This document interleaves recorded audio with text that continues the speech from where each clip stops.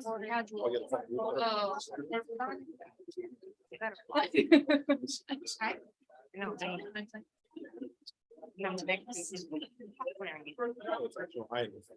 you got. Oh, no, the break, no, we're just looking at the break is too long. Explaining that it goes too close to. Got it. I'm sure. All right, everyone. Are we on? Very hard. Sorry.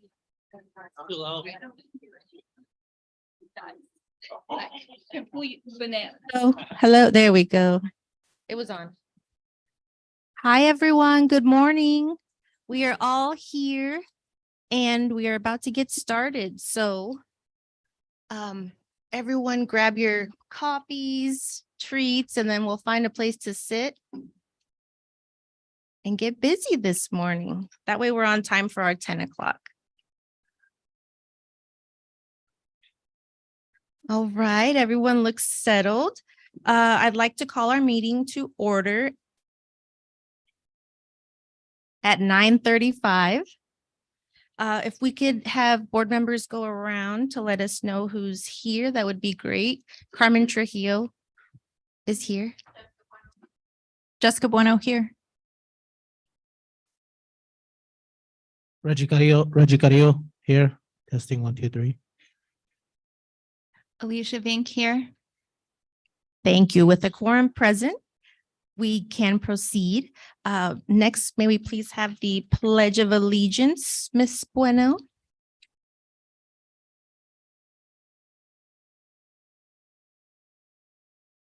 I pledge allegiance to the flag of the United States of America and to the republic for which it stands, one nation, under God, indivisible, in liberty and justice for all. Thank you. Thank you very much. Let's see. This morning, we'd like to welcome our incoming governing board member, Ms. Erica De La Rosa. We have some special guests here. We've got Representative Devin Del Palacio, who will be swearing us both in this morning to begin our terms in January 2023.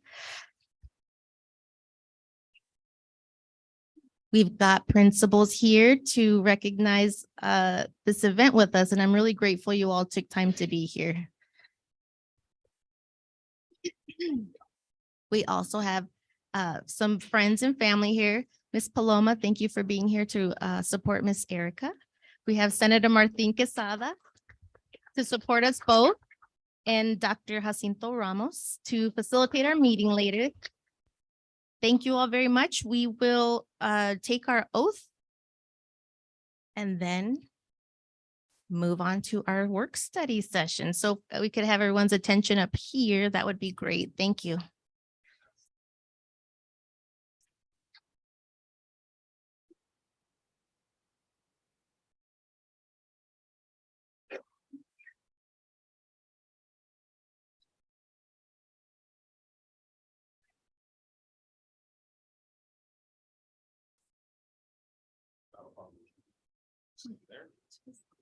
Now, folks, before we get started, I just want to say a few words about these amazing leaders. I've known both of them for years. One of them who's decided to continue her service, the other one who decided to step up to service. And anyone who decides to serve, to give back to their community, I think is just very admirable. I mean, especially when it's unpaid, okay? But these two ladies are champions of public education, and I'm excited for this district. I'm excited for your team. I'm looking forward to watch your entire board, but especially you two lead on and move this district forward. So let's get with it. All right, here we go. So you're just going to repeat after me, okay? Right hand up, please. I state your name. Do solemnly swear that I will support the Constitution of the United States and the Constitution and laws of the state of Arizona,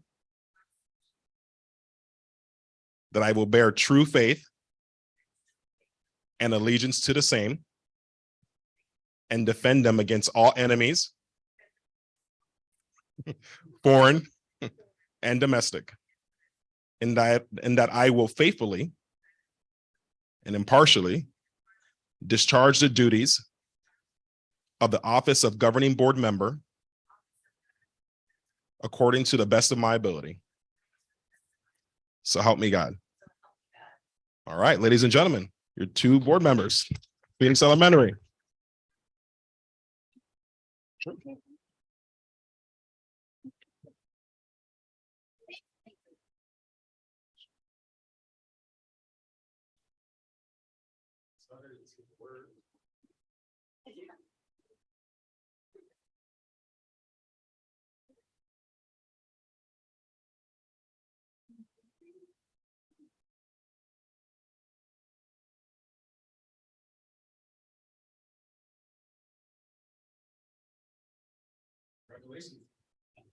Congratulations, and want to share with you, welcome. We're excited that you're with us, and we have some of our own talent here to perform for this great celebration. Dr. Allen and our own Rocky will have an opportunity to welcome you with the rendition of a couple of awesome songs. So welcome.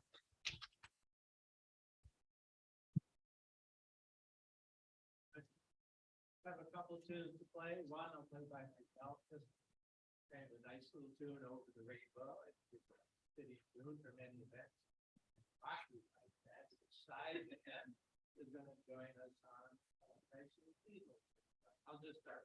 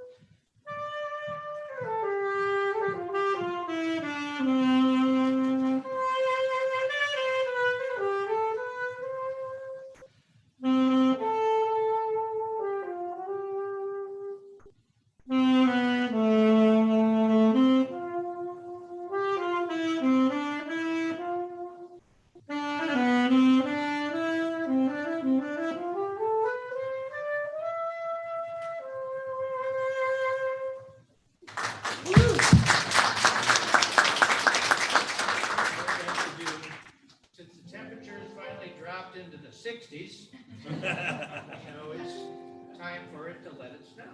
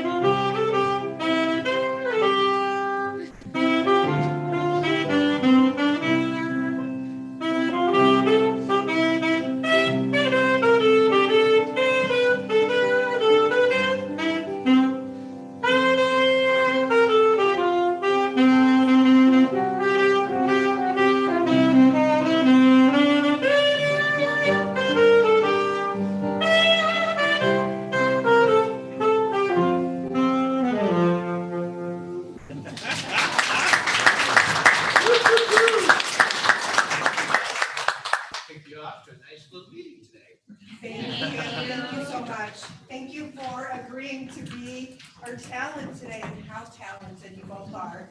Thank you and welcome. Thank you.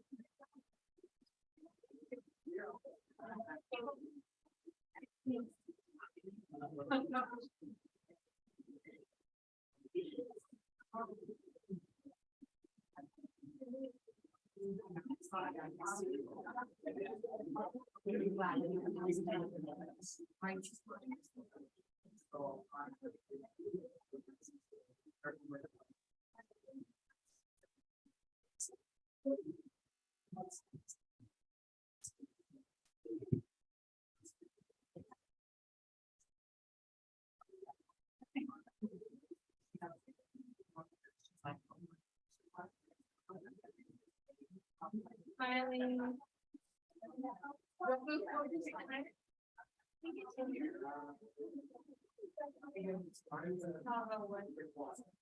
No.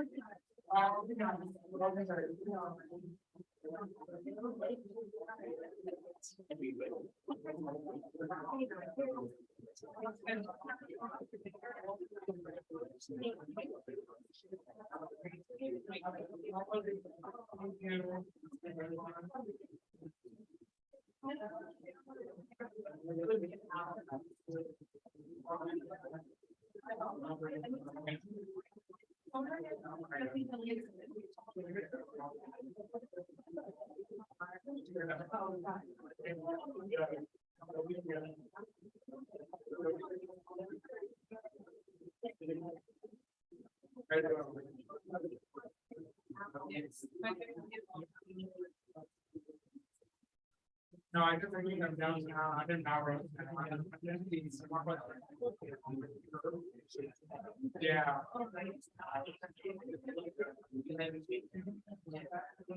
Yeah. I just, yeah. Yeah. I'm.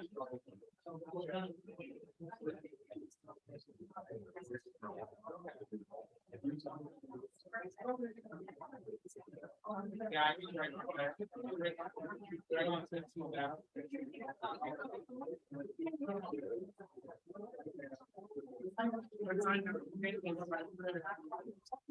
I was, I sold the house, and I moved downtown.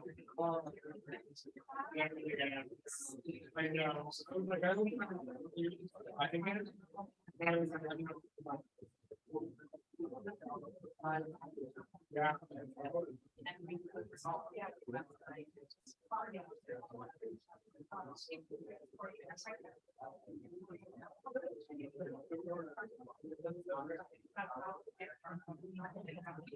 Very good, very good. We have to do everything for,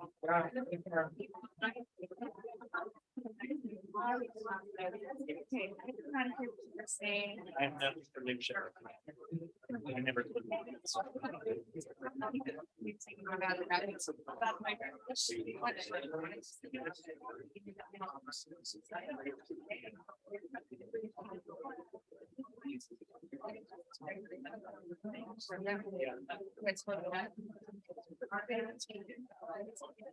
I didn't put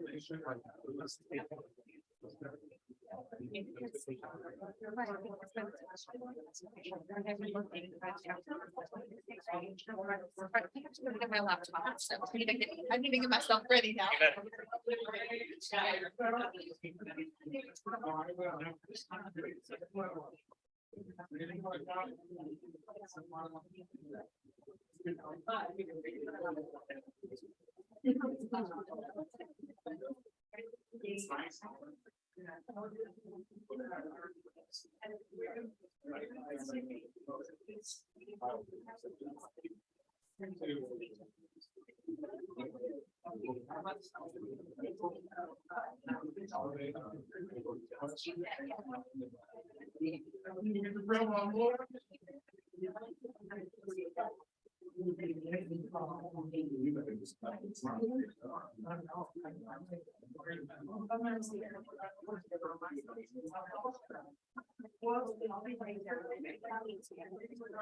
Okay.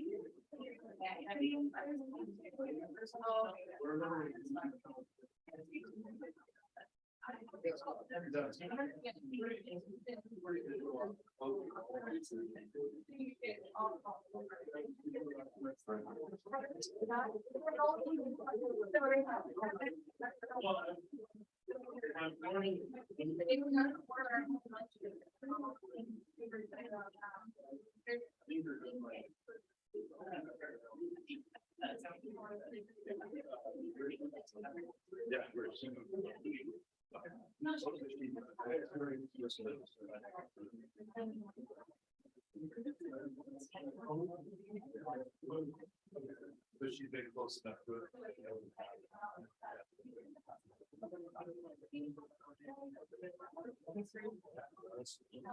Get somebody who's not connection to school, but it's quite difficult.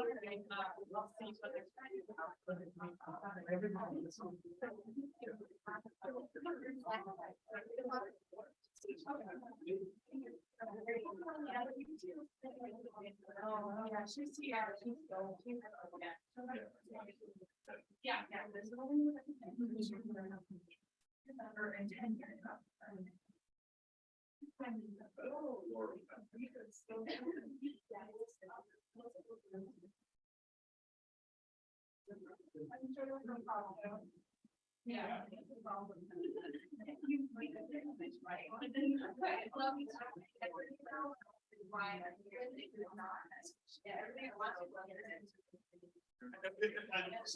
I don't blame you.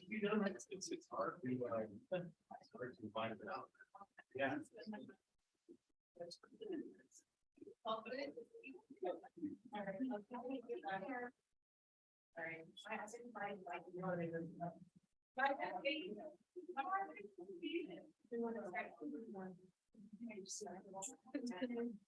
What do they do it again? Like the visible sign, they walk up and down, 5 minutes to stage time. Yeah.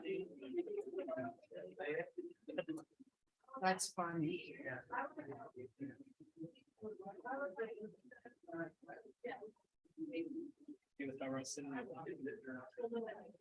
That's great.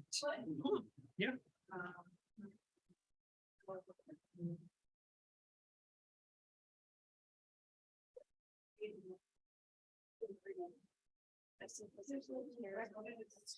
Let me move the. Oh, Erica's not staying, so then. I guess I'm gonna move you down here. Where's Cinto sitting? Where are you sitting? You're gonna sit on that side or this side? I'm actually gonna be, we're gonna be moving around. You're gonna move around. I'm gonna be mobile. Okay, So, you know what, let's do it over there where that. I guess I'm still gonna, I was trying to figure out like where to sit so I could see and not be. Turning. Right there.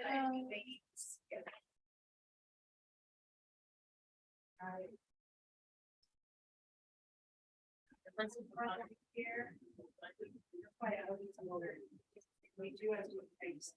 I usually take that imagination. Oh, I'm sorry, to do it like this. Can I take it off? Yeah, let's take it off, just so that somebody doesn't get scared at some point or something, it's journey, right? And we'll-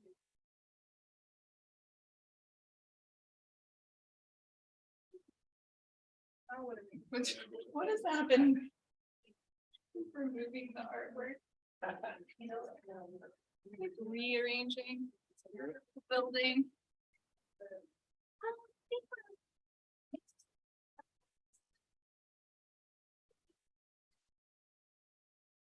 Oh. Can't see the treasure?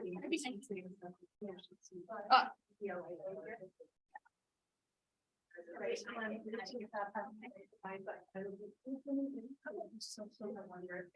just go to the YouTube and then. Yeah, that's what she just told me. Okay, I'm Just adding hand it. sanitizer. Oh, no, you're right. Thank you so much. Congratulations, thank you. Thank you, thank you.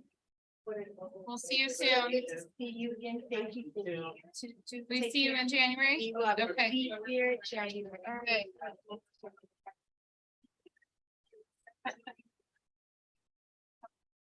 Yes, I do.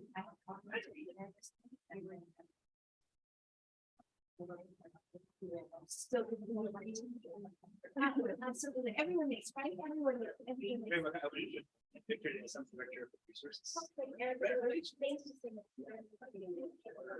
Signing on.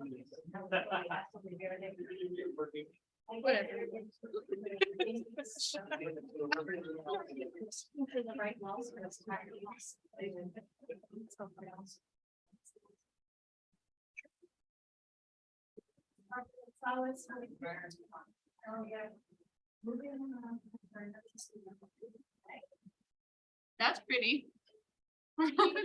Oh, those new screens are amazing. Right? What is learn how to use them? That's what you all purchased. Yeah. Thank you. I mean, Yeah, teachers loving them, kids are loving them. almost a year ago, What's that? almost a year ago. Like we've had what they just. They've been coming in phases. They came here, I want to say, yeah, right into the summer. Yeah. And then most of school. Yeah, What does that one do? Like what does it? you can You can cast touch your it? screen to it. It's a touch screen. You can cast multiple Oh, so laptops it's a to it. smart board. Yeah. Yeah, you can But you hardwire to program it. It comes with a microphone and a Okay. video. Oh, okay. Oh, Yeah, it's a. my classrooms have microphones and speakers. Yeah, you get like a wire, I can put a wireless mic on and it all comes through the ceiling. They said it was designed that way because the classrooms are open, we don't have doors. And it helps direct the sound down instead of out.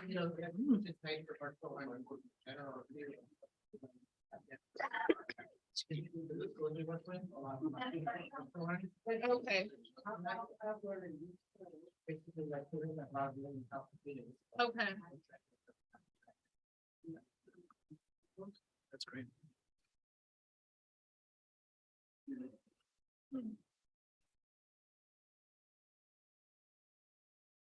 I'm gonna have let it snow in my head all day, and I'm not gonna complain about that. That You're was gonna have beautiful. what? Have that song in my head all day. Oh, yeah. No, the let it snow. It's gonna be a little. That was so great. I felt I like think it's it's Christmas time for them. Hearing a real instrument. later. No, stop it.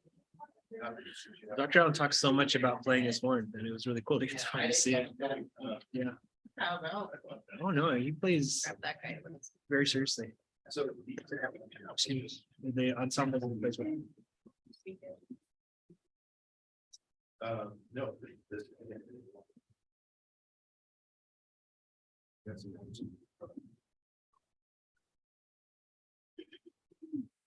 Are you sick? Excuse me, I'm sorry. Are you sick? I was a couple weeks ago. Where's Sweetie? This happens to me. You said it. Okay. I get this thing where if I've talked a lot and I stop talking, all of a sudden I feel something. The sickness right now, like, Yeah. never goes away. I had a For sure, I was sick for like 2 weeks. meeting right before this where I was talking. a lot. Yeah. And so now that my voice is like, stop, like, and we're mad at you. That's how I know how the microphone in my classroom works, because I lost my voice, and that was the only way that there was gonna be any volume, and then the batteries died. Oh, no. And then my principal walked a family around us like a tour. Who is your principal right now? Cartier, Katie Cartier. Yeah. Yeah. She's fabulous. Like she's really solid. Oh, I would have thought that would be. Thank you for being there. Oh, that's cool. Yeah. Let me do that. Oh, get that shirt. I mean, we'll do together. Always. Are you gonna hang out? Okay. Has your district done anything like this? No, that's what I want to see. Yeah. I want to see Mhm. something like that. What?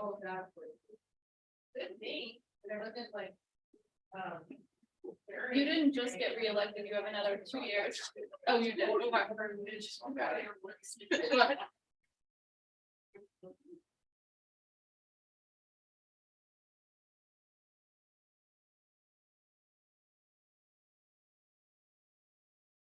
Did you get a new person too, or no? On your No, board? we're all, you know. All the same, okay. This one is for those of us that need accommodations. Yeah. Those of us. Could be all of us.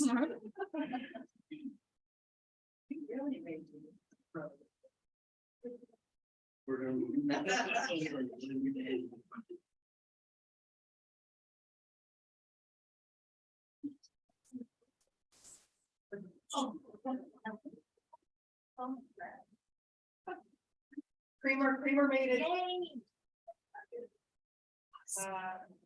Yes. You want it?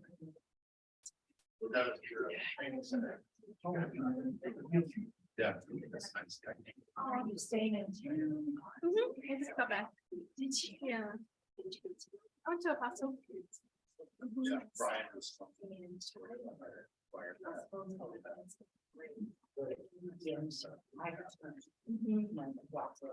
They had a really nice. That's great. It's a, I mean. But, yeah. Make it work. Yeah. Yeah. Morning. It is, I mean, you know, it's. More into it for me? My best friend's daughter, Yeah. her youngest, it was her completion now. And Yeah. we did that conversation. Yeah.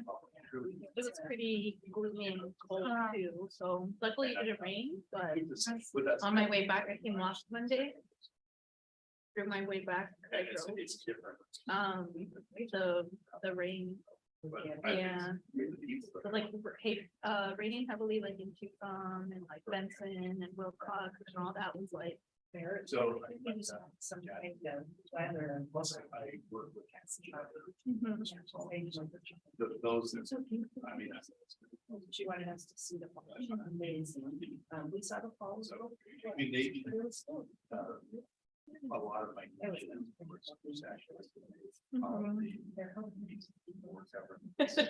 What about?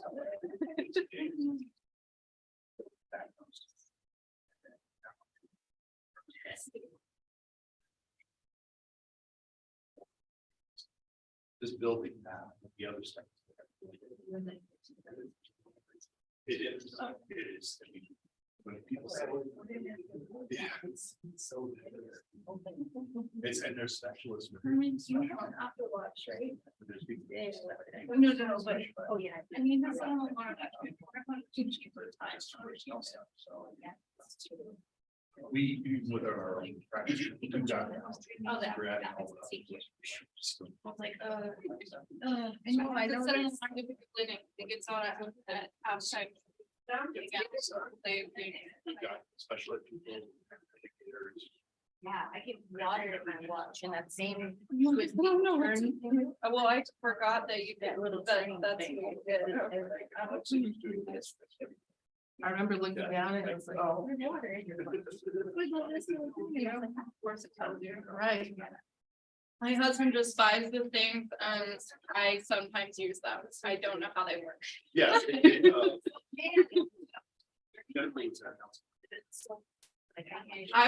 I'm like, no, don't say this. Oh. And then. Oh. Yeah. I like that. Especially. Yeah. Yeah. Well, Annie, thank you. I learned one thing today. Anything to make Life a little bit easier. Yep, more fluid.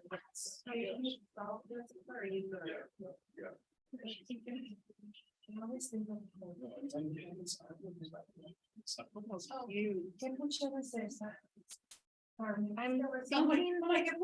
I wanna, is there like a portable 3-volt punch around? I know I saw the electric one. Do you mind? Thanks. We're also like that. Everything's getting moved around. I'm gonna get all their stuff before the meeting started. That's normally what I like to get here early for. It's, I just see like a little 3-tiered IKEA card that's like the mobile office supply card that now moves. Yeah. around. Yeah, we used to have that at the office, Yeah. that's right. Yeah. That's why when I'm home now, cause I can plug it around every. Yeah. Feel like are these Great, right? great pandemic, that's- yeah. No, I think they should be back and then Senator Gonzalez is going to serve us for some time. It's earlier you mentioned the. So in case you for wanted the- to- No, not at all. Not at all. Open to everybody. Good morning. I don't disagree, that's what's great about the hate, so. If you don't like, I just spit it out, is what I used to tell my kid. My parents were like, "You take it out like a real dog." Put it on the train, but no, you can't. I have to say, and the parents couldn't understand that I wouldn't even. Is there a, well, there's really not a schedule. I'm looking for a schedule. I put it in our calendar invite, or I put it in the. Like last sent December 5th. Oh, sit there and for a long time. It's not going down. These are open restrictions. So that's why I tell people, you can bring it down, fit it out. Why don't they try it? They, yes, yeah. Did you need something, Pepper? No, thank you. But I took it off the train. Was it there? You're trying new things, new flavors. So maybe just Dr. Gonzalez, and then we're good to go. Yeah. Is almost here. She had something come up, so. I'm nothing from December. December 16th. No, that's right. Whatever you're looking at, that's. Oh,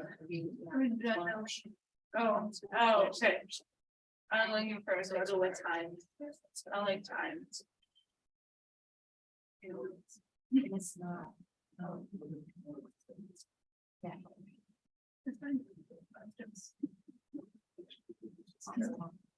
What date did it? This is the 16th. That's. October's crazy. I have 2 of my birthdays amongst like. Yeah. Absolutely. That's. Well, these are not, I don't know how anyone does anything. It's just extra. You know. I feel like we should be like the Chinese where they take like all of January off or something. Yeah. Yeah. We should. Good with the alphabet.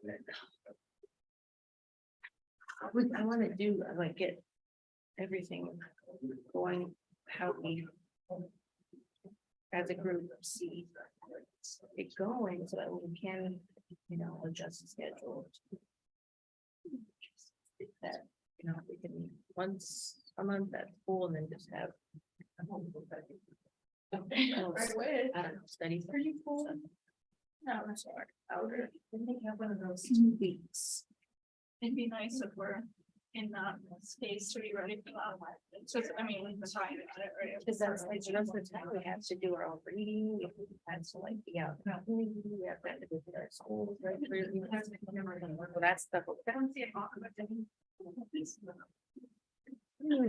Cause I know I used the one in the.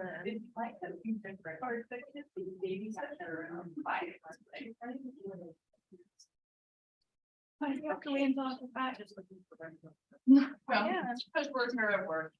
We're volunteers. She's like, great, and I. Glad that's the vibe we're giving you. 7 hours early. Is that on the sign by the door?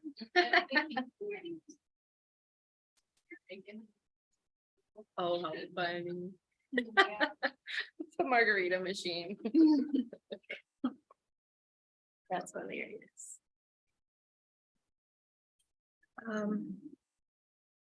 We're live stream today or not? I hope so. I was about to look Don't for the forget, ones. there's the things over there. Usually we can see ourselves. It is live stream. But are we muted? Right, are we muted? I'm kidding. Well, I don't. I know. And how much? Hot mic. It doesn't pick up anything though, like not in the. Yeah. When you're questioning, having discussion and you ask the question, you want to see somebody. Okay.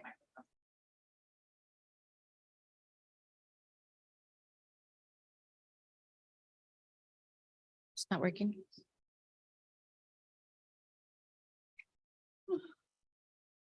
Remember when I used to.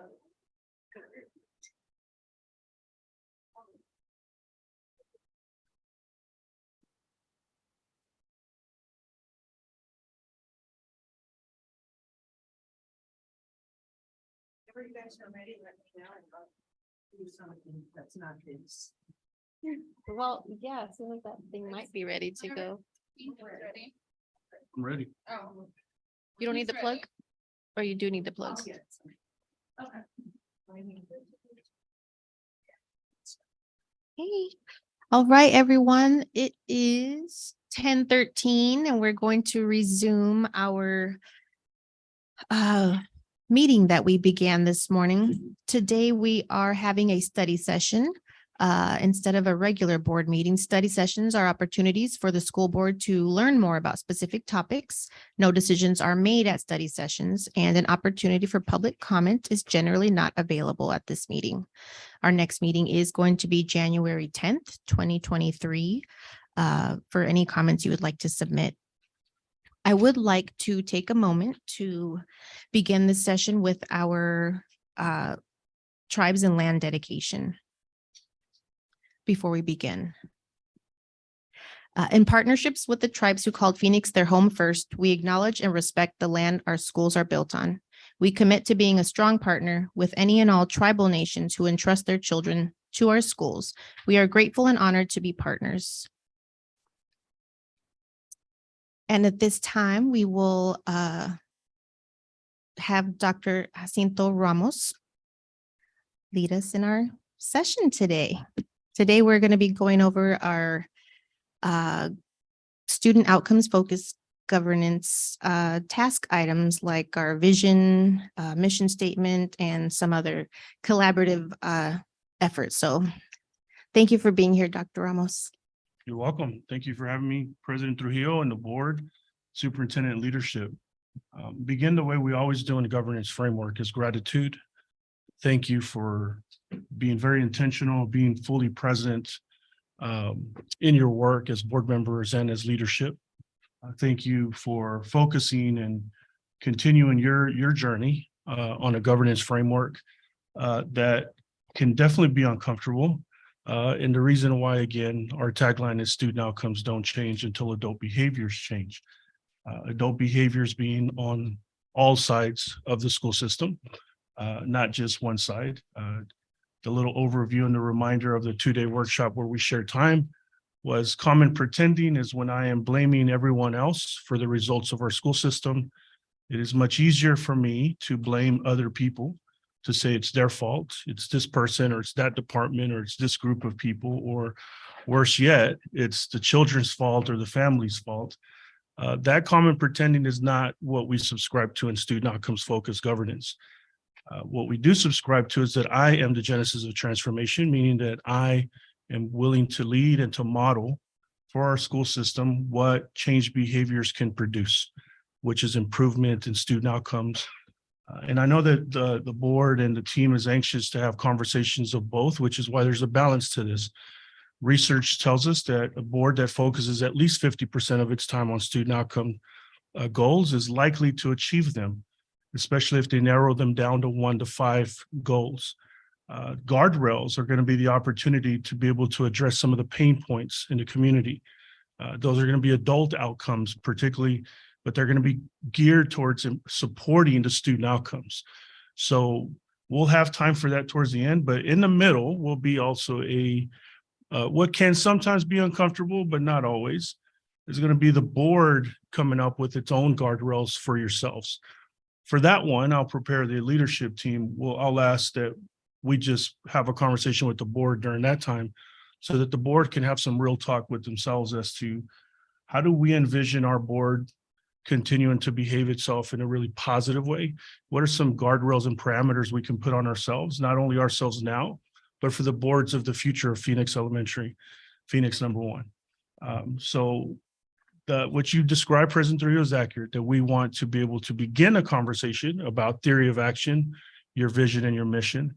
And I don't know that we're going to get that done today, but I think that after you have an opportunity to draft some goals and guardrails, you'll have a better sense and you'll be able to grasp exactly what you think your theory of action would look like, because you're projecting vision for your community for 10, 15, 20 years out.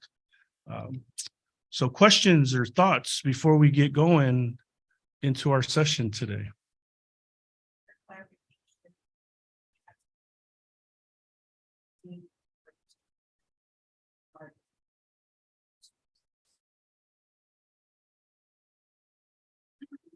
Space. Yes. You're right. No, that is exactly what I intended to communicate, is that I will invite the board to have its own time to be able to have a conversation about its role and what the board decides to do. So yes, that is exactly right. You're welcome. So our agenda for today, I'm going to move over here and get us started. By the way, I'm hoping that you had the chance to look at the 2 scholarly pieces I sent to you. Just a little heads up. Don't worry, we'll have an opportunity to be able to sort that out if you did not. But our agenda is here for those that want to have an agenda for today and what our time is going to look like today. The hope is to be able to get through the board goals drafts by the time that we get to lunch. After lunch, we'll focus on board guardrails, and then we'll focus on superintendent guardrails. I think this is a touch screen, right? Yay, look at that. Nice. Thank you. Did you Right. send us this? I Are we remember gonna approving get that. I did not, but I will definitely send it to you. Thank you. So on our 2 days of training that we spent together, we took a deep dive into what a board's role is. Just for clarity, I wanted to reiterate that the board's main responsibilities is to represent the vision of the community and represent the values of the community. The analogy you may remember is that the board, much like when I ordered a Lyft this morning to get to the building, I ordered on my app, I put on there where I wanted to go. And it was up to my driver of the Lyft to decide what was the best route to get me there in the most efficient manner, the best possible time to get here, right? I didn't want to miss the swearing in ceremony. So when the Uber or the Lyft pulls up, the one part of the vehicle I don't get in is the driver's seat. And that is a tough adjustment. That is a paradigm shift for many boards that have gotten accustomed to being the drivers, meaning that you take on superintendent roles and responsibilities that are outside of your boundaries. That is an easy way for a board member to get themselves in ethical and legal problem situations. So the roles are there for the protection of the board and for the protection of the leadership. So the vision is going to be represented in what we're going to draft up some student outcome goals. The values of what you are to represent are going to look by way of guardrails. And again, I'll reiterate, we will have time for that, in that you as elected officials are hearing from your constituency regularly about what's irking them, where is their distrust in the school system. And that will be an opportunity for you to be able to say, hey, these are some things that I'd like to put on the table. And again, right, the beauty of a democratic situation here is that the majority rules. So you as a board are going to be able to have that conversation. And also with the input of your educational expert, whom is the human being that you pay to lead this work. In other words, it's the human being who you've asked to drive your vehicle of Phoenix #1 Elementary to the destination that you all are going to decide that you want to go. By the way, that destination has to be realistic, because what if I'd have said, hey, Lyft driver, Uber driver, get me back home to Fort Worth, Texas in about 8 hours? That's not very realistic. And I can imagine what that tab is gonna look like on my, on my deal, even if I were to be lucky enough to find someone to do that. So we'll have continued conversations about what that balance looks like. Questions or thoughts about that one? About how this overview works. All right, so let's take a deep dive a little bit into the scholarly pieces that I shared with you. One of them, the first one I'll ask that we unpack is the Lighthouse Inquiry. That is like the OG of scholarly literature on school board governance. That is one where the research began to try to make connections between school board behaviors and having an impact on student outcomes. It is a far stretch to say that a board can have a direct impact on student achievement. And yet, the more of the research and the literature that continues to stack up on top of itself is that we are making more and more connections as to how board behaviors and or their lack of can produce good or negative results in a school system. So I don't want to put anybody on blast, as young people say, but I will ask you to pair up with someone, and you should hopefully have those with you, and see what comes up for you. And if it's the first time you're looking at it, scan it, see what's jumping out at you. And I'll give you about 4 minutes to visit about the Lighthouse Inquiry and see what your takeaways are. I've only had a chance to glance at it. Is there a partner who has read it more thoroughly? Yes, okay.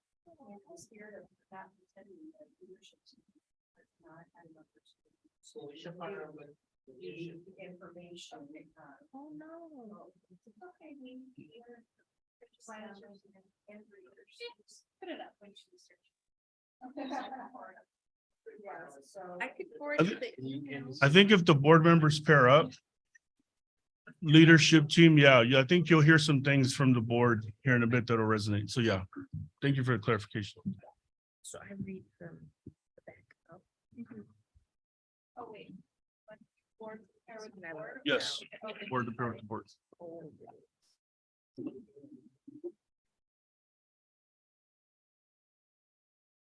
I think we can't talk about the first one first. That one I read more myself. I have no notes. So. How many schools?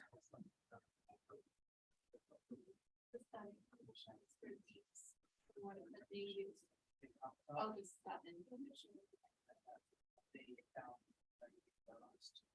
I really went over this other one Yeah. more recently, so I'm bringing to you. On that one, so anything I have going on, I feel like I'm, might be pulling from here.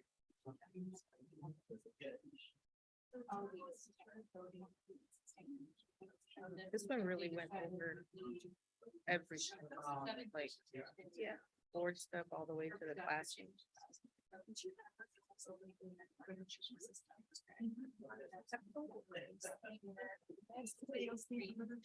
Maybe just make the card so that way Chris has one too. Is that part of it?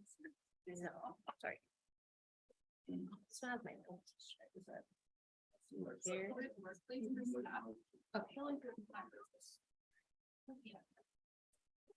I swear I copied. It's- So terrible. But I didn't. All to make sure.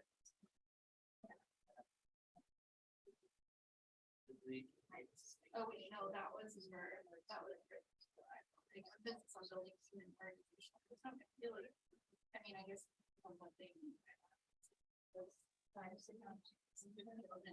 Oh, yay. I feel like that part of it really good. I mean, it's. Well, let's make sure it's the same one.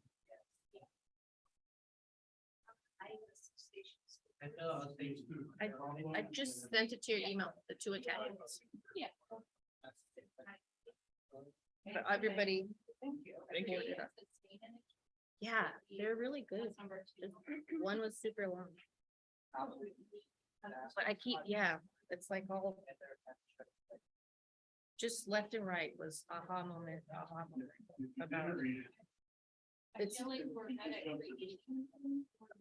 Awesome. I always start from that. That's like the summary.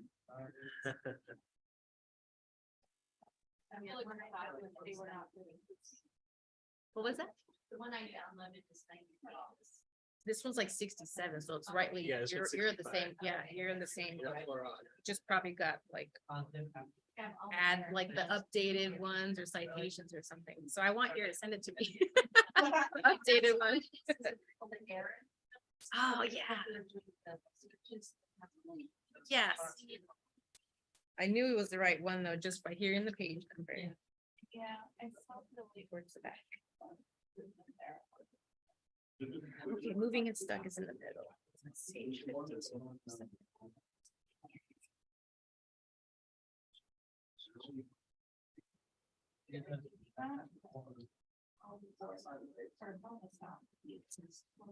Yeah, I messed up my. I mean, on the board.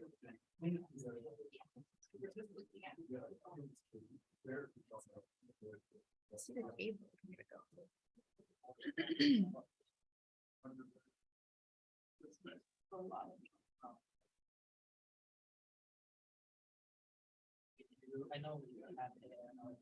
I love it. It's like here, like it's all the comes we have. And once one that was. I like this.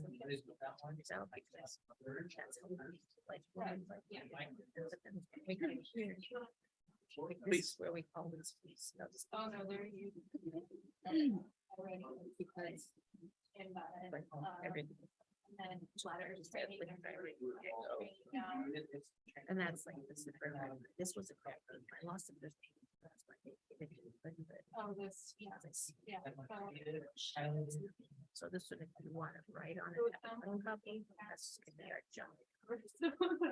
Actually good. To confuse us all with all these papers. Yeah. The part for school bank.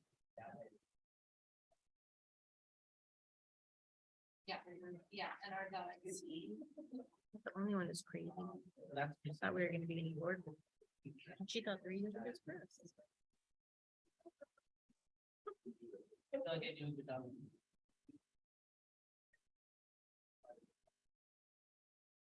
So maybe. we could- Well, yeah, I mean, that's it. Down I guess we're for still. me, even where we're like- It's just whether.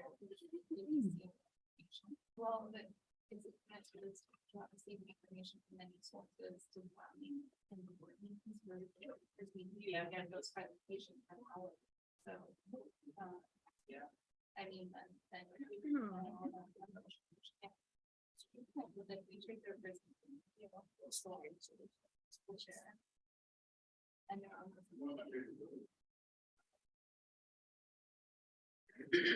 I had a new cream, my peanut brown, because I didn't realize that. We still had some. Now I feel like there's too much.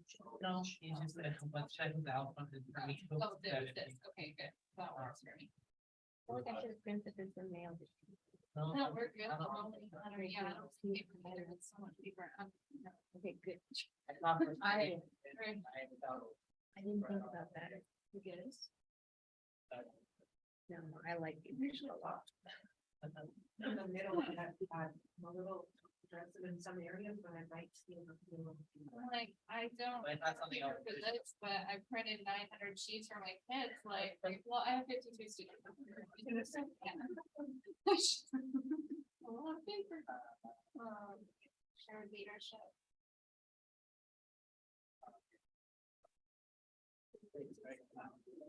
Oh,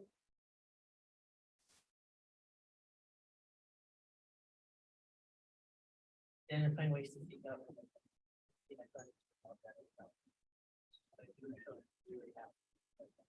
Very similar. Yeah, I mean, actually, yeah, I feel like as far as looking to find the ways that we are connecting with people. Yeah.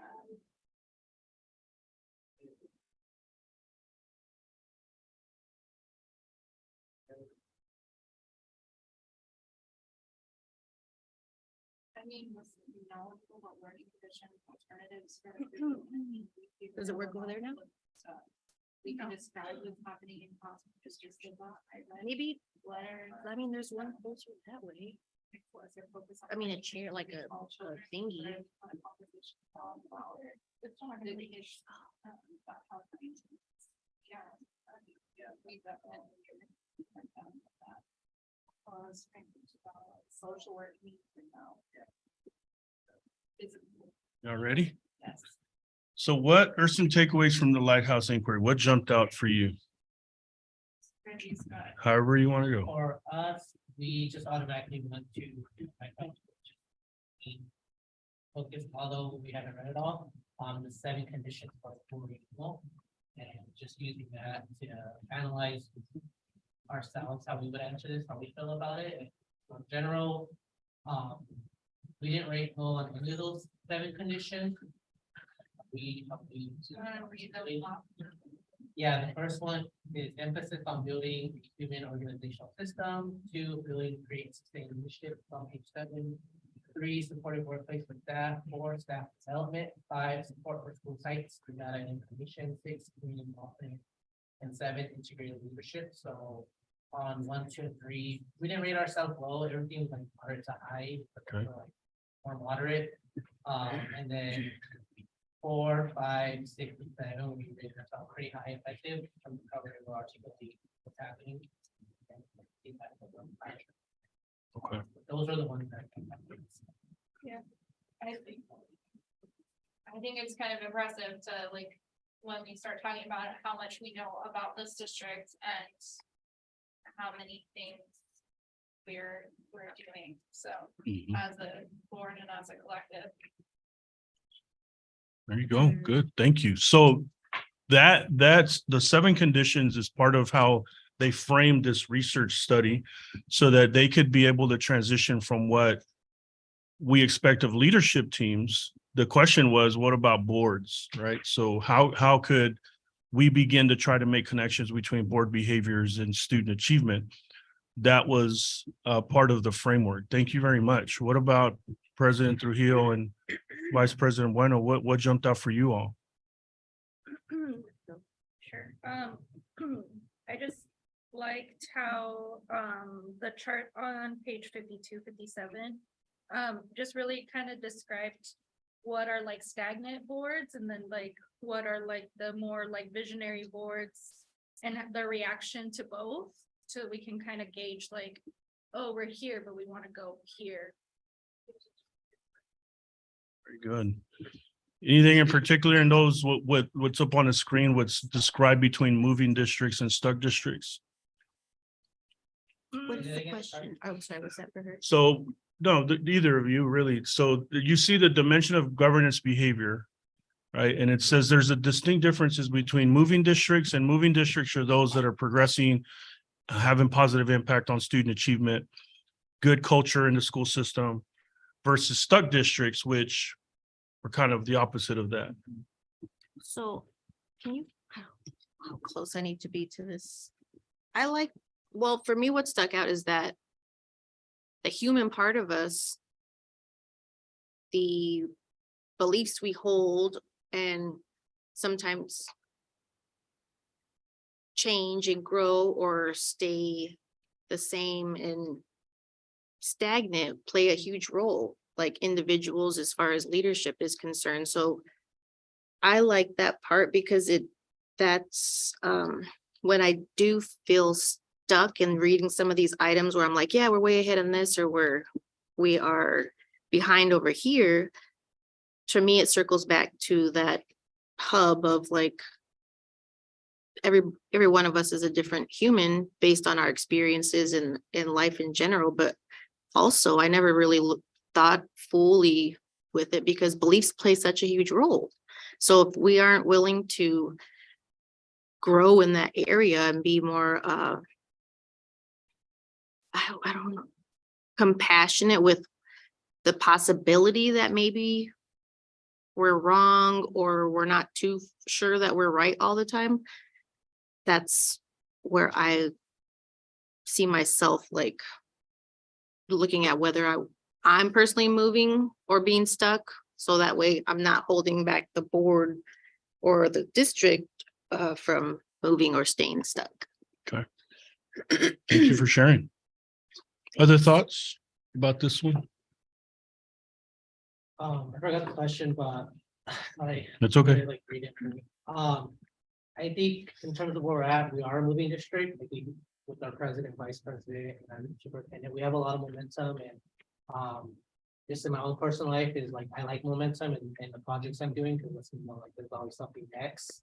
And it's good, because I mean, like, there's energy in the work that I'm doing, and that's true for the district. And we just hired a superintendent, our letter grades just came out, and I see how stuff can be negative. There's a time to like be static. But we're not there yet. And even though, and then our letter grade is going from an A to B is more reason to like. Just go faster, hit the ground, continue to keep running. And we have a lot of, even on the 7 conditions where like community involvement, we could have rated ourselves low on that one, but we know that we have a plan.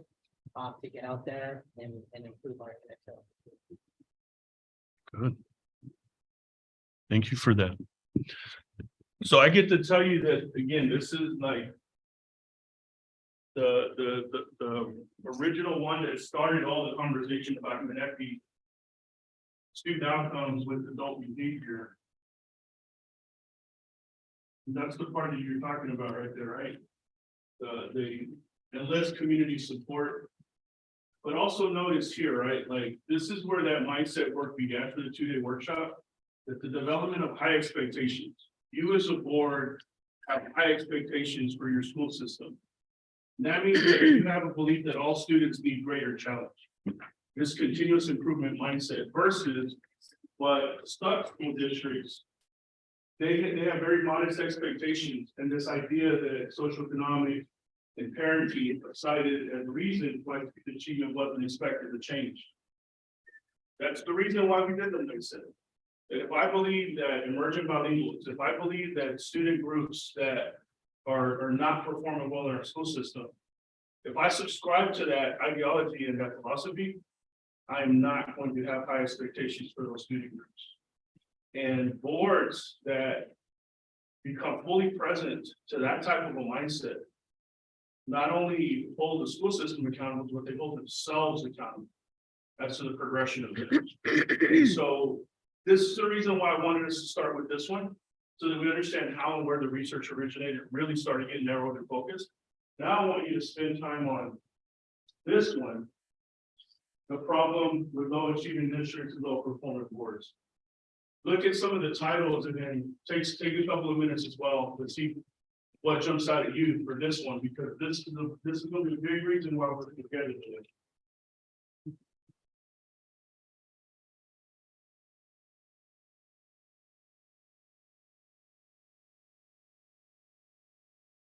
Does staff have that one? Right now? Oh, yeah.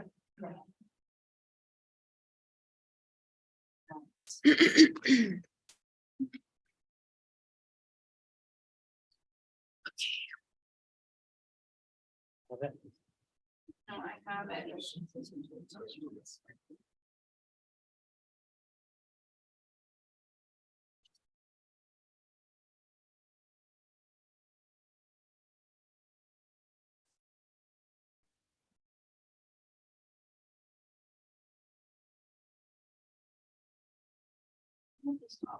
Mhm. Okay, I was like, I did read this one. I read mine.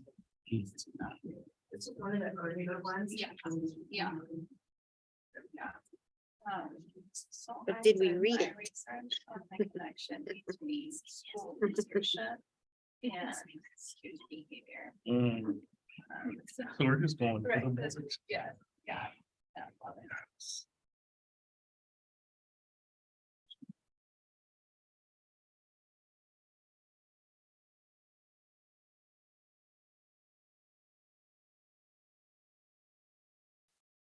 Her machine's so much faster than my machine. You have this one too.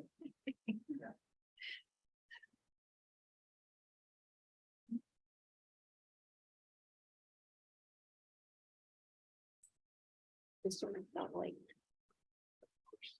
documented my first 4 years. This is- Y'all, the two of you seen this now 3 times because this was the basis for lease store. Oh, okay. Oh, yeah, yeah. Yeah, I mean, our board meeting used to be like, I was getting out popcorn and I would watch them on. Before I was a board member, like.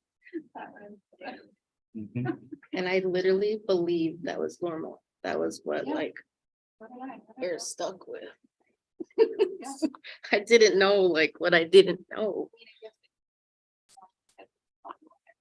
but that's like, that's It's not being the normal, like, beliefs, but that's why the beliefs part was such a aha. Like, what- Yeah. So what jumped out for you all on this one, since especially two of you have seen this more than one?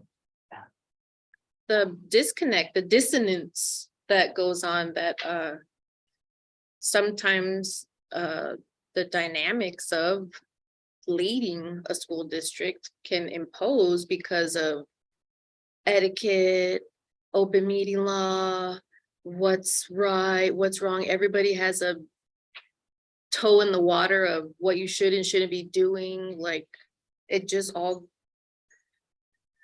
clouds so much progress that could be working towards like a closer, more understanding relationship, because we're just trying to like stay in a box. So then we don't get to really connect, and we believe we're doing great on the board, but then soup and admin thinks we need to reform the board and do stuff differently because there's just not a meeting of the minds. So the fact that we think we're doing great, but the district doesn't, is huge, and vice versa. Like it's it brings me back to the beliefs part, and I love it. I'm really glad that we're doing this. And so in that, some very document. Well, I mean, just in addition to that, I have, like, looking at this document, it says how low performing districts board meetings are perceived. And I've actually had friends watch our board meetings since I've been on the board and who are in other districts, and they have said to me, it looks like your board loved each other, like you guys are really connected. And they've said like their board is not, they hate each other, like whatever. And so when you look at this article that says what it's perceived as, we know internally that perception is usually like really kind of what is actually happening. And like I said, before I got on the board, watching these board meetings was like a spectacle. There was a rally, there was going to be news, there was and now it feels really supportive, and we have feedback from the community that even looking at our last election, like people knew that we were solid and we were going to continue to be solid, and no one felt like we needed to fight it. I'm so surprised to hear that. Not surprised in a bad or good way, just like, wow, I'm Yeah. grateful. Thank you for Yeah, sharing. it is. It's apparent. So the basis of this is this piece to get us off the ground for what you're describing, that the board having chemistry, having a narrow focus, a collective narrow focus, which you are all as a group moving together. One, the reason why I'm more than willing to work with you, partner with you, because you do have that passion and that desire and that level of commitment. I also want to note that this piece is key. That the board, you see that part, it says, would you read that for us? Absolutely. However, current school board literature decries a growing disconnect between superintendents and school boards, with a direct correlation between high quality school board behavior and school board success. Part of what you are doing here as a board is it talks about how boards typically don't hold themselves to the same level of accountability as they hold their superintendent leadership. Most boards don't want to do more than the necessary training that they've got to do. Most boards will typically just commit to that minimum threshold. You all have already demonstrated, you've done a 2-day workshop, and now you're embarking on the full-blown journey. You're already shattering that status quo mindset around the country.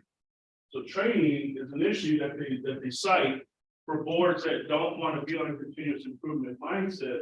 Then they're limiting themselves to stay where they're at. And that lack of training and lack of opportunities to be in the same room can lead to a lot of board conflict. which you probably all, you're all describing more conflict that you've seen, and you've seen how unhealthy that can be. Here's the other part that you're also willing to do.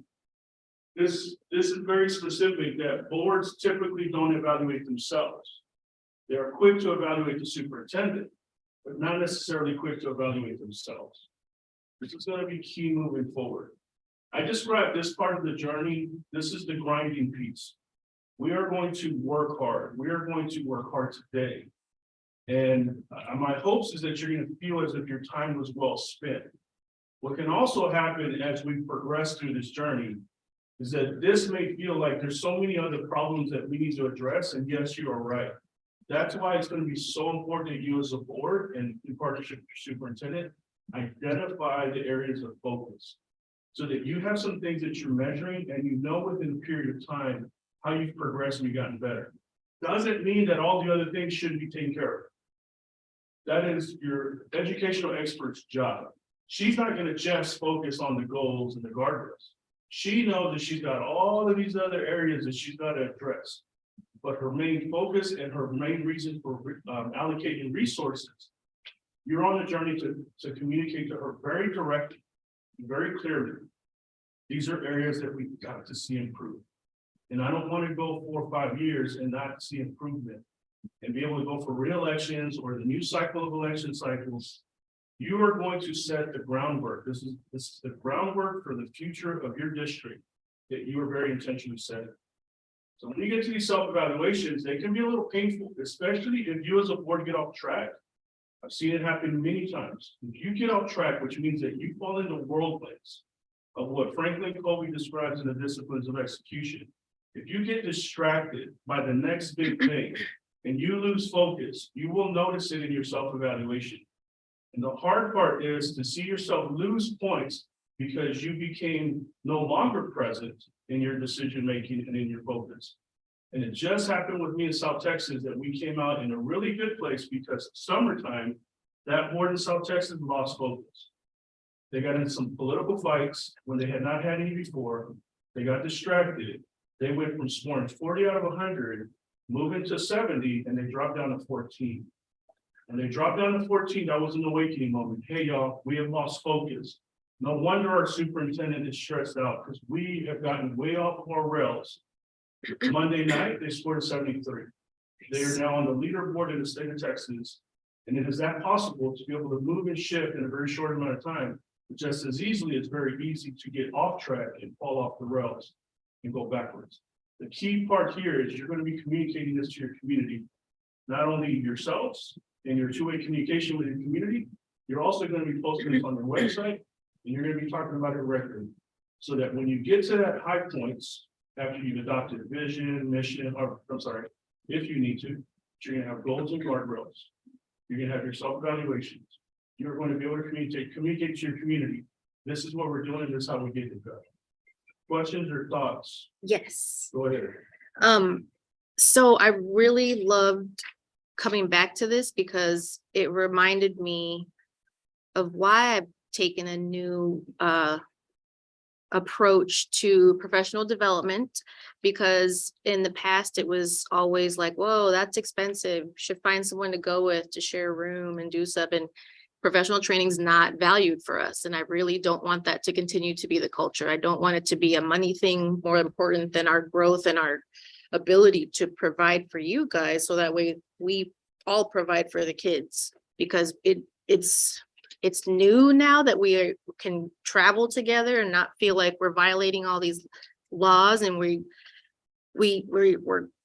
I just can't wait to see us grow more with that. And this literature helped me really believe that, because I used to always feel like I was doing something wrong. Like, hey, do you want to go to this whatever conference? No, I feel bad for spending money. Like, I just went, maybe just one of you should go. And I don't want that to be a barrier or a extra weight on our back for stuff that you really feel passionate about, that you want to learn.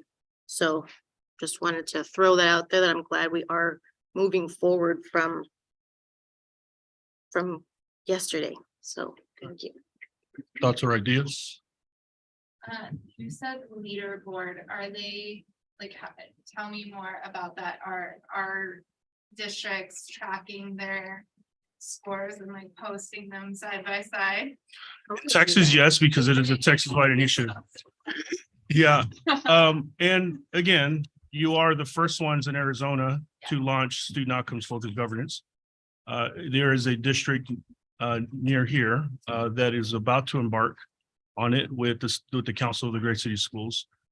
But it is known that y'all are the first ones to launch this. So you're at least gonna have one other district here in the county that you can compare yourselves with, right? And yeah, sorry, go ahead. I'll tell you, I mean, it's just public, it's Phoenix Union.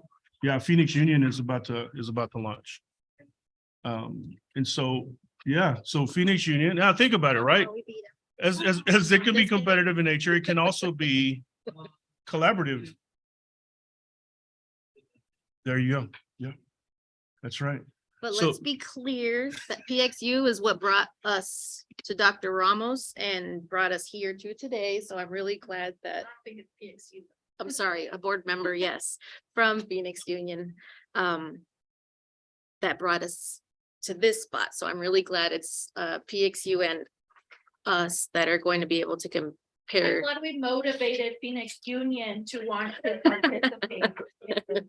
We're not competitive at all. Nah, Yeah. But we are. absolutely. Which that's exciting. Yeah. To think that two school systems that are connected to one another are moving in a similar direction and will set a tone for the rest of the state. And we value the training. Yep, We value the trading, right? Maybe should. for, Quality is- yep, high We're quality. not wasting district resources that. we are Yes. Fully investing those in your professional development. Because the other thing, I'm sorry. I do have a question about, so when we're going out to the community and introducing this framework and our goals and guardrails, have you ever seen situations where the community's like, absolutely not, like, we don't agree with these, and then does the school board go back to the drawing board and take those inputs and develop it based off of what the community wants? Well, that is an excellent question. I have not seen it myself, but I have seen it. I have not seen it myself as a coach. I have seen it in Texas and in other places around the country where that did happen. And it was, but again, there's a reason why we are doing this today versus you engaging the community first. Listening to each of you, connecting with you, I feel that you have a good feel for your community and their needs. You're gonna, after you draft these and you take them to them, you'll find out how connected you really are, right? Because if you hear an overwhelming, it's not just gonna be like one person or two people. If you hear a common theme across different group settings, then you know that you've had an opportunity to learn and grow.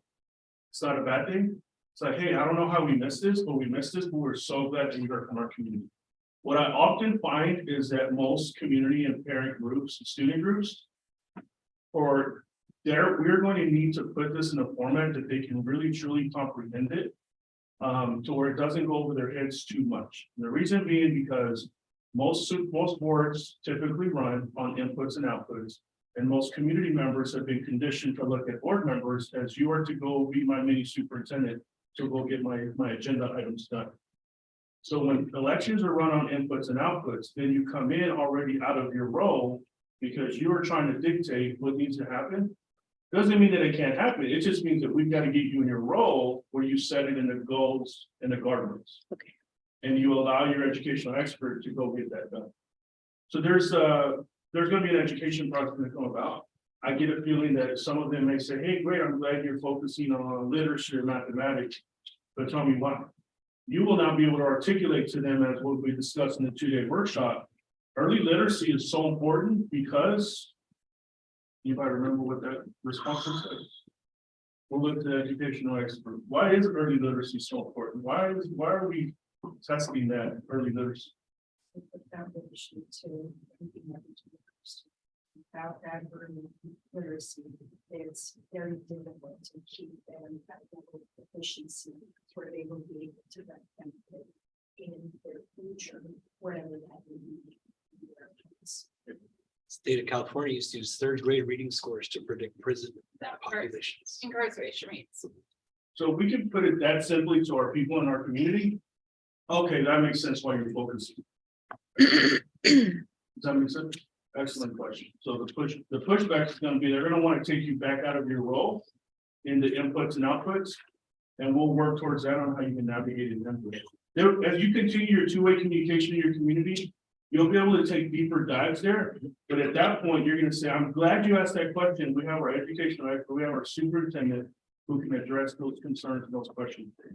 But that is not my role. My role is to stay focused on the overall well-being. Great question. I think we're getting set up and we're ready. So look, I want to make sure that when I say board authorized meetings, we have a very, very clear understanding of what I mean by that. Understanding the board roles is what you see up on the screen. It's any non-closed meetings authorized by the board or board chair. This includes, but is not limited to board meetings, workshops, board committees, and board hearings. The exceptions here are going to be anything that we do that are state required, but also anything that we're going to deem as student focus required. What we do today is so important because moving forward, what you spend your time on, you want to be able to put in writing in your goals and guardrails. And you might not get everything you thought you were going to get today. And you may, I don't know, but you as a collective board are going to draft what you as a majority come up with.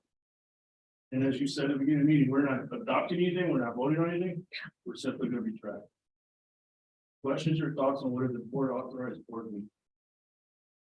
In other words, also, wherever you have a forum, Madam President, Vice President, when y'all call a meeting, when we get to that and you're setting your agenda in collaboration with Superintendent, we'll have these conversations.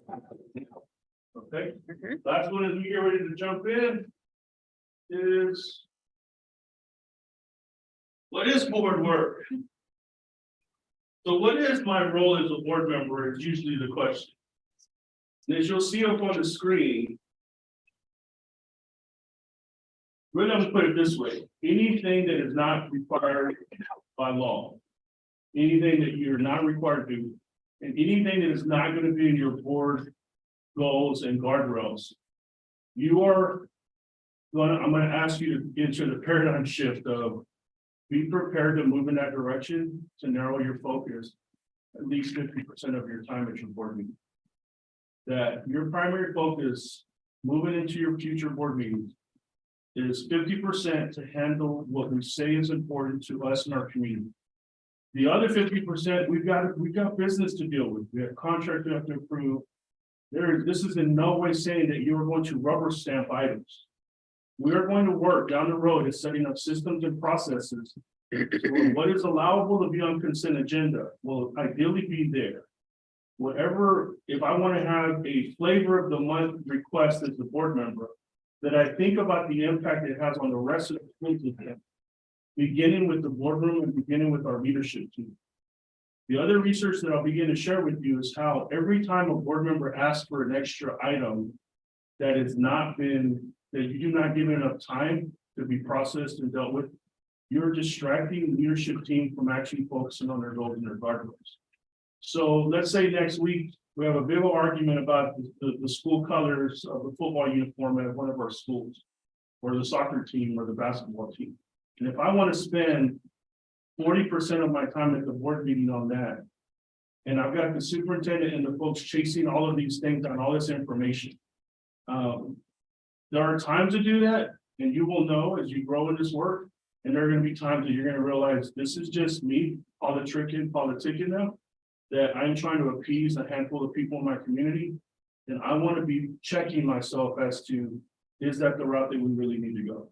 The best way to do that is I get to ask my colleagues, hey, y'all, are you hearing this concern? If you're not, then maybe it's just me.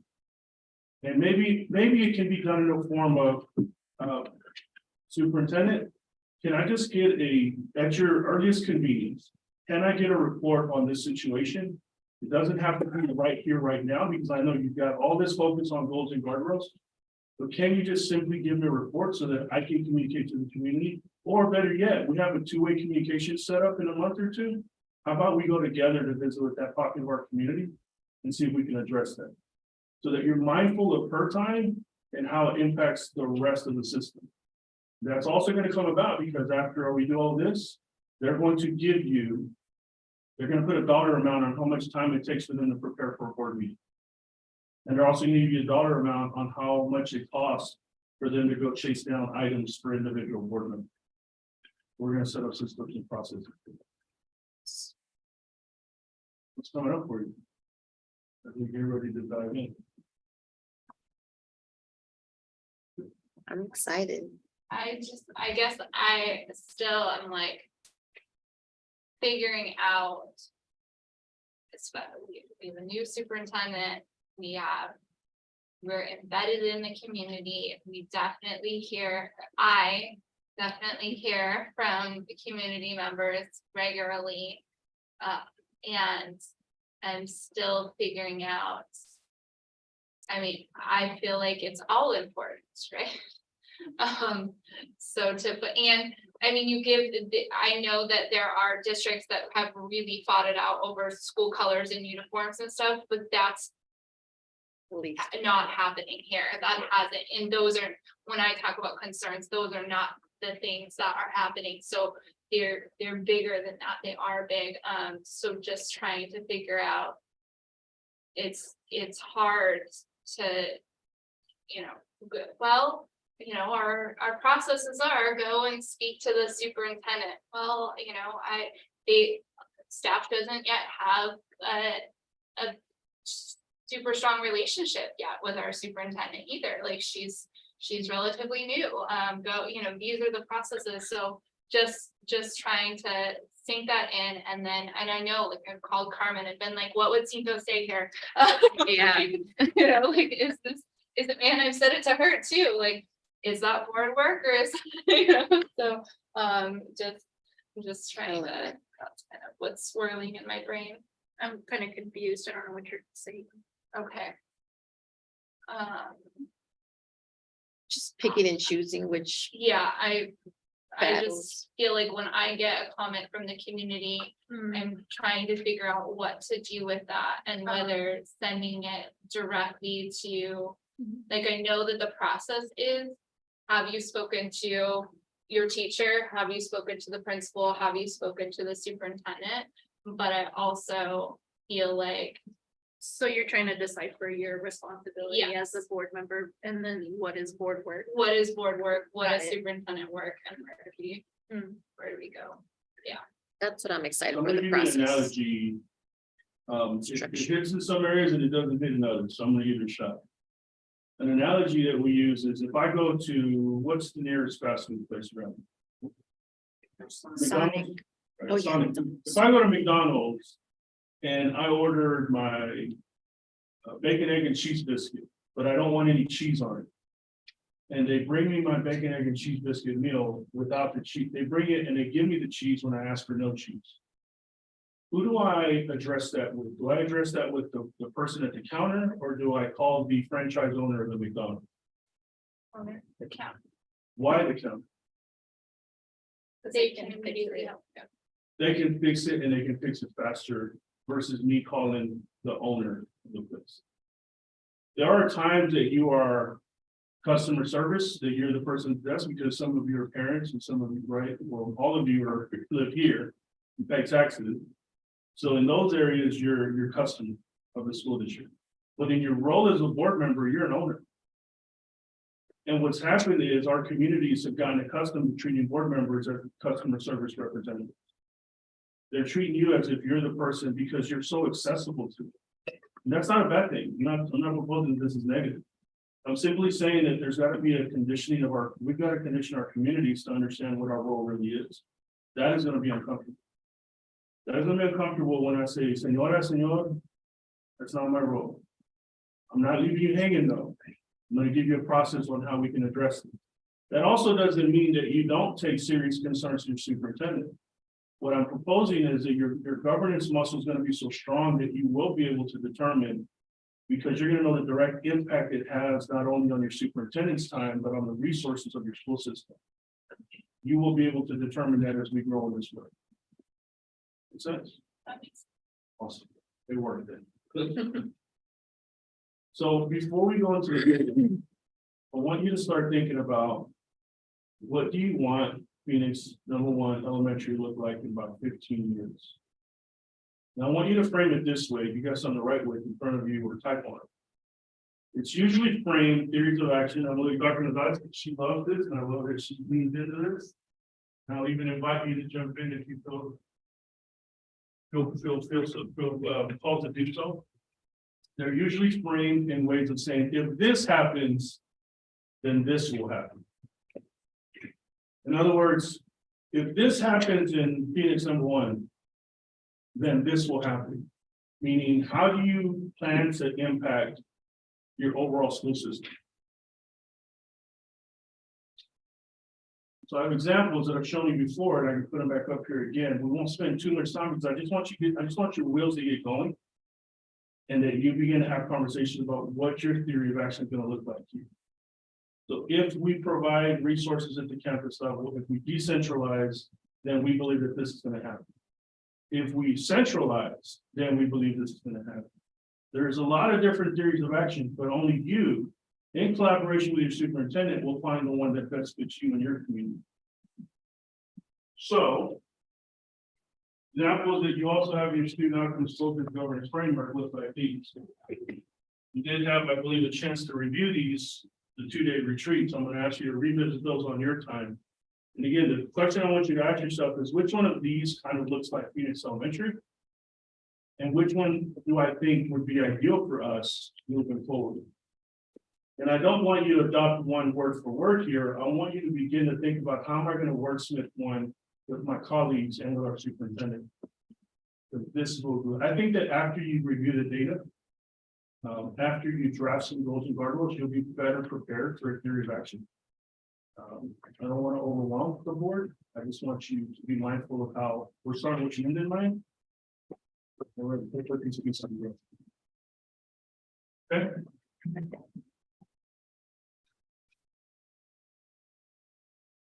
What is your vision and mission? Question I have for you. And I will give you some time to visit with a neighbor. It could be the board, or it could be with the leadership team. And if you don't have it handy, then I'll invite you to use your devices. But I want to see if you know what your vision and mission is. And what does it say? And is it still relevant? If it is, you all agree, then we move on. You look at it and you're like, man, one, I don't agree with this. Two, I can't move forward because this is going to govern everything for you. So I'll give you about 5 minutes. Find someone to pair with. What is your vision and your mission for this business? And do you own it? No. If you don't, we need to talk about it. Right, like where? Right. Is that? Right there. Inspiring every child to achieve. That's it. That's it. Yeah. That's all we have as of yet. So, yeah. I think we could search for. Some on the schools made their website. own. Yeah, we don't have one for the district, Yeah. but some schools have made their own, which I think is darling. But I would like us all to, of course, collaborate on that and really come up with both. Just so we all own it Yeah. together, and Exactly. it makes sense to all of us, so we really know the foundation for it. So I have ideas and examples of things I like, but I mean, So the first question is, what is your what did you vision? find? Oh, nothing. No, I'm in about Phoenix #1 and I mean, that's where I would imagine, I mean, I'd like it on the first page, but right, I think inspiring every child to achieve is a great tagline, but of course. Something bigger that, we are inspiring every child to achieve. It says on our first page, there's like a paragraph, our 15 schools are in the heart, you're right in your neighborhood. We deliver strong academics while integrating the arts, physical education, athletics, and club sports. Provide all of the support services. So I mean, parts of that could be transformed into a mission, right? Our mission is to provide these things. So we don't have anything, leadership with, we don't have the. Well, this is the key moment. Yeah, You have an educational expert who you pay to lead your district. This is gonna be the theme for today. Lean on your educational experts. Please, by all means, ask her. If you don't know, ask her. She's already, she'll know. Phone a friend. Right, lifeline. accurate. We walked into a similar situation that you're experiencing right this second, where we have a strategic plan and we have an equity plan that is a lot of the elements that can make a very strong vision and mission, but we didn't have all of these words together to represent who we believe we are as an entity. And so in cabinet, we came together and brought those words to share this with you. So for our vision, Phoenix #1 is an internationally and nationally recognized top performing district that sees diversity as strength, where academic and behavioral student outcomes are consistently high, regardless of student race, ethnicity, gender, language, socioeconomic status, and cognitive or physical ability. We grab all that from our strategic and equity plan. And for our mission, inspire every child to achieve in an environment that nurtures creativity, problem solving, and critical thinking by providing families choices that prepare students to excel and improve high school and beyond. So we wanted to make it just really fun, really big, and yet bring it to the heart of who we are. And we're definitely in draft mode, but we're excited to bring it to you and gather some of those thoughts so that together we can bring something that feels right, not just for us, but for those that we represent. I like it. It's a draft when it's long. I like what Dan as far as trying to do that. We'll have Dr. Gonzalez share it with you. Great. We'll email it to you on the BCC so that we don't get ourselves into fun times. I'll share a neighbor's, a neighboring district. Blank Elementary School District provides a quality education for all students so they can compete globally in their future endeavors and aspirations. I like that it says globally, so we're not saying internationally and nationally, and it doesn't and all those things. I was literally wondering where I fit in as like an old student, as a person. And so I'm grateful that we will be able to all work on this. I thought that's what part of today would have been. So am I to understand that we'll get the email, send thoughts and ideas, and or I just wonder how we all get to participate in what this looks like, so it's not just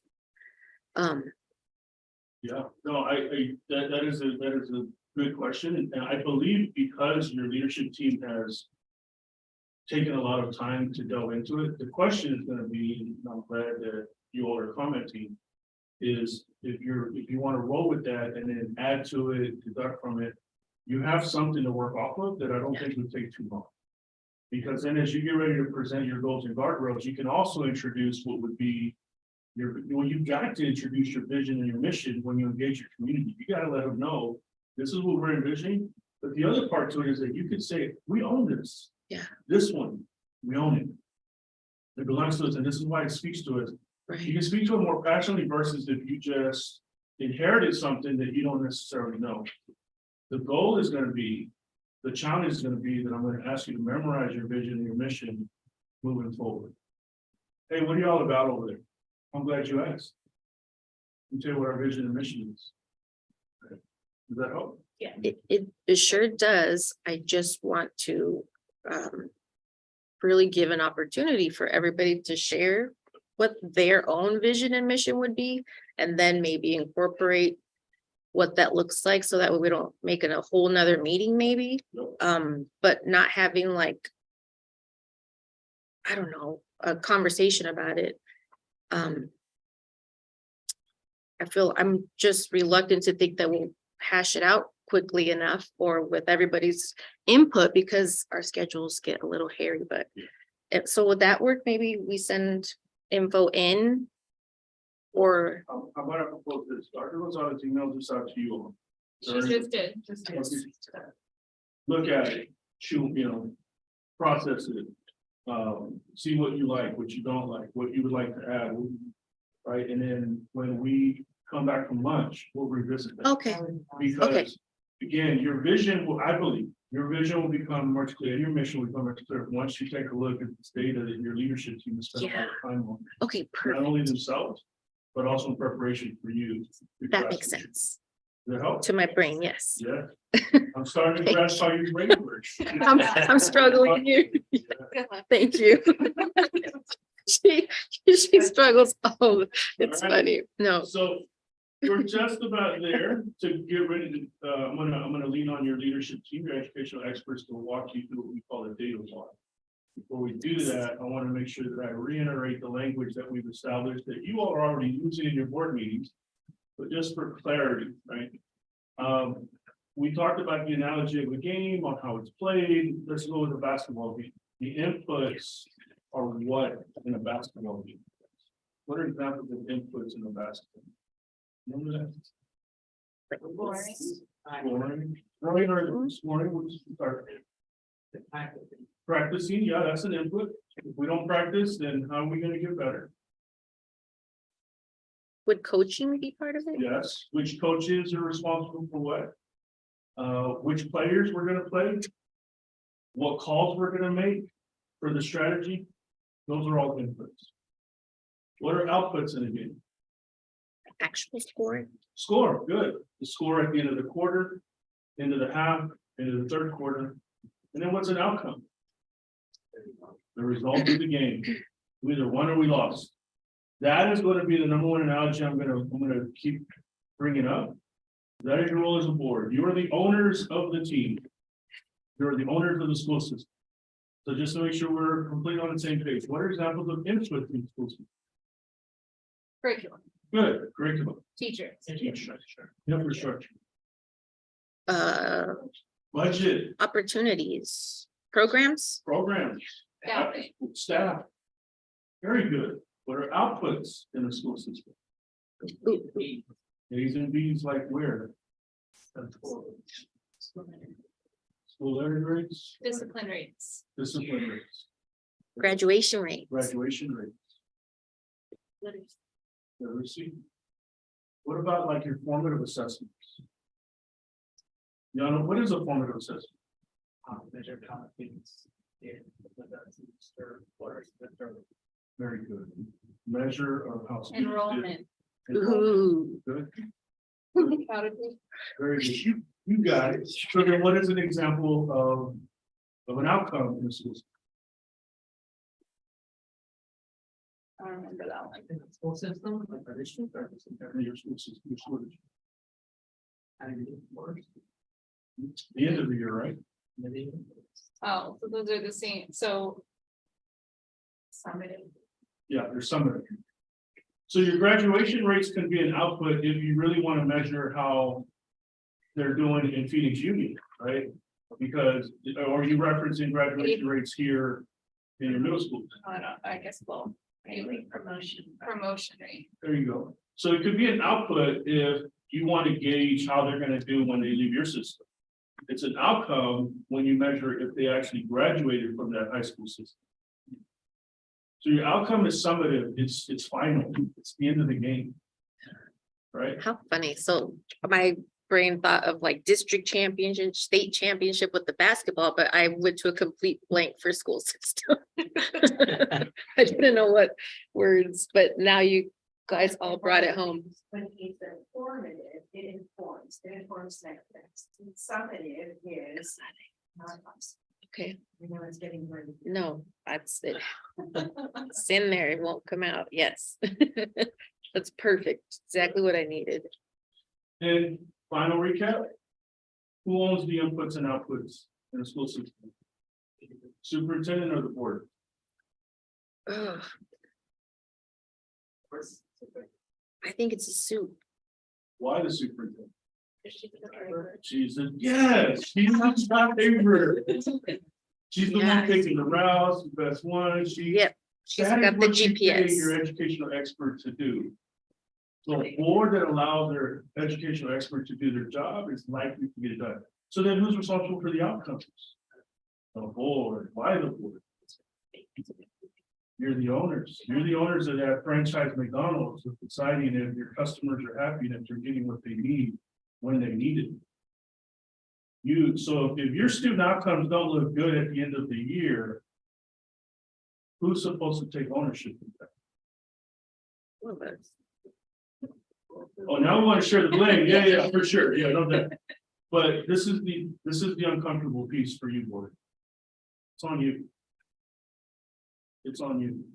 If I am monitoring, if I am leaning into my role, if I am not rubber stamping, but asking good quality questions, digging into the areas of needs, like we're gonna see in a minute, you're gonna get a chance to really lean into your role as a board member when you look at the data.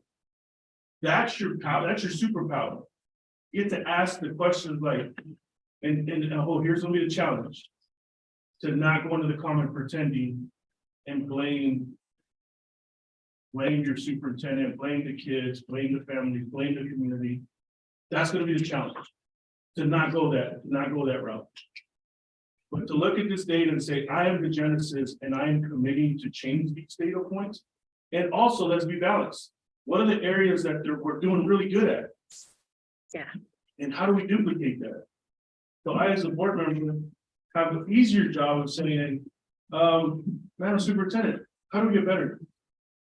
Yeah. And then your job as a board member is to monitor it. And if you're monitoring quarterly, then you shouldn't be surprised at the end of the year when your score comes out. You should already be ready to celebrate, or you should be ready to have some really tough conversations as a board and as a superintendent. Those should we do. Okay. All right. Question. Question, go ahead. No one else likes paper but me. I like paper. Oh, yay. I So love killing trees. like, I love that we are gonna look at everything, but do we get something tangible to zoom in, look at, make notes on?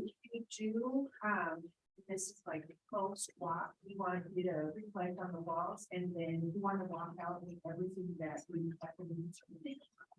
That would be So that you have- Ideal. have a party.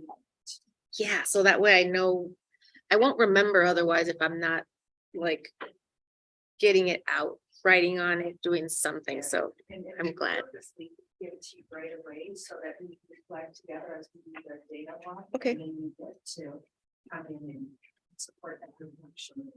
okay.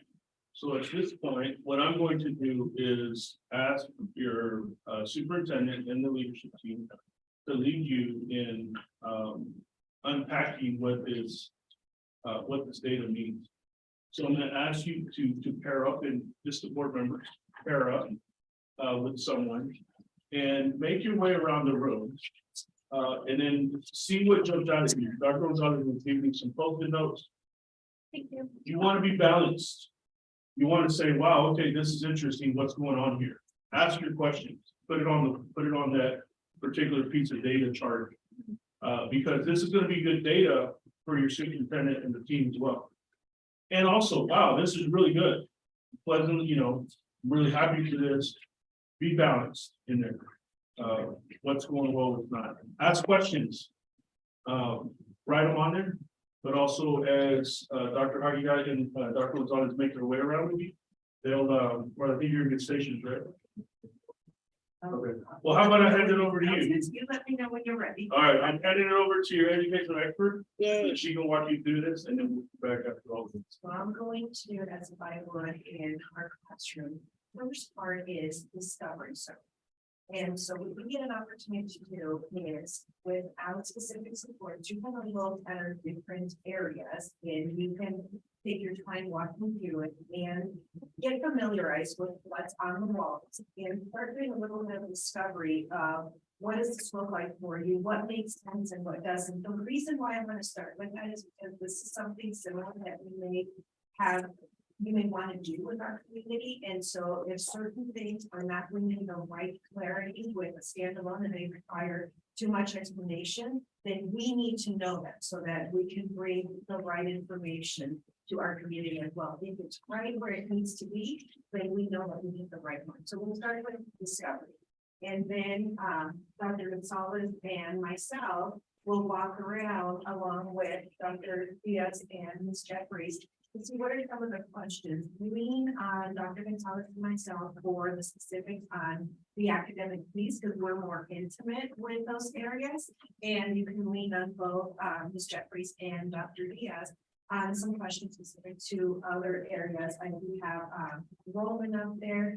We have race and ethnicity, so things that are less on the academic lens. And we'll have you do some of the discovery, and then we'll come in and join you. I'm really, really good at that. Hopefully, so I'm not so sure, and then I'll lean in to see how we can support.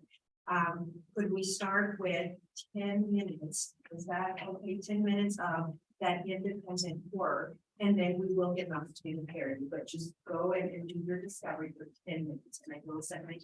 Okay, okay. So no conversation really, just Not for looking. 10 minutes. just Your- serving. Your discoveries. Discovery. That's the stuff I don't get. I was just thinking that, like, do we all know how to read data? You go discover. I sure hope. Great That's the question. Stuff I don't get. I was like, I need to pair up, I need to go with someone who can read all this and explain the different things. So that's where we get first.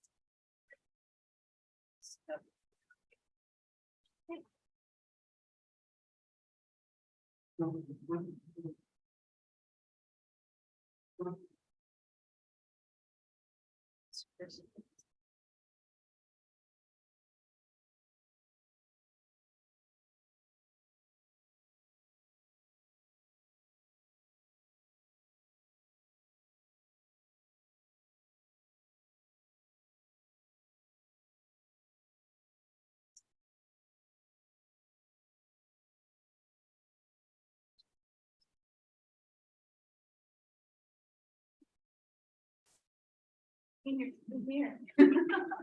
I'm here. They're quiet. Right? He's like, yeah, sign him up. All of it. It's great. Just take you go with you.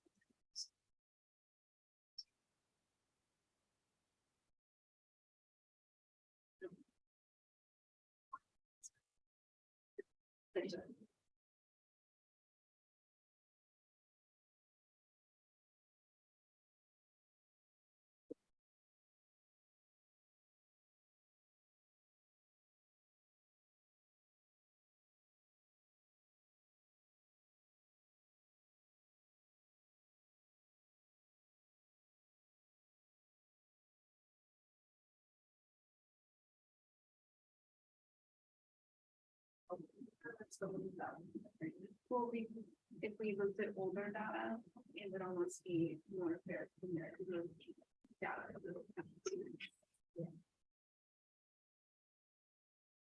No, it's a historical. Yeah, so 2019, it all looks better. Mostly, 5 years, yeah, but, right, yeah.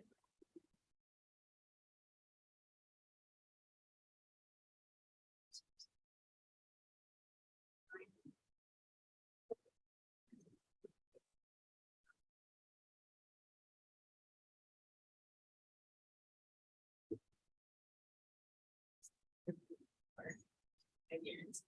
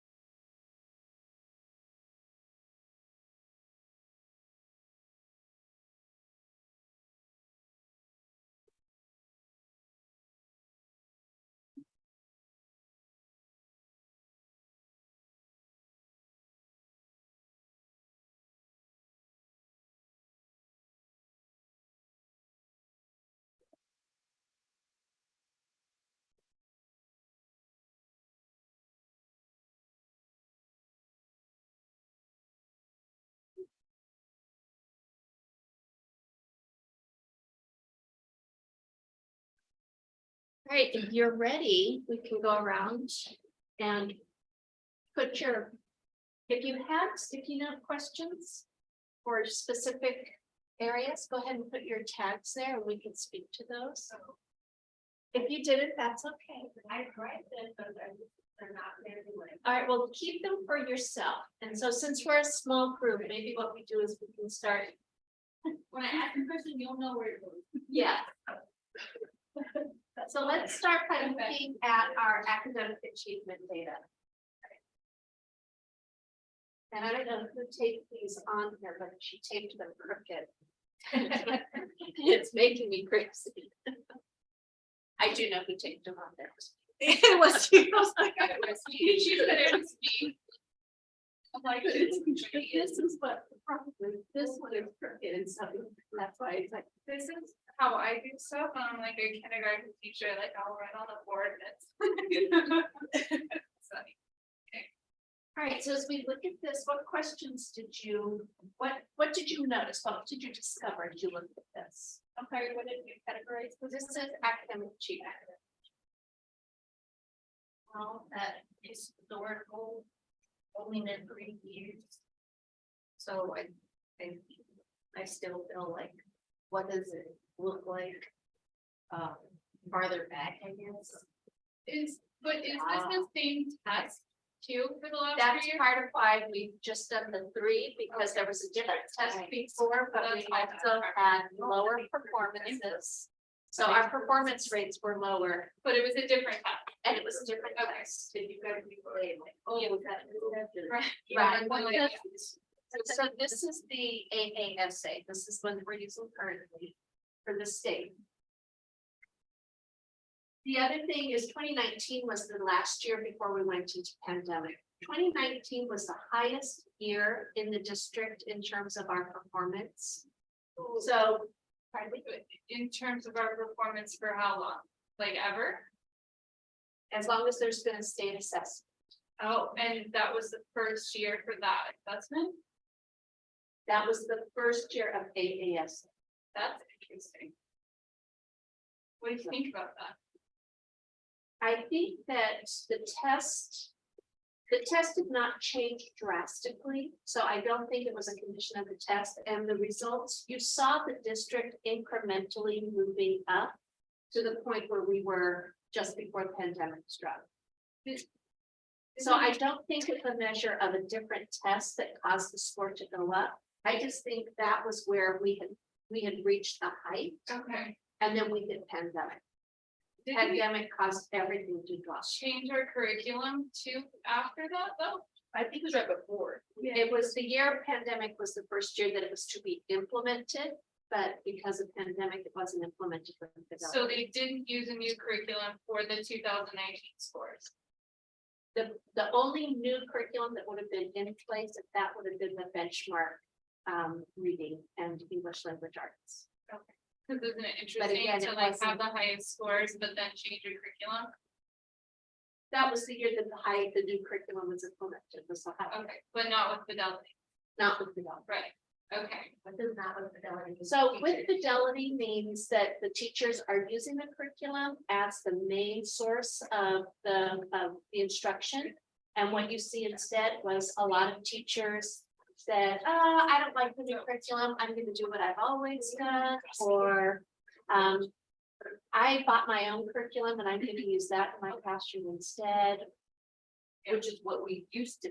Which is what we used to do, and so teachers really didn't like that there was now a district adopted curriculum and a district adopted resource. I remember struggling to vote on it because it was like 6 years instead of, and that's like longer than my term, and I'm not a teacher, so it's a little different, but. So technically, because curriculum is so expensive, you do go for a 6 to 7 year cycle on curriculum because it's very expensive. And you've got to make sure it works, and you have to have the time to train people in how to implement with fidelity.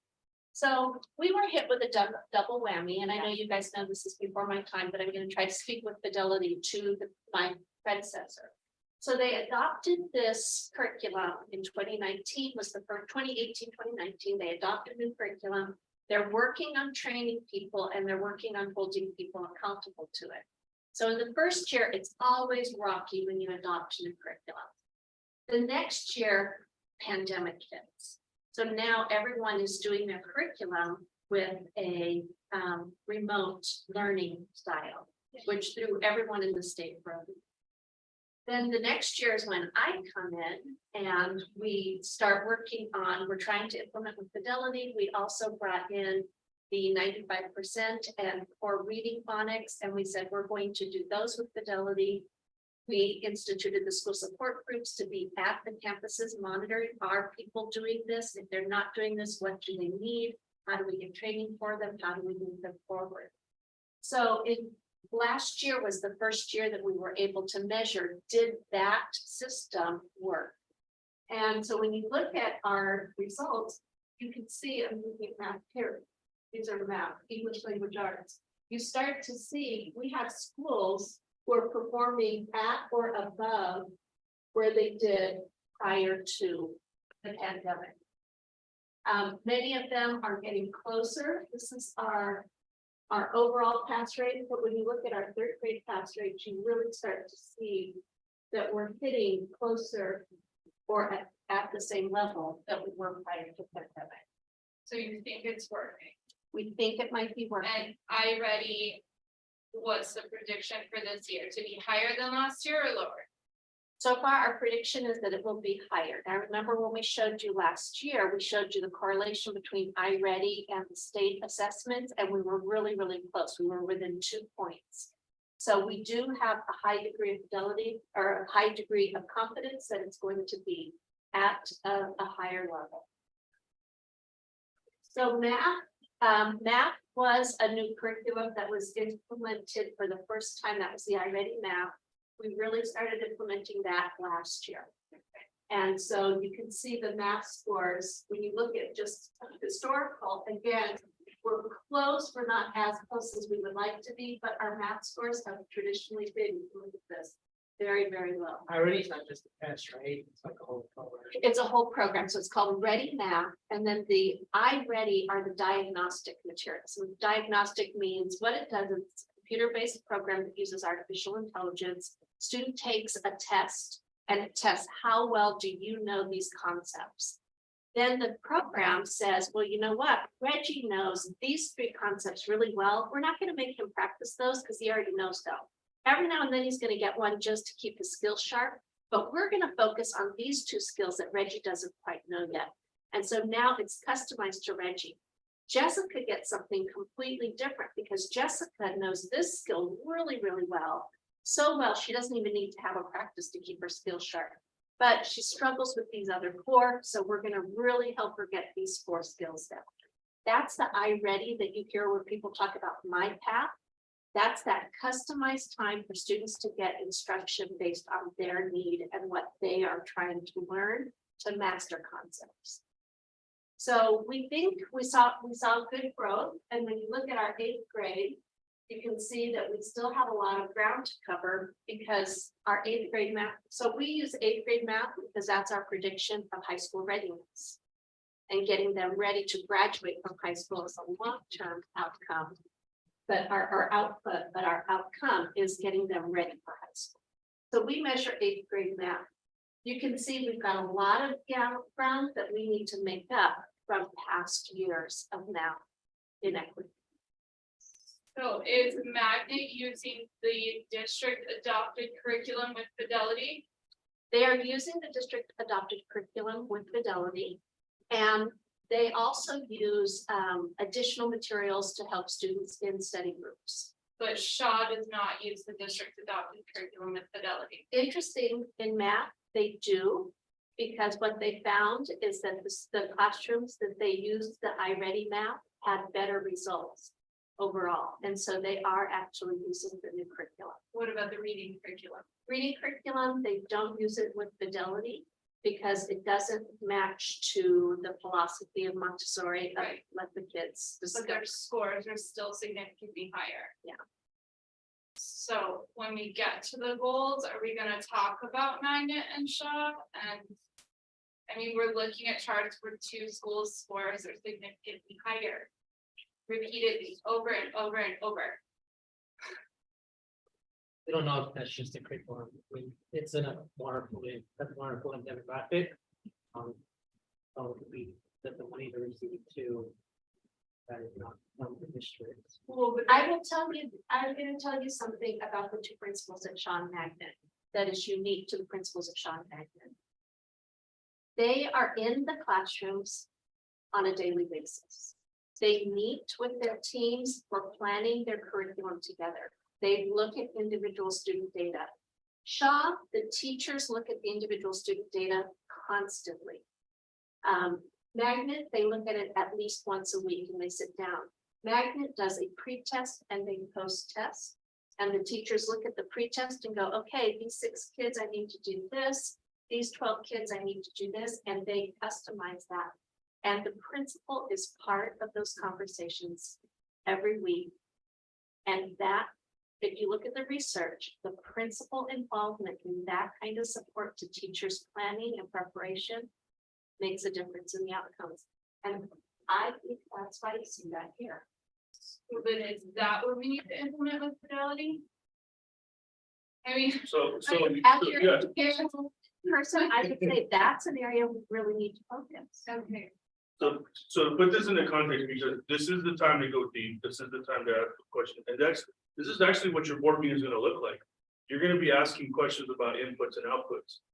But who owns the inputs and outputs? The educational expert by way of Dr. Gonzalez, was your expert facilitator, right? What the challenge is gonna be is that as you unpack all of this, you're gonna zoom back out. And you're gonna come up with overall goals.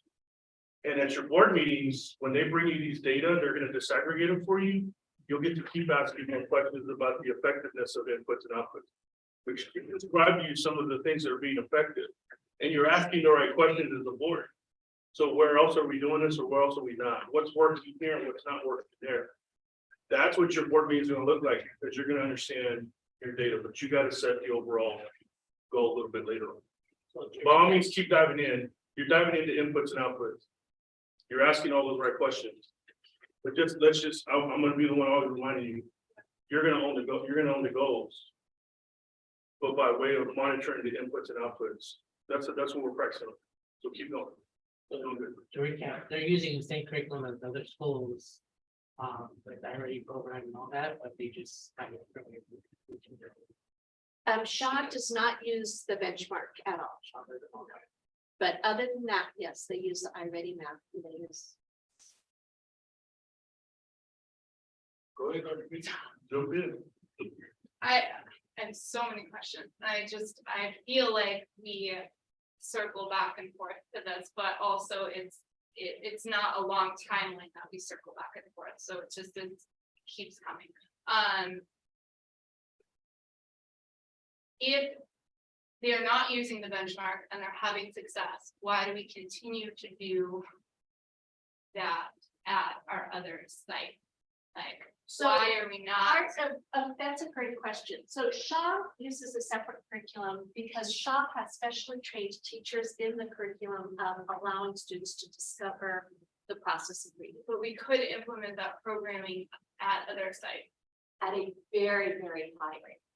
That would be incredibly expensive. Yes, I we mean- could. The answer is yes, and if we want to be a Montessori district, we can make sure that people select us for Montessori only. And those that may be looking for other options, we are just not having that choice for them. Or we could also look at Montessori practices to provide additional choice. What I've seen in the brief time that I've been here is that it's less about programming, it's more about strategies that we use to make sure that we're getting our students in the problem solving, critical thinking, creative ways of going about education so that they can be highly engaged. And so, but to answer your question, yes, we can be a Montessori district, absolutely. Okay, But can I interrupt? Yeah. for just a second, because I want to bring you back to our last board meeting when we talked about Strong Foundation. Yeah.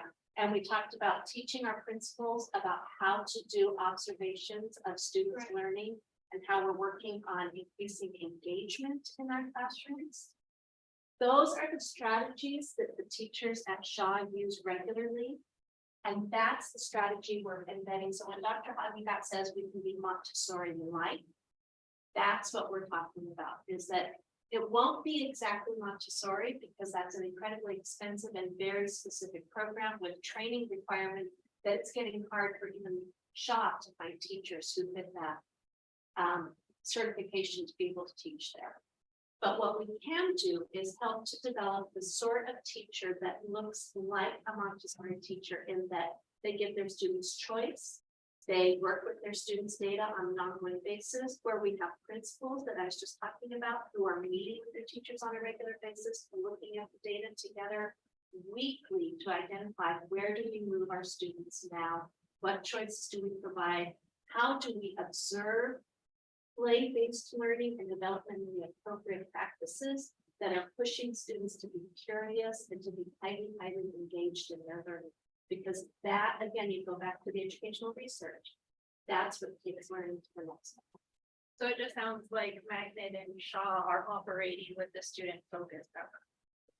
But am I also remembering that this data is still skewed because the students receiving exceptional student services and our EL students are still lumped into these scores, correct? Yes, but Are represented in these scores, but Shaw and Magnet have significantly fewer students receiving services and English language learners, right? So their scores are going to look higher because like Emerson has a whole autism program, right? Right. And those scores are included in this chart. yes, Does Magnet and Shaw do not have those programs? Magnet has exceptional students and they have EL students as well. But their percentage of those students is, Not really. I thought that we had. Yeah, and we can look And at Shaw that. too, right? Shaw, Shaw's is lower, okay. but We can look their at the special, EL. their EL percentage is similar. The parents may opt out of services, Okay, but The district is our EL population higher or lower than the average? we're slightly higher than the state average. okay. I mean, if that's what you're saying is true, then it must be true, but I thought that we had looked at the population. I of think students. historically Magnet was significantly, was lower, but in the past 5 years. There's an increase in the number of students who are EL and the number of students who are special education. And Mr. Walker has a special education background, which is part of why that focus on the weekly planning is so critical to them. Okay, but they do not house a program like, They don't have a medically fragile program and they Right. don't have an autism. program. Yeah. Only you asking for that information? yeah, I think I had asked previously for those students to be pulled out and then to look at the scores to see if we're truly looking at, but if Dr. Gonzalez is saying that she doesn't think it would make an effect, then we're still looking at what we're looking at. I mean, Yeah. I mean, And we'll disaggregate that We can data just- so yeah, that we we're can able look to at- see. So Emerson has the autism program, but remember that just started this year in full. We used to have it split between Emerson and Lowell. but and her just added more students too, right? Like, in No, there, right? it's the ITI program, so that's temporary. They're but attached. When to they're their in own ITI, they're still in Okay. their home school. Okay, So our schools that have special programs, HERD has the emotional disabilities program for that group of students. We have 2 self-contained classrooms at Herrera. that's And what we have a self-contained classroom at the food. Edison houses our medically fragile students. And Emerson has the autism. okay, so have you looked at the data Like pulling their out? students. Yeah, We haven't, those are generally programs that have a small N, so it would be difficult to say that that's skewing our students down. okay, you do not think that it's affecting the data. I don't think we'd see much movement, but we can disaggregate it to double check that. I don't want you to do work that you don't think is valuable. You're the expert. Well, I did think we were trying to answer data today, so like we would know how many teachers we have at each school. That kind of stuff, so I'm really glad you're asking those questions, because I do feel like it does make a difference. Yeah, I mean, it is interesting to talk about the number of adults in classrooms. Student When we situations. toured Magnet, right, there's 2 to 3 adults in every classroom. Other campuses do not have that. Right, So- so that's the stuff I thought we were gonna be looking at, we might just be, because we're gonna have a conversation about it. Yeah, no, so good points. And you are looking for the first time, the data points, I'm assuming might be the first time looking at data points disaggregated, broken down, right? No. Around, no? No, Well, that's why as a it's- collective? Yeah, like- As a collective, yes. So again, your role is gonna be to zoom out in a bit. And figure out what is the destination you wanna go to. I get, now, get right, when you get to your board meetings and you're asking these questions about inputs and outputs, that's where the game, that's game on at the board meetings. But it's also meaning that you're gonna read your packets, and you're gonna be looking at the data ahead of time, that you're asking your questions before you even get to the board meeting. Your role and your role is to be as knowledgeable and as informed about what is happening here. And it's not for you to show off at the board meeting to do gotcha governance, right? This is a collaborative relationship that we're gonna build upon. This is designed to also help build healthy communication and ideally trust between your leadership team and you and the board. You as a board have got to be able to ask the questions about inputs and outputs without recommending inputs and outputs. Because if you recommend them and they don't work, then you also got to own it that they didn't work. You're leaning on your educational experts to say, we're spending all day, every day on this work. We're constantly disaggregating, having a conversation with Dr. Gonzalez about how she and the data team are constantly looking at things. This is what you're paying them for. At the end of the day, this is what you're going to evaluate your superintendent on. If you send your superintendent down pathways and stuff that she's telling you this isn't where I'm going to spend my best time for best impact, then when you evaluate her, you got to keep that in mind. It's the hardest part of this behavioral change and adult behavior change. You've got to be ready to zoom out a little bit. But your board meetings, you zoom in. Zoom in and like, the zoom in, my brain is thinking of, it's just hard not to think, it's like, well, I'm hoping we get to a balance where we get to ask our questions, so that way the data starts to reflect the questions that we have, so that way we're not so much wasting time, but so that way it becomes more of like an understanding, so the data gets brought to the board room, that we understand and can look at without going, yeah, but. Right. Like, So let me ask this. What is your baseline data for mathematics 8th grade? What is the passing rate? 29%. That's our district. rate. It's Okay. there, right? I remember, okay. I know I read it. That's it. I can't be barely visible.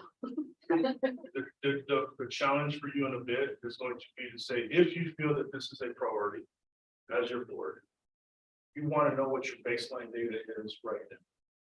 So what is the pass rate? What do you think is your pass rate of your 8th grade mathematics in your school district? I agree with Brian. I think it's 32. It's 20, right?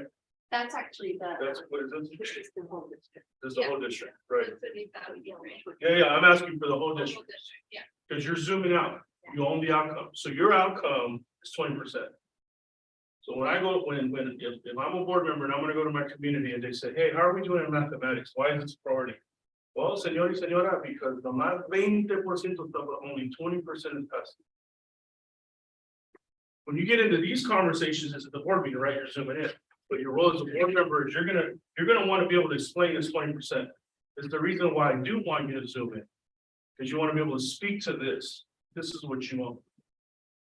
So this is going to be a question. If you say that this is a priority for us as a board, this will be our baseline. It's going to be a SMART goal. Where do we think we can be at in 5 years? And it can't be 20% because we have high expectations. Dr. Vink, that's your wheels. Well, I'm just trying to process what you're saying, so I get super stuck on that, and have been for a long time with two schools' scores being much higher than others. But what you're saying is that we focus on that. For me, it does not matter. That is their problem to figure out, because I'm saying, you know, our goal is that all students will be at 50% or higher in math. Don't get scared. That's a realistic goal. Yes. Sure. It does matter, and it matters because you demonstrated at the board meeting that this is what I'm zeroed in on. Yeah. These are the questions I'm asking about the inputs and outputs. There's a balance here, though. Again, the hard part is to not want to recommend to the leadership. That is gonna be the instinctive reaction, especially in your line of work and what you've done. This is the challenge between having been an educator and then being a board member. They're two very different roles. Your job, so you've been to customer service, but you're now an owner. And the shift from a customer service, the skills that you have in customer service is why you're able to ask really good questions. But you want to have this shift now to an owner mindset. This is where I'm at, and we're at the board meetings, I'm zooming in. Right? Zoom in at board meetings, but zoom out as a board member. This is where we're gonna spend most of our time here in a bit. Jen, I was thinking when you say like recommend, like. How we're kind of asking for more zoomed in data for like boardrooms or board updates, stuff like that. So now I get the recommendation being like. Why are we not doing Montessori at all with school kind of a thing? Is that the difference I'm hearing? So recommending to be that, but it like which. what kind of No, you can recommendation- ask. That's okay. So again, right, your superpower is that you get to ask the questions, and you're right, Dr. V. It is their responsibility to make this better. It's also my responsibility as a board member to ask the probing questions, to send a message throughout the whole school system. That if Dr. Hagyat is gonna come and have a meeting with all of the folks in their school system, she's not out there standing by herself. People are watching your board meetings, they're gonna say, wait, hold on, the board is asking these questions about here. And so when the leadership is coming to talk to me, this is all now in sync. You give her backing, but you also give her the leeway to actually do her job. This is how board behaviors impact the whole school system. Whatever the measurables are gonna be here are gonna become some type of campus goals here. Because if we've got to improve these scores, then what's also gonna happen is these campuses are hopefully gonna share, but that's up to them. This has got to rub off on the rest of this. That's not your role, though. Your role is to keep asking questions and making and monitoring that it's getting better. That's your role, monitoring. So each quarter, if these aren't going up, something's off here. When you get to evaluation time, you need to have a very blunt conversation with your superintendent. Makes sense? Can I have Brett? Absolutely. Just leading into that, could we all be Montessori? And that's an option. It truly is, if that's where we want to put our resources.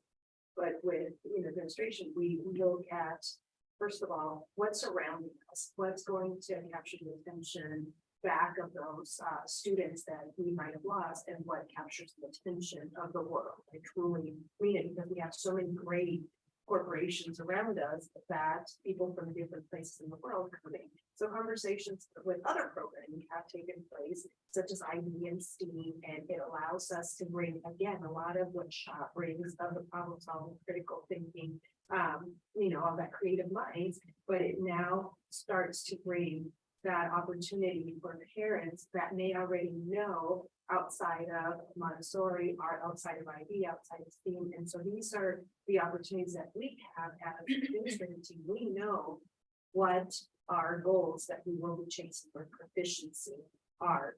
And then beyond that, we live in this area over here. This is why we're doing what we need to do, so that all bars are a lot higher than we would ever expect them to be in proficiency. We're going to see growth. There's no doubt in my mind about the growth. The proficiency that we're chasing is what's also super important in this conversation. And this is important for us to look at. The yellow bars where the state is performing currently. And so Dr. Lee, it's not unrealistic to think that we're gonna be higher than the state in those, not next year, but in a 3-year period. There's no reason we can't be as high as the state, not higher. So I think a small disconnect at least this is what I'm seeing, because I know where Dr. V, at least I think I fully understand where it's coming from, having had conversations and listening to their board meetings, is that she really wants to know what each of these settings looks like, and part of that is knowing who our kids are and knowing our community and knowing what we have now, not globally coming in. What is here, what has been here. We have to understand fully our students that have been with us since whatever, or the ones that just got here 3 months ago.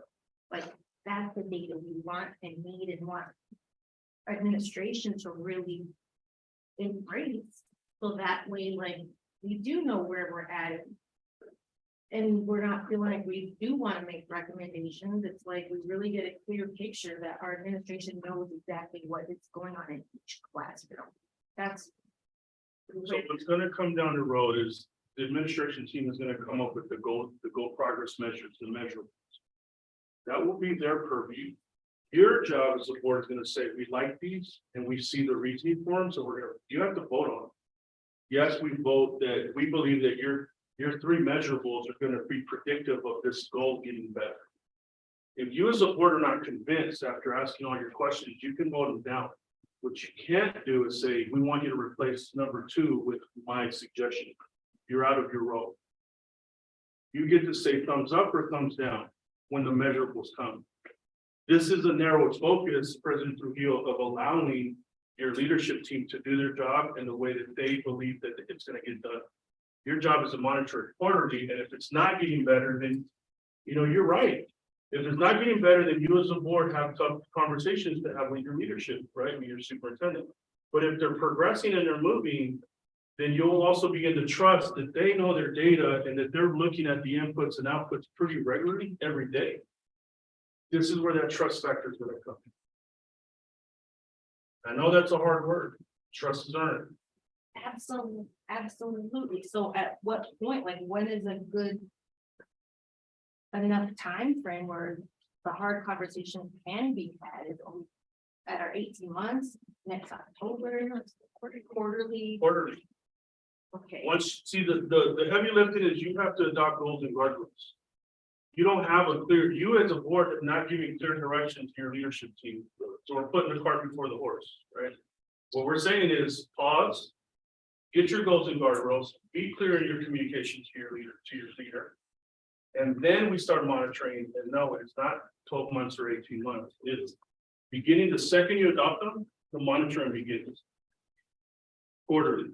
Now, the evaluation and all that later on, you got to give her a year to get accustomed to this framework before you use this eval with that. You haven't given it. I'm thinking. You haven't given it time. Yeah. Yeah. You have to hit all of them. You're zooming in, it's going to happen at every board meeting. What you're doing right now is what your board meeting is going to look like. Yeah. Zoom in. You're going to ask questions about the inputs and outputs that they're bringing to you. You look like a given. Okay. And you'll have it in advance so that you bring in our questions, and remember that 2-column board inquiries and questions and administration replies for what you're asking, or some of these inquiries, that's where you're gonna get.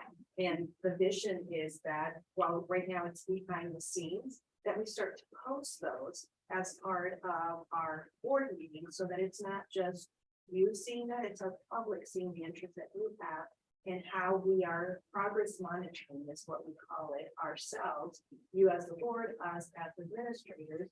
And we do it with, I call them pit stops. And at those pit stops, we're like, okay, we did really well here, back it up. We really didn't hit this one. What did we gain? What was not present? What are the resources that we might have missed? And then we give it a little bit more gas. And that's part of the framework. Oh, yeah. I believe so. Oh, yeah. Because the questions and answers are sometimes real vague and it doesn't get to your answer, or there's a link you gotta click on. So just wondering, like, do we have those conversations at the next board meeting about that, so we're all together? We after we do this, then we're gonna, that's the next phase. That's the next phase, because We'll have you want me to just you just want me to be real and blunt? Absolutely. When I'm speaking what's true for me. When my colleagues and I had not communicated a clear direction we wanted our superintendent to go, I would get vague responses because there was landmines attached to some of these questions I was asking my superintendent. So my superintendent wasn't going to be on camera or a microphone with what may have been a governance gotcha scenario and or lack of clarity and understanding. So my superintendent's behavior was running parallel to my behavior and my colleagues' behavior. We weren't unified in a common direction we're going in. You're about to be unified in a common direction. That gives her a lot of runway to make adjustments with her and her team. You can no longer do the vague or what you may perceive as vague. You're gonna be up, you're gonna get the data ahead of time. You get to unpack it, you get to ask questions, but you frame it in, I'm noticing these inputs and outputs. This is great what just happened with you all that you were doing. You were doing your board role, asking the questions. The hard part again is to not tell them what to do. Because then you gotta own it publicly. I can't stress that enough. How many times board members push an input or an output, and then when it fails, and it's re-election cycle, and somebody paid it, because people are gonna be paying attention to what you're doing really now, as you go to the community. If they see you recommend an input and output and it doesn't work, you're gonna get called out on it. So why even go into that area if you don't have to at all? Right. It also doesn't mean that you can't set up systems and processes later to get individual sit downs with your leadership team. Help me understand more. And let's communicate that to the whole board in one packet, but we don't have to unpack it at the board meeting. Okay, right? perfect. That makes sense. It's not an either or, it's a both and as trust builds. You'll see less and less of that.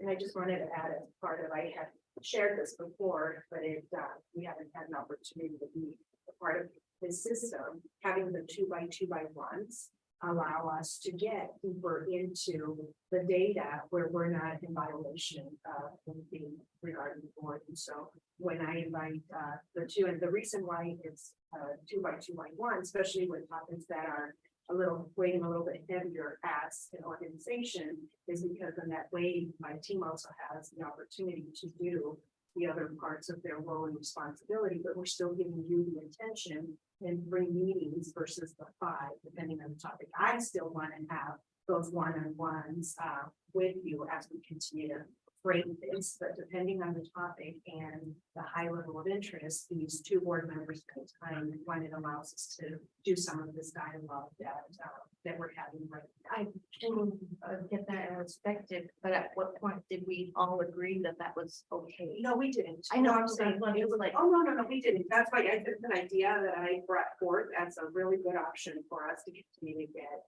deeper. For what? The meeting? Or the. Right, the 2x2x1, the approach. where we're Yeah. separate when we have conversations. Yeah, we never. Right. We can figure it out, and it's fine with me, I would prefer. Yeah, well, and this would be with me. This is not outside of your, I call it your life. This is as part of your board member role. So that we can get into conversations that are getting deeper into the area that is of interest to us.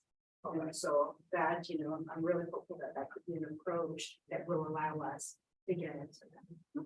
And then maybe it'll pop up on your updates or something like that. Well, I think I'm gonna wait for a little bit of how we're moving along so that we are really balancing how we want all of this to flush out. Otherwise we can stress something that we cannot do the right time. I, of course, I like to hear everybody's perspective while we're talking about an issue. So that's why I'm wondering, like, does it happen at the board meeting? Where does it happen? Because I don't want any gotcha moments. I want like enough data so that we can have a conversation for a few minutes and then move on to the important stuff to keep it going. But with This So- is the importance. Yes, and this will be at the top of your agenda ideally, because what your agenda shows, is what you prioritize. That if you are doing student outcomes conversations at the beginning, you're communicating to your community, this is what matters. If you put this at the back end of your board meeting, and you've got all of these adult input and output conversations, and you're communicating to your community what you feel is important. So when you put this at the front end, you come in, you have more energy, right? You're prepared, you've read your packet. That is where you get to have that conversation. What I believe I'm hearing from Dr. Hungyard is that if there is a trigger in any of these conversations, and there's a special circumstance that's arising, and we don't think we're gonna have enough time at the board meeting, or we think we're gonna get so distracted and we're gonna get into another whirlwind, maybe we entertain ideas of how you have the 2x2x1 if you feel that's appropriate. But you will have allocated the time at your board meeting. 50% of your time is gonna be here. I think a great way to do is when I see you already, like, the questions and stuff that we asked, like the concerns before, you know, like, remember, they embedded into the presentation. Yeah. So I like that. We share, our things that we would share, like, Question. so really, like, this is a question that someone else asked, and so I told me to just like sharing with us, but not. That's my concern is that we all get like. We'll get to all of that. Right now, you're gonna have to determine what your infrastructure is gonna look like, meaning what is your baseline. So if you wouldn't mind walking them through, I know we've got lunch, but I'll ask you here in a minute too, Bert, how you want to handle it. But before we go to lunch, I definitely want to make sure that you know what your baselines are around these hot items. That way we can have a point of conversation either during lunch or after. So how you want to do it. So here are some baselines. These are our baselines for English language arts and math. As a district, we're currently at 29%. The state is at 41%. We want to be above the state. For math, our baseline is 20% up, or, you know, we're 8 points away from where we were before. We're closer to the state, but we want to be above the state. So think 20 for math, 29 for English. So you have that. I know it's not a good number to remember, but it's better than it was. We don't remember. Just remember where we were a year ago. Good question. When they go to the community and they say our baseline is 20%. What does that 80% mean, and how might the community interpret? Where's the other 80%? 80% of our students are not proficient in the state math standards. And so that's part of why we have to focus there. We have to get this changed. Our reading, you can see, this comes back to curriculum choices. Our reading, our students who were with the 95% group in core phonics for mentioned years, this is what our 4th grade group looks like. They're the group that's had this the longest. And then you can see this group of students haven't yet had as much of that impact, but we're starting to see growth there. So 3rd grade reading on target, we're getting closer to being where we want to be. But even at 29%, that means 71% of our students are not yet proficient with our state standards in English language arts. So let me take a pause. You hear 80% of your students are not proficient in math. You're hearing 71% of your students are not proficient in ELA. It's coming up. The barriers that we had on account of the barrier. I would just kind of did this and maybe the first year, so like the Lincoln over here, no shit out that. That's not to say that is our own fault. We have a lot of work to do. A lot of change.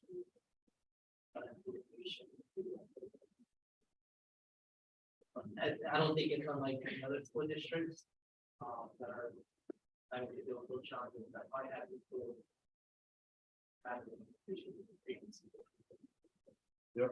Comparison to the state, which is 34, you all are at 20, right? So you're comparing yourselves with a lot of other variables. What happens when that everyday person in your community, when you're out there and you drop this data on them? What are you anticipating they're going to ask you or challenge you with? What do we do? Why are we here? To get better at it. So the 95% group, like that's our plan for ELA, but like, do we have a proverbial 95% group for math? That's the iReady interventions that we're doing. Because of that customization, so to Reggie's point, things like pandemic definitely take away learning, and mathematics is something you have to practice every day. It's natural to practice reading every day. It's not always natural to practice math every day as a child, because you don't necessarily have somebody who's showing you that when you're doing this, that's actually math. Did you know when you folded that like that? That's math. So our students don't always have that access. So learning gaps occur at a greater frequency in mathematics. And you'll remember we saw the greater dip in mathematics during the pandemic as well. So part of what we have to do is fill in those gaps because it builds on one another. So that's what iReady does. It by customizing it based on what the student already knows and is able to do, it builds in those missing components. So a teacher now doesn't have to teach down the middle of the classroom and say, this is where the average is. Because the teacher knows that the students who are doing their line paths, those gaps are being filled. So now the teacher can do small group instruction with the groups of students based on what their needs are. The reason I asked about it, I saw the training, it's very superb, how the teacher, they mentioned in the classroom. I just don't know how versatility how the teachers are using it, but there's a lot of like awesome, impactful tools on there. In the classroom, we have all these students, I don't know how it works. But that's like, in the utilization of the classroom. Another thing I think about math is like, how do we expand or view what is each math? I know we just got what is it, like that's the, yeah. So we have to expand the ways to teach math. But before, like the way we could teach. So what's the significance of reading on target? The reading on target is significant. That's going to help us. It goes back to that building a strong foundation. So the more that we make sure that our students by third grade are on target for reading, that's going to help propel us in later grades. So that you don't see these lower numbers in eighth grade and fourth through eighth grade. When we have a strong foundation, those scores go up in every grade. So that's one of the reasons that we really want to focus on that. And that's where we're testing, did our 95% in core phonics investment, is it bearing fruit? Since we've only had it for a couple of years, we want to make sure that all the training we've invested in and helping teachers to implement with fidelity, that is showing progress here. Our older students are in 95% group too. No, they're, so that's why, so 95% typically goes through third grade. In some cases, we have students in fourth and fifth grade who are in it because they have such significant language delays. So we're putting them in there.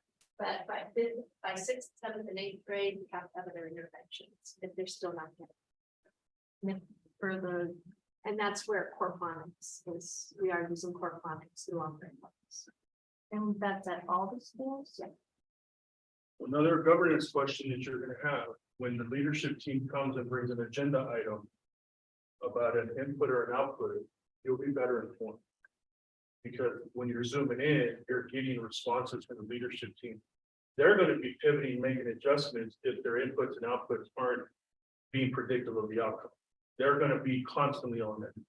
You and your role as board, that comes up for a vote, I'm gonna have a pretty good idea if this input or output is worth our energy and our money and our resources. Make sense? Let's finish them out over here, then we can talk about what.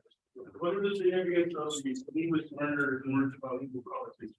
So English learners is really important because as you can see from the data, when our students come to us, most of them are at the pre-emergent and basic levels. The longer they're with us, we have more students that are in the intermediate and proficient levels, but we also need to see here 14% of our students who've been with us for 2 years are still in the EL category. And we have for 3 years, we still have 40% of our students who are ELs. So we've got to come up with a system that is helping us to move the students beyond being classified as ELs so that they are proficient and succeed without EL services. We also know that we have to work really hard to ensure that our EL students are protected and getting the services that they need academically. So we talked to you about our English language interventions that we were paying with EBSA. Very good presentation showed you that data and that group of students that have been here to the EL time. We have to make sure that we've got interventions that are dedicated to help those students into the next level. The 95% group in carbonics is definitely healthy, and that's why some of our upper grade students are doing those services, but we want to make sure that we have the right training professionals. As they articulated like the patient. Like, students to on provision fee or. No, and this is challenging because for ELs, we know that it typically takes 7 to 8 years to really learn a language of the degree of proficiency you will need to pass our student assessment. That said, we want to make sure that our students are getting everything they need so that by the time they leave our campuses, they're not that. The 7 to 8 years, that's their elementary school. So depending on when they come to. They does have that. They do have, yeah, they have curriculum hours, how many time they need time. So those are those targeted minutes and those integrated minutes that we have for our kids. And these numbers have all of our students receiving actual student services. These are just English learners. Okay, so over here, yeah, so we do have some students separate, yeah. So this is English learners, but what you see in the exceptional students is that we have some students who are English learners and they also qualify for exceptional service. A lot. Right, 81% of. You know, we actually read it that far.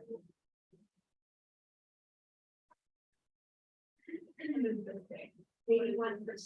Oh, are not, okay, okay, So okay. only 19% are done. Confused, I was like super confused on some of them. What is that? Yeah, you have to read the legend, and I apologize. For that small. So in race and ethnicity, this is another really important factor. This is a conversation that we've had at several of our board meetings. But what we want you to see is how our students are performing. The group that is predominantly performing the highest are our white students. Also not the smallest, but one of the smallest groups. Okay, so I did see that there's, and these are only students, third through 8th grade, right? That take the state development. So we have only 153 white students district-wide, right? Yeah. The in third through 8th grade is. So yeah, you can see when we look instead at Hispanic, we have 2,134 students who tested. Only 41% are proficient. Only 441, 18%. When you look at the English language arts, it's 643 or 27%. So those are those disproportionalities that as an academic leadership team, that's part of our focus, is decreasing the disproportionality. I think that we look at this before where we took the by school and the and then we see differences.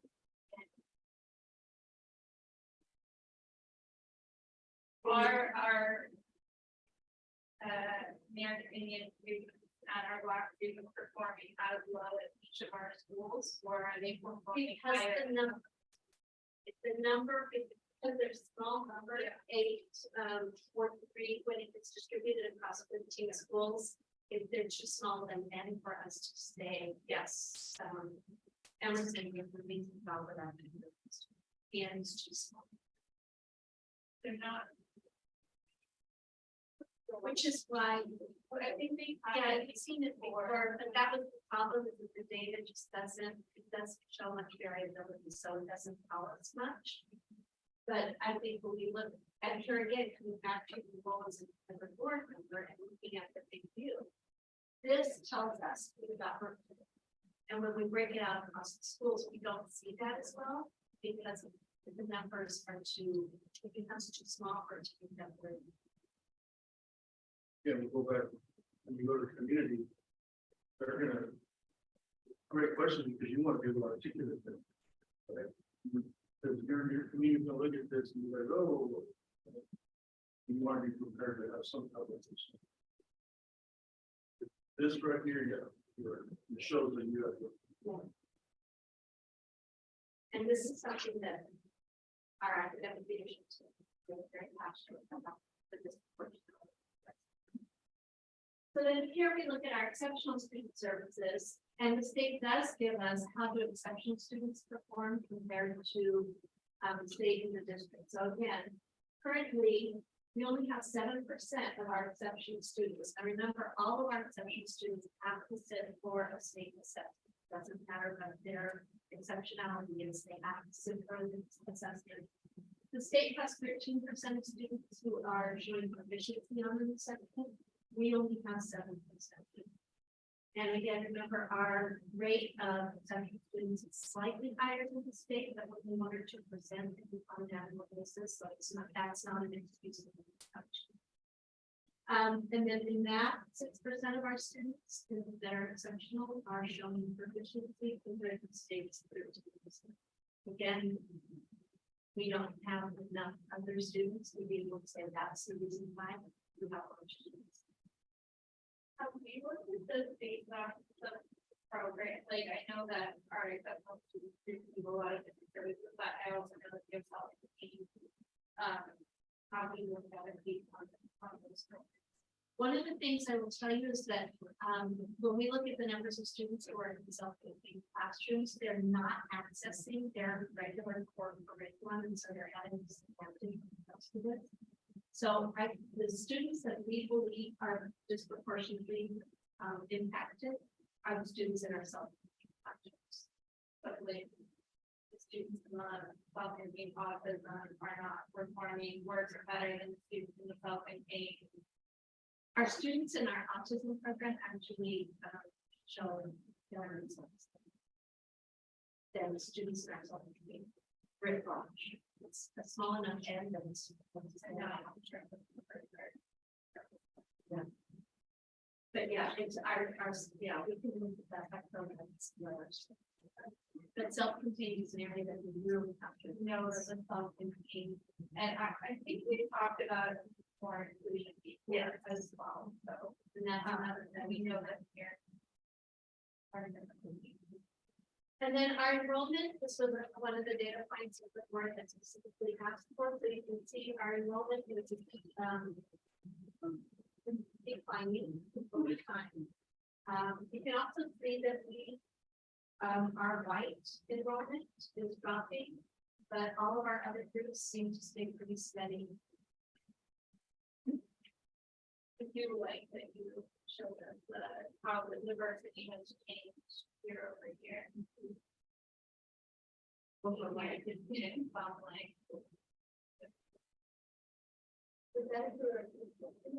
This doesn't put Head Start and elementary school students, yeah.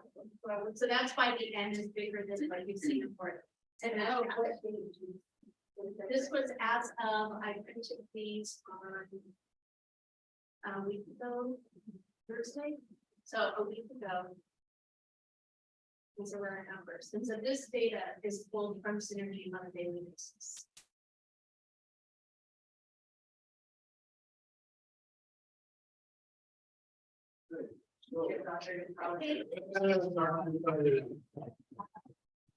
Visiting with President Trujillo, I think, for the sake of time, I'm gonna maximize every minute, we'll call it a working lunch, meaning that I'd like you to get in pairs as a board and break bread together, but also begin to think about what are your potential goals you'd like to propose. So based on what you see here, maybe there's something else that we didn't see here that you know that you'd like to bring up. But it's gotta be a student outcome goal. It's what students know and are able to do. Dr. Lozada is really good about articulating that that's what this represents, what they know and are able to do. When you want to talk about adult inputs and outputs, we're gonna do that in Barker.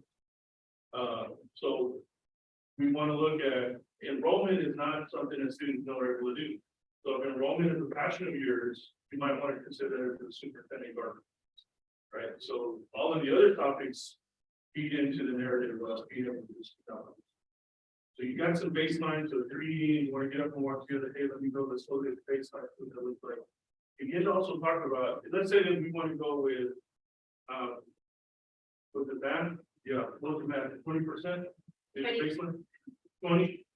So if you're saying, hey, when we go to the community and we're gonna do we're gonna present our draft goals, we're gonna say that we wanna go from 20 to, you said what, 50, 60? But whatever that looks like, don't worry, just come up with a number that sounds good to you, and then we'll be on your educational expert afterwards, to say how really to do. So we can have a dialogue back. Okay, so you have what I think you ordered. Forgive me if I didn't listen as well as you wanted for your lunch, but I do want to give a shout out to Tuba and things that does a. Oh, Like, I'm telling you, well, thank goodness. you're very welcome. Dr. Diaz, is that the, Dr. Ramos? Is that the? Mr. Connors? You can share mine. Want to put up examples up on the screen in case you need them? Thanks for saying this, Mom. Whatever, You're here. Right, thank you. Thank you so much. You can take some. okay. Before we prepare it. See you. For coming.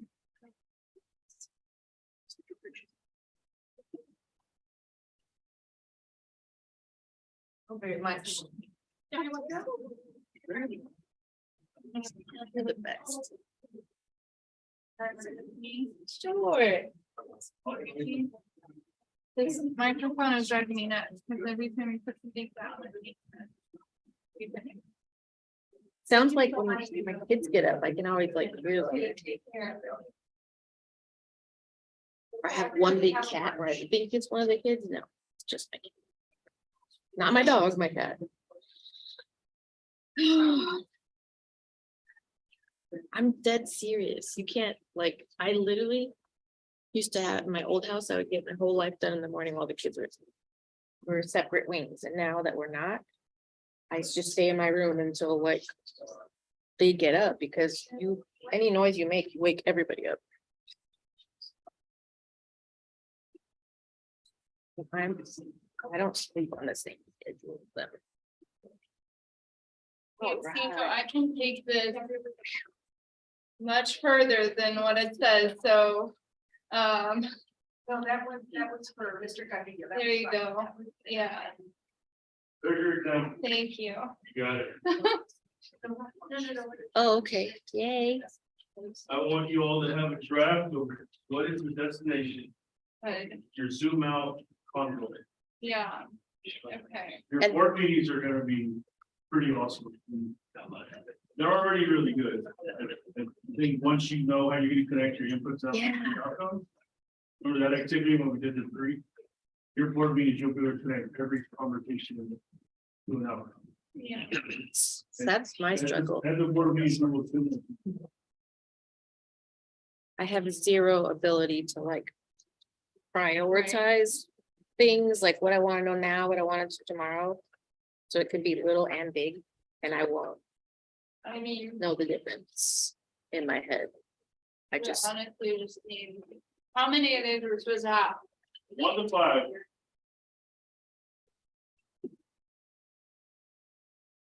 No less than 1, no more than 5. Oh, I need. I would recommend, you can, because you have elementary and middle. Yeah. There's a reason why your leadership teams included middle. Work make mistakes only focusing on the early years. Okay, I would recommend good luck on what you can implement in the middle. so the goal should be separate instead of saying like increase the percent of. It needs to be a specific grade level versus like, I can't just say 3rd through 8th grade students. Correct, Okay. right.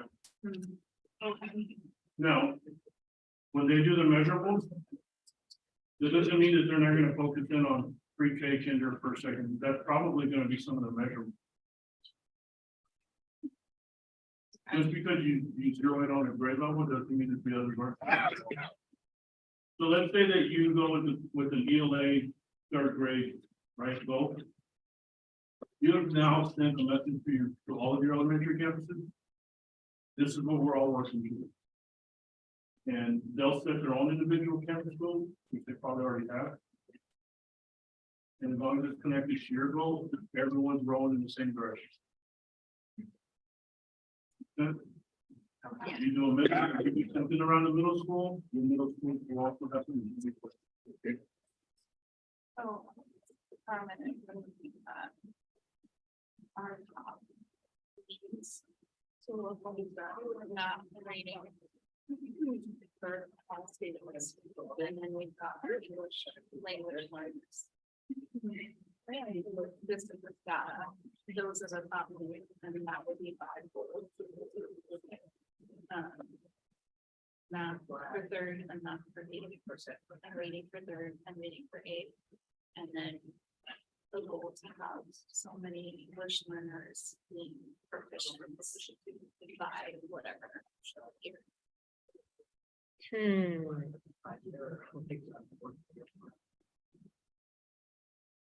These are yearly goals for us, like Mm. here's what we want to get done in the next 12 months.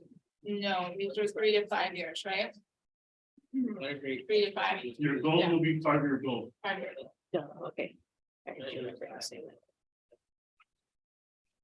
That's all I need. Now, if you exceed your goal in 3 years, then you just revisit it and up the percentage.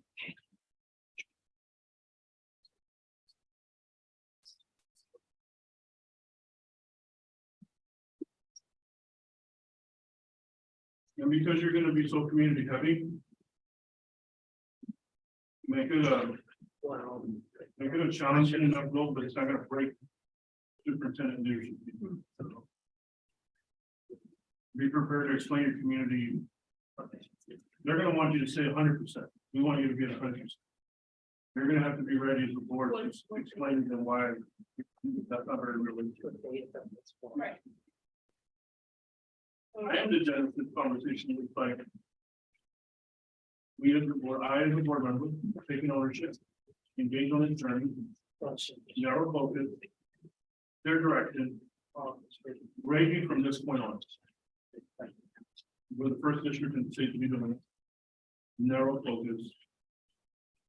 Right, versus common pretending, their fault. Kid, whatever, right? Right. It's gonna be tough, so for them to swallow. It's swallow.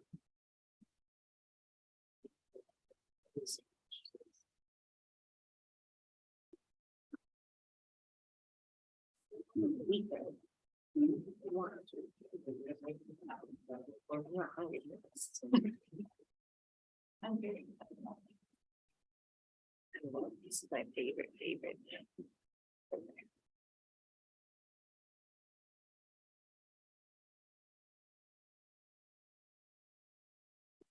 Thank you.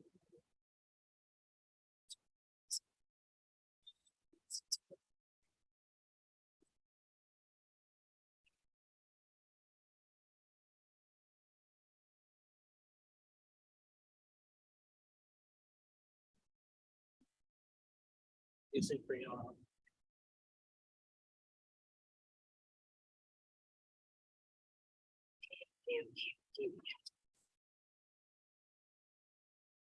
Okay.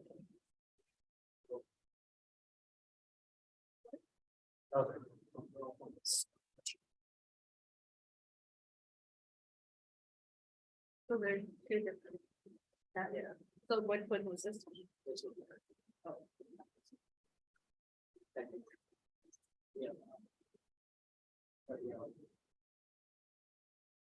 So it's a big folder amount and you know.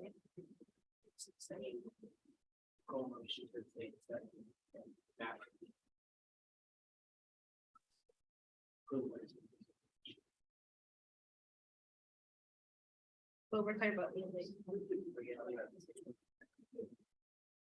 So then.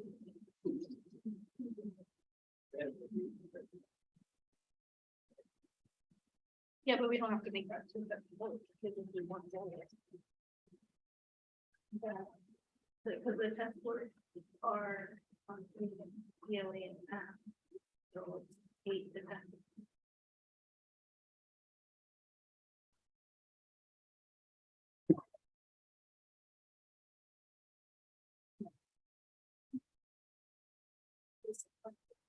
school or something. But I feel like that was on my list. Was one job on the daily. That feels like an input to get to see schools, right? Because if there's some standing students that have emotions regulated students, you're not. Well, yeah, that's, Yeah, that's. guardrail would be. What are the assessments? One needs to be specific. Three goals, and then one must be the transition for those. I continue.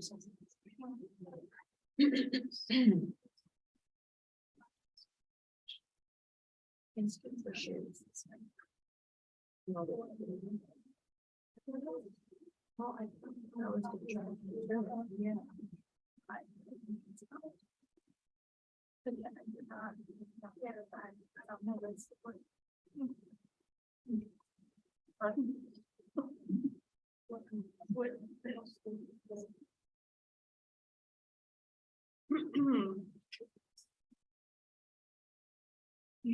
Yeah, great. Yeah, so I mean, this is the assignment though, then those are the answers, there's not like. A lot of.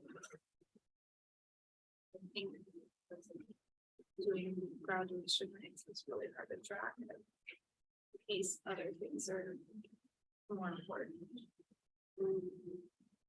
Into first.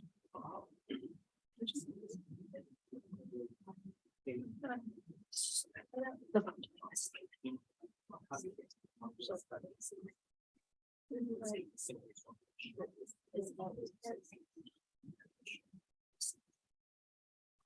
Forgot, it was probably hard to the schools last year, so like, you know, yesterday. I better be honey, and that last year, it was still not hard to do, because I bought like 2 units, so it's what you know.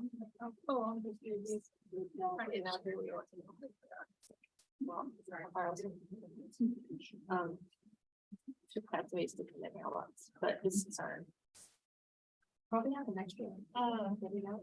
Just what we did on retreat. Yeah. Those different knowledge. I mean, none all not come up with the same things. For example. I like Depends when you send it. what you call it, at least, I always think about how to. I mean, how you these students.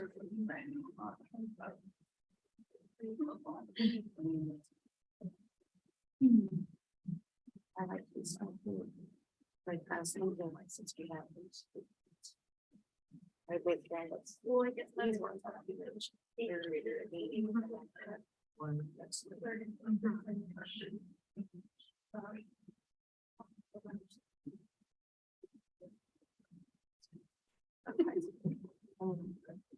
Policy.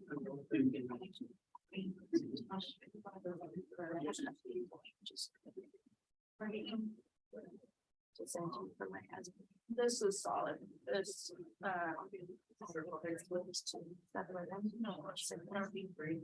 no, this, because if we're looking at the data they brought us. And we're just saying bold based on the same. We know to be true. However. I don't know if I can make this. Well, the hard part.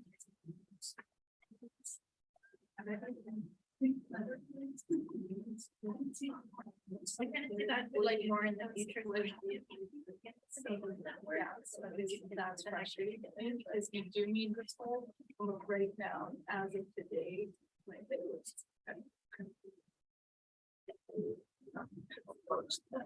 The state problem. It's annoying.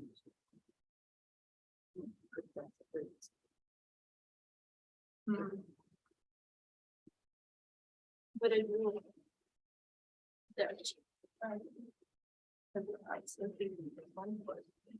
I don't know. My question is really how do you that? Because I think. So. It's not even let's put it focus. Like how do you? Like that's good. They could make a page. Yeah. Because that's a big part of it. Sure. Yeah, it is the way it's setting. Okay, take a peek at that. Oh, often enough. Yeah. It is stuff, you know. Right, well, if you love in. Sean is to the data. There is all of the data. So that's another interesting question, right? For this one here, the map in the ELA, pull out Shaw and Magnet and where are the ones stores? So that would be.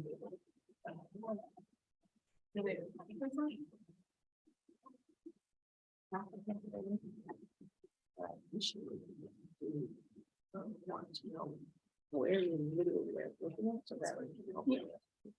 I do, but also I understand. Gonzalez's point in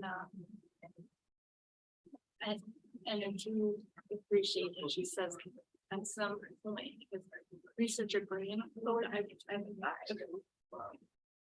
and I will spend all of my time doing that, like at some point, it doesn't actually matter, those can't matter, this is still where we have, and we need to raise all those up to a. But yeah, it's. Shop and. And like, really, Lloyd, go do it, you know, you're really, and you'll be, have it in what, a week. I think that's the thing, if you don't ask these patients, then they don't know that we want to know that. And again, like.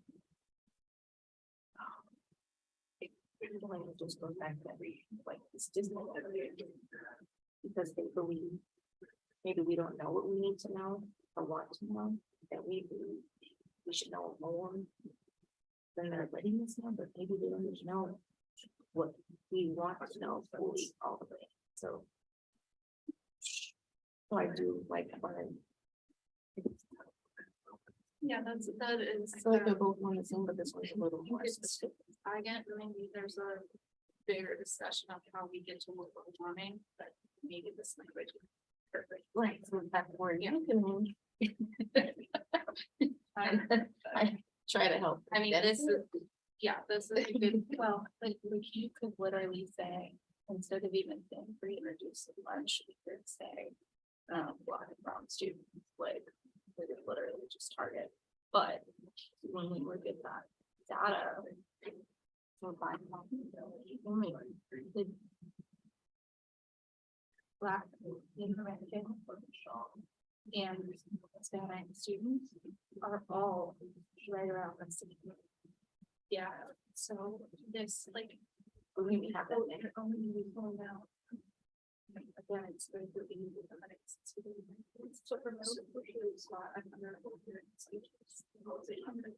yeah, you're only pulling out.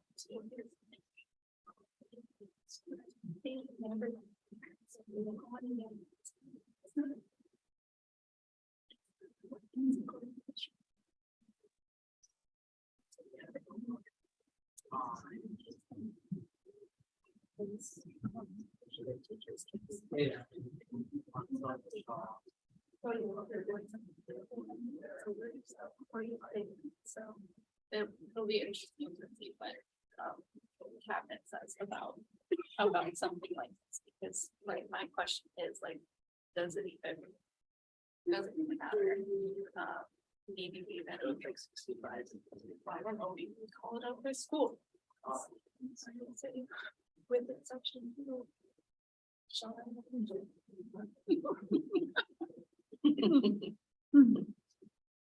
Right, all non-specialty school. Going to waste time. Our students, part of it, like, talking about, what do we want? Access. Student operators and people. All of our students have access to like resources, and I don't accept that. in a wall. Do you think we should not sort of, Well, and I think that's kind of where at least this, I feel like is somewhat.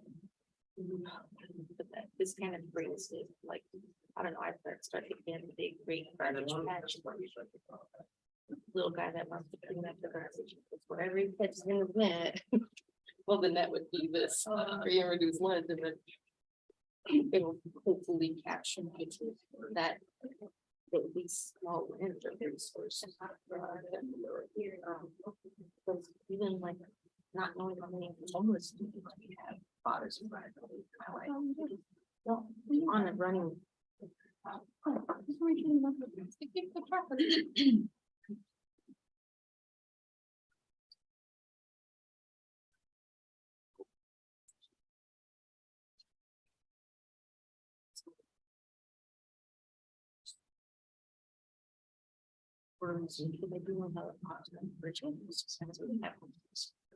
It changes. Yeah.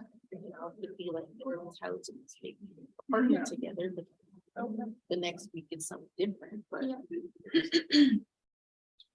So I feel like this, again, perhaps that.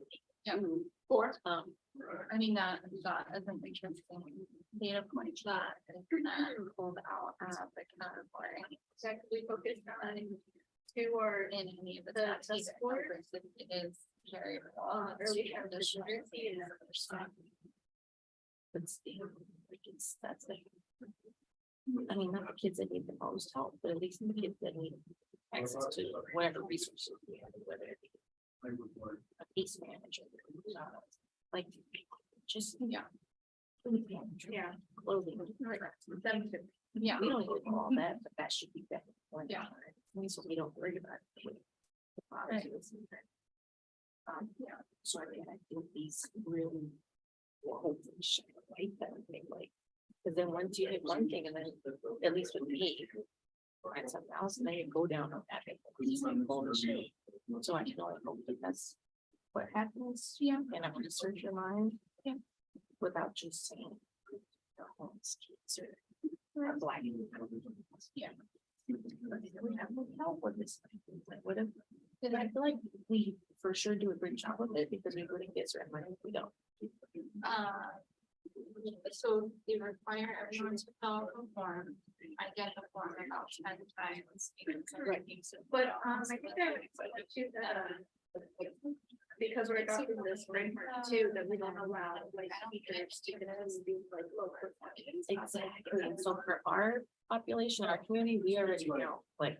We get that shit done, like right away, because we rely on it. There's no way. We wanna know, do we gotta plan? Buy food? Do we gotta plan? Do I gotta put money on his card every week?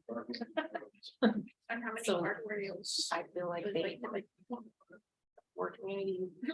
No, it's that's just. And so it's a thing, that's why I feel like. Yeah. Yeah, no, we do not really, yeah, like, leave it on because, remember, because the like the monthly straight between the cities, full funding for all schools because we're on. 80% of the nation. Like if we had one, then we need to know what. Or at least ask questions about it, and we can pull it. Yeah, So. that's fine, and we're just pulling out like. 200 students. But don't qualify. Well, okay, 4,000. 20%, 40, yeah, 20%, 40,000. Don't qualify.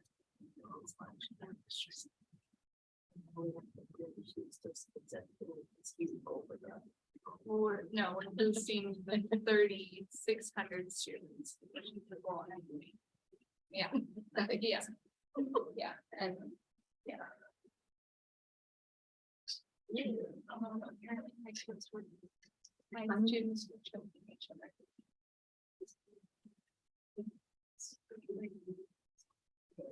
Watch it, so there's the person's. This is first grade.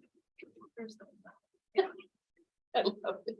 And then the principal is CC. Great. Perfect.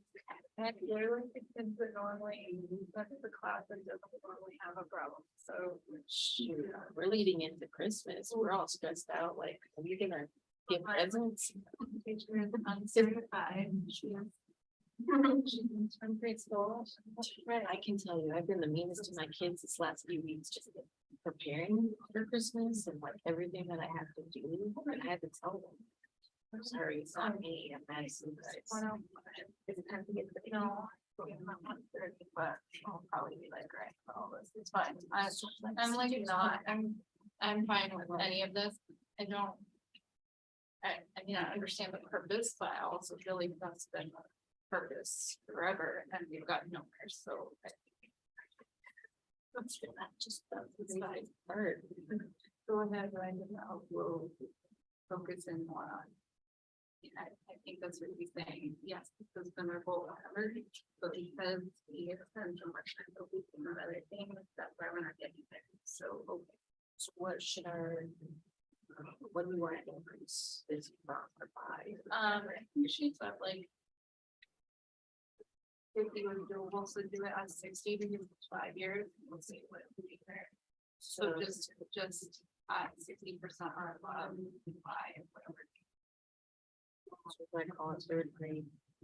Math, it, I standardized math scores, it doesn't matter.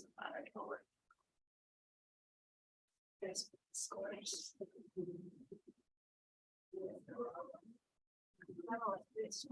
Me too. I keep looking back like, yep, if I eat, my brain just stops. It's like, it's like a treat. Muffin. I have not like hashed enough stuff out.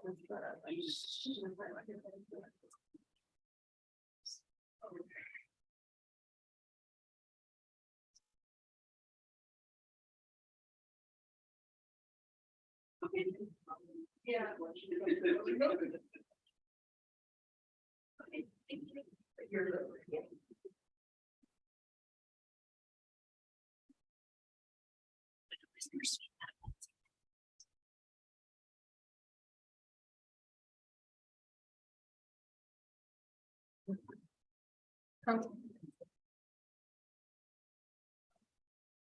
As far as the item.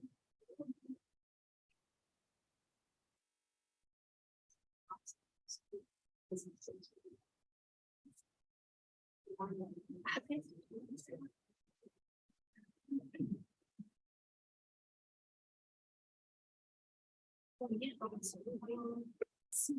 just gonna be on a plus. Okay. Bye. Oh, what time you gotta go? I will run out at 1:30 and grab him and bring it back. It's fine. Comments is good with our discussion. Okay. But that's why we're gonna work on them, so you don't gotta have them perfect. Yeah, that's right. I was like, it's fine. Yeah. No. Yeah, and then I'm gonna run out at 1:30. Don't let it. It'll be fine. I'll be back. Okay. Fun part. Let's see what our destination might look like. Just what the. What are some potential goals that we might want to put on the table for the draft version?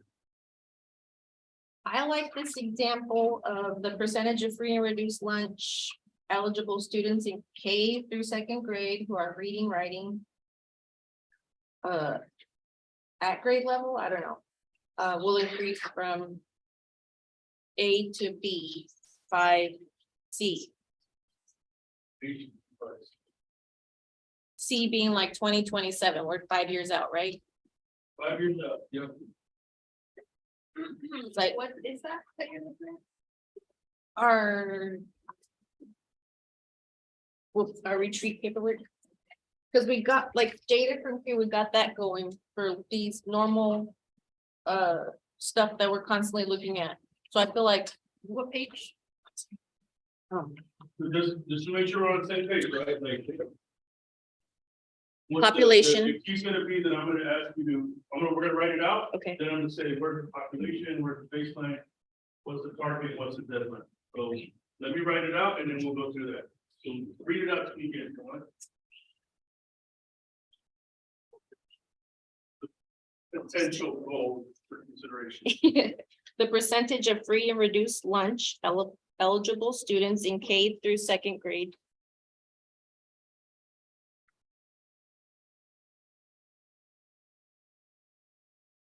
Free and reduced lunch, uh, percentage of free and reduced lunch. Students in K through second grade. Okay. Who are reading, writing. On or above grade level. I guess, I know we always look at 3 and up. Oh, yeah, 3 and down, okay, well.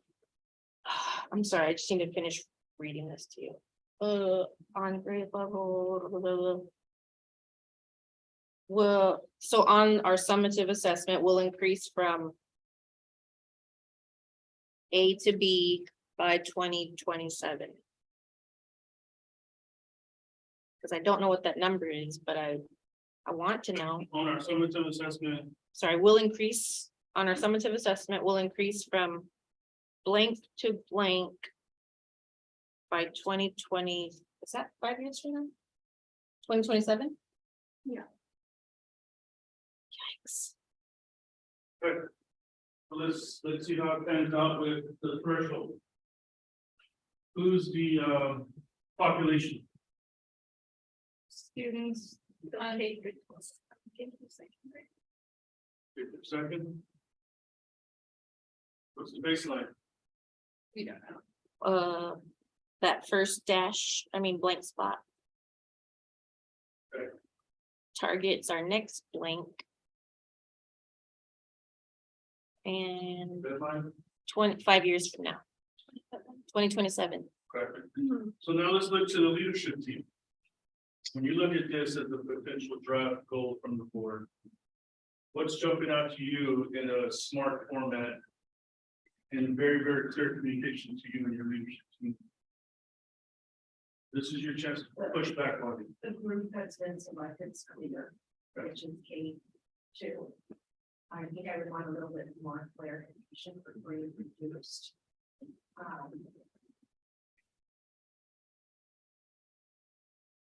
If we're focusing on that grade reduced, then what are we doing with that non-grade K two? And what percentage of? Are we changing the percent of free reduced lunch students reading and writing, or are we changing? The proficiency. Proficiency. The proficiency, so we could write that, the percent, the reading proficiency, reading, writing. So let's unpack this first. If we're gonna say free and reduced, is very specific. We're already given a population here, but you're narrowing the population even more. Question from the leadership team is a good one. What about the non-free and reduced? I don't have an answer for that.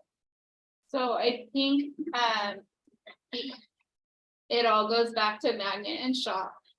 We know that Shaw is our only school that does not qualify for Title I. And so I think it came from just, again, targeting, in a way to look at what may be a socioeconomic discrepancy, and pull out those students, but open to a conversation on what your thoughts are, because we did go back and forth with saying that I think, and you can tell me for sure, that we're at like 80+% receiving free and reduced lunch anyway, so I'm not sure how many students we're even pulling out. Yeah, our FRL, our free and reduced lunch numbers are pretty high. I don't know at K2 how high they are. And that's why I'm thinking this is good, because we talk about them like they're pieces of forms, but they're actually students, and we don't know what their access to resources are. Are those our homeless kids? Are those all of our kids? Like, I feel like this, something that focuses to look there, puts us in a space to really look there and know what we're dealing with, because it's such a huge portion of our students and a big number of our entire district, really. So that was where it was coming from, at least. So that's why I didn't have an But in answer. terms of Sorry. the assessments, there is no writing assessment for K through 2. It's reading, Perfect. So yeah, then just cross out the writing. and we have the 2 measures, we have A-SWIM plus, which is our early reading measure. And we have the iReady.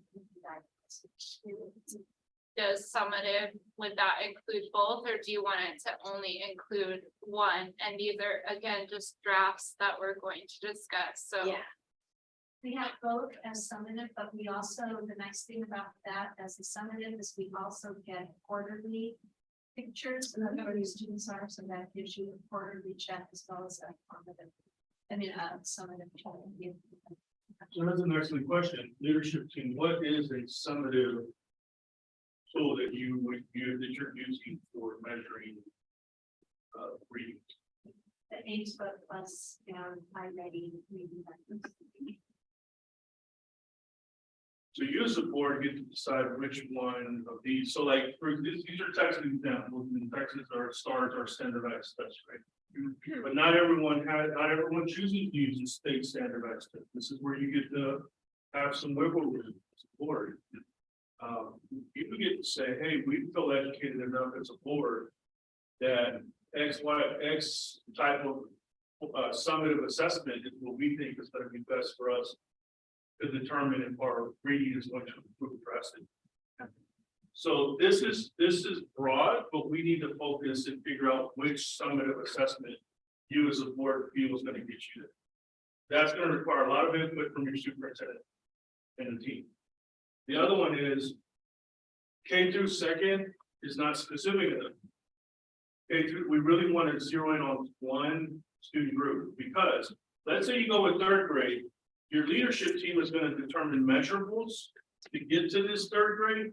They can zero in, they can choose to say, we're going to focus on kinder first, second. Give them that leeway to do that.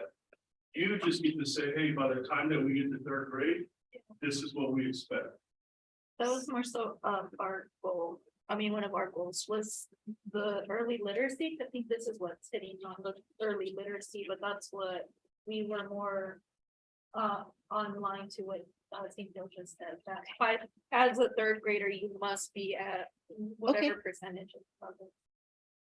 And so currently our K2 reading on grade level average is 29% of our students are currently reading on.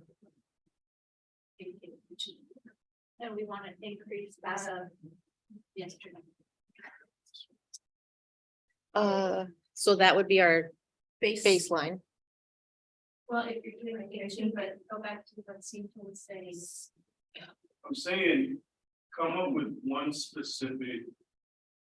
You've already expanded on the population, should you choose to stay here, but you also. If you can articulate. Oh, like you can either articulate or. your community, Third, you Yeah. can choose a grade level. you can pick second, but also then do you have the summative assessment to be able to get you that data for second grade? Yeah. Right? If you go third, right, so that's the thing, if you go third, then you're giving them pre-K through all the way to third grade. To give you some measurables. And we can provide you bid stocks as to how we're getting there through that solid foundation. This is what we're doing with iReady, this is what we're doing with Web, so you get some of the growth, and we're still on track of getting here, because we have seen through iReady that there's a pretty decent correlation between iReady and the state test.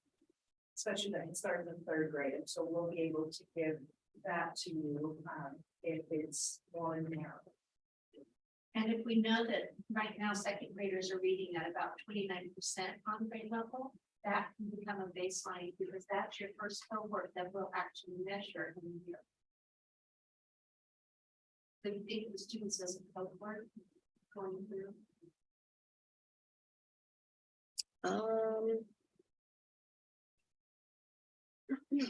So, I think should be third graders. and I don't understand enough to to make a decision. So I really wanted to focus on what are we doing before we get to third grade to kind of help our kids out, to make them stay so parents don't leave, and making sure we know where our kids are coming from. That's where I was thinking of it from, not I guess. Is that what the owner takes care of, or is that what the franchise? The first customer service takes care Well, I feel like that's why I wanted to have a goal around this, because I don't know enough of that stuff by now. And I still always wonder about that. Like, what does that look like for our smaller kids before we start focusing on this all the time? Like, what does that look like before? That's what I want to know. Let me take you back to the original analogy. You're saying, what I think I hear you say is, I know where I want my Lyft driver to take me. But I also want to know what roads you're gonna take. I also want to know, like, I want to know specifically which routes you plan on taking. There's traffic coming up. I know that there's always traffic over here. The community always tells me that there's traffic over here. I want to know what you're anticipating doing with that. Is that accurate, or? I want to know like what's being served at the buffet before I decide what I'm gonna eat. Like, I want to know, are you having caviar or are we having bologna sandwiches? So like, I feel like all I fully understand is because we have state testing go on. I guess maybe help me understand why it's not important, what goes on between kindergarten and second grade, that we just want to focus on in third grade. No, it is, of course. it's very important. So our last board meeting was focused on really changing how we focus on our early childhood programming. So starting with our preschools into kindergarten, first, second grade. The reason we do these diagnostics in all of these grades and we focus on K-12 plus is because it's so important. If we don't do that in K through second, we'll never hit the mark in third grade. And that's where I'm going with And it. that's where the reading up target is so important. But all of those things that we're doing, those are the roads that we take, those are the speed limits that we drive, those are the. So to Cinto's point, all of those behaviors are the inputs and the outputs. It's not the outcome. The outcome is really, are they on track by third grade? So that they can, so we can continue. Agreed. So whatever that number is, I want to increase it. That's Yes. fine. That's where I'm going with this, because it makes us focus on those kids a little more. Like, what do those, Right, and that's why as a curriculum department, we set a third grade reading target for ourselves. already? So, yeah, Okay, because we know that we can't hit a third grade reading, we can't hit a Okay. third grade reading if we don't attend to all of that strong foundation. got it. But if it's not like, I definitely, that makes so much more sense. So I feel like it's important, but from a district and educational standpoint, like for me personally, it comes from like a, oh gosh, Critical. So here we go. So I don't want to waste time on it, but I also, Not at all. You're Not wasting time. No, This, yes. but am I clear? Like, that's exactly what I want to increase. So that way we are much better at the third grade, I hope. So let me tell you what the end result's gonna look like. Okay, Should you go with one specific grade, which will make it very much easier for your leadership team Okay. to align systems. What's gonna happen at your board meetings is they're gonna be coming and they're gonna be telling you, these are the inputs we're talking about, right? These are the formative assessments, these are the outputs that we want to show you. First grade, second grade, kinder, all of that. And then all of this feeds to your overall goal. So at your board meeting, what you want will be brought forth to you. Because you know that you're looking at the final score here. But these are the things that are leading to this final score. So when Dr. Gonzalez is telling you that these are the cohorts. Right, you have your kindergarten, your first grade, your second grade. They are not losing focus on them. Matter of fact, they're paying so much attention to them. But to find, you want to be able to measure your final score at the end of the year, this is where you're going to be measuring. okay, And at the board, this is where you're zooming in at the board meeting. And all of this comes to here. If you do K through second, This gets really messy really fast. Okay. Because they're so far stretched, they're trying to measure everything and they're measuring nothing. So my pushback on that is let's find one specific grade that you want to say, this is where, this is our outcome, and we know how we're doing here. Every quarter. Not at the end of the year. Okay. Make sense? It makes sense, knowing that we'll be able to like know what's going on before then, yes. The other thing is we've got to have baselines, right? So if you go with third grade, question for Dr. Gonzalez and Dr. Haggard is, could we find a baseline? Should the board say we want to stay with the free and reduced? Very, very specific population. What I would want to offer is that we include our free and reduced as one of these areas that is going to be reviewed and cared for as part of our overall goal. So that we can bring you free and reduced, we can bring you exceptional students, we can bring you the subgroups, and then you're able to see where a lot of this growth is coming. Are all of the groups moving in a parallel way where they're all achieving to that, I'm gonna call it the World Cup championship, which just happened. Is that, you know, bringing all those pieces. And to me, free and reduced, that way was one element, one area among very important areas. Yeah, if you I'm go. not gonna frown on the free and reduced, but I would like to, if acceptable here, to expand it so that we bring you those fits ups with the different subgroups. We could accept it this way. I just think that the other way would get you more increase. I don't understand all that, but I was going for that population because it includes our homeless kids, our kids in transition, the ones we might get from a group home, and they're gonna be on next week. It also gives us, I know that free and reduced spot is like a lifeline for our families, so they're gonna fill that out. That data is gonna be probably great, but I really don't know what it entails, so that's why I was thinking that because I really wanted to like clear a picture of what our free and reduced population of kids looks like, broken up like that. So if it sounds to me like that's all included in what you're proposing. Can be, but I also want to be very mindful and respectful of that immediately. And so again, I don't frown on it at all. I think It's an immediate need. What do you mean? what we need right now with the free and reduced, like we want to have this, that's where we feel our target needs to be. And so that's what we're saying with our goals, that this population in third grade is going to be what we're going to be targeting. The others are going to get done as well. But when we're giving presentations, we want to make sure that we're being specific to what our goals are. There's pros and cons of being very specific. Pros are that you're likely to get some really good results here. Cons is that if you restrict her and all of the campuses, right? If everyone's focused here, then what about all of the other student groups that are not mentioned in here? So you could have a negative effect on your school system because the group that you're passionate about, that you really respect that community, there's other communities as well that are no longer part of the conversation because you've been you've been so specific. In some districts, right? I mean, that worked. It's up to you. That's why you're the board. Well, What I think she's describing to you also is that if you give her the ability to be able to bring you not just the free and reduced data, but all of the other student data, your progress monitoring reports are going to be disaggregated. And that's when you get to ask those questions when you zoom in. Oh, I'm noticing that here we're not making gains. I'd like to have more clarification on what are the inputs and outputs. I'm noticing here with the exception of students, we're not making any gains.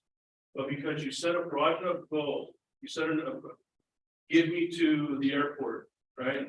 My time tracker here says that I'll be there by 5:30 p.m. Figure out how we get there. Tell me that we're gonna get to the airport by 5:30, my flight is at 6:10, right? I gotta go through TSA, all that stuff. the broader, the better, when you also lead into your progress monitoring that comes after you set your. I get the understanding for wanting to be specific. Perfect. So if that's like done elsewhere or whatever, yeah. that makes perfect sense. That is 100% gonna be done else. Okay, so are we just choosing third grade then? I would say. But that's where all the rest of our other goals. I know, that's the thing, this game with our data, it's going to look, that's what it's gonna be, there's just not like a lot of, and with it being student outcome goals, even though I know that I feel very passionate about all of the things that go into that, like. But we're a school, student achievement and data is the ultimate goal, like regardless of all of those other things, it's the data. So, yeah, so that's what it's gonna be. Your guardrails Yeah. will be the opportunity for you to address those Yeah. topics. Okay. All right. Social emotional well-being, any of those non-student outcome data conversations, you get up to 5 of them. So let's say that we reduces the guardrail you want to explore. Yeah. Right, like superintendent shall not, and then specific to that student group. You only get 5. That's- Oh, no, I'm sorry, I was just stretching. You're supposed to stretch your hand. So Jessica, you said third grade, but you want to explain why you and Reggie put that up? For the third grade, cause that's what, yeah. The data. So our baseline for third grade is 28%. But we don't have that broken down into our FRL. Right, but we're Reduced lunch. crossing out the free and reduced lunch for this school, correct? But we're And- still and gonna going get that to include it in that, But we'll still gather that, yeah, but I can't give you a baseline yet, granted, but I'm gonna write this thing. yay. Oh, We're just drafting. Well, we're still trying to technology. that's a better idea. With 3 to 5% a year, is that the correct, remind me what we expect to grow per year, is it? Go ahead. Okay, so technically it would be 3 to 5%. That's what our historical rate Yeah. has been. I don't want to settle for that, but I would say 7 to 10% a Per year. year, Yes, okay, yeah. I know that's ambitious, but I really believe in what we're putting into place. I call it 7 to 10 with grace. What that means is that I did 7. I know Alicia's gonna be like, are you insane? well, I mean, where has that been done? Show me where it's been done and how we can. Like, because I don't wanna promise to our community something that is, and as a parent, I'm gonna hold you to it. And That's why but I we're also checking don't, quarterly to see, is this really working or not? and So then are we can- gonna adjust the percentages? Yes, we have to. Okay, 5 to 7, I think would be safe. okay, And Brad would tell you that that's an ambitious goal for us, because he did, we Yeah. have to do the projections, we set our goals. right. Okay, I don't ever want us to settle, and I feel like we are building systems and we're building programs now that haven't been in our district before.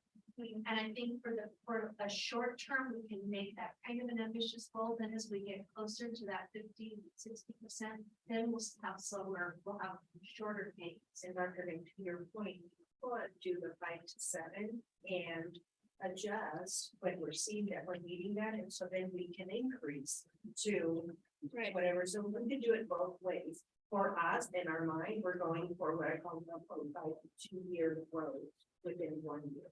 okay, Because per teacher contract, you are gonna owe a 1 year's growth, and so that's almost a given per se. But then if you go that 1.5 or 2.0, then we're pushing ourselves a little bit more. and then 5 years though is like, as our kids get higher, it gets harder to maintain that growth, so. Okay. Agreed. So the question is, let me go up here too, because we're going to order, then what summative assessment exactly are you going to use to measure as a board? I think we should use the AA. Yeah. Or, Sorry, that was the customer service person, not the owner.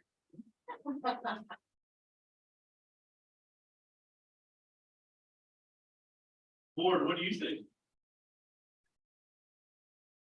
That's different than Ames Web Plus That'll be the formative data that will show you to see it for. before we, Predict. okay. Okay, So is this 29% on that, is this? So then now the fun part, where do you think you could be at in 5 years? And actually, I'm sorry, it's 28. 28%. So could we play both scenarios out? The 5%, the 7%, and the 10, the 10%. You don't need a Jill on the board. Yeah. We will have 1% here. Correct, but we can Yeah. play all of them out so that we'll. Yeah. We can see what each one. For sure.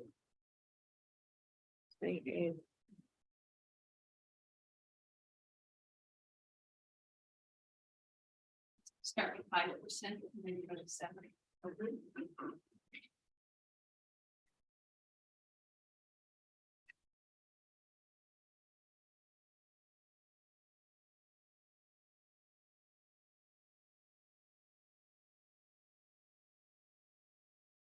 And so are these 5 percentage points or 5% of minutes?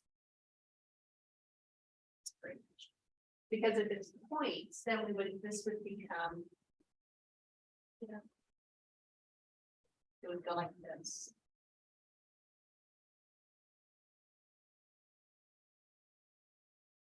I think.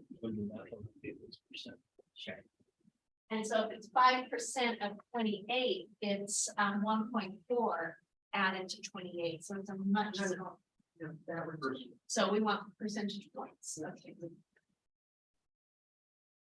So we're at 28 still.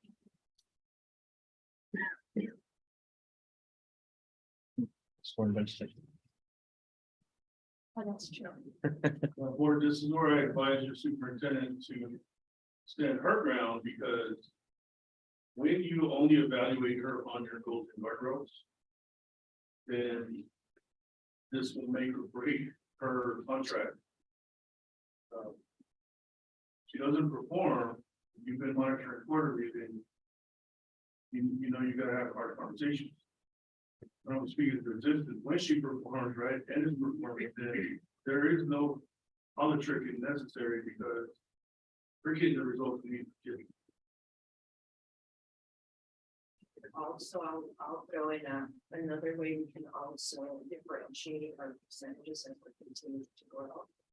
So in other words, we start with X percentage, we'll call it 7, and we hold on to 7 for 24 and 25, and then we pick up to however it is that we want to do it.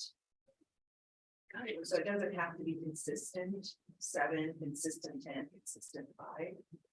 We could play with that. We've done it different ways. wow, this is like so much different than any other goal setting I've done. I love it. I'm serious, like, it was always, well, whatever, however it was, but this just threw me for a whole loop. I was thinking 5 plus 28 by 2027. None of this like by year, absolutely not. That's not where I was going with it. I was going 10 to 38% by 2027, not 68%, like, That's why I wanted to have it laid out, because it builds a different type of excitement, but it also builds a different type of accountability. Let me speak on something that I've noticed. It's you're not unique to it. Your state average is 41%. While I get why people have been conditioned to view it from that perspective, and I hear that at every board meeting I've been putting in Arizona. And I am the Genesis mindset. We're gonna blow past that. Because we're gonna be the example, not only for the state, but for the country. Because I am not being restricted by social constructs. I'm not being limited by that. You have a leadership team who's actually putting up bigger numbers than most leadership teams dare to put up. that's why I'm really tripping out right now. I really am. I was like, wow. I know we can.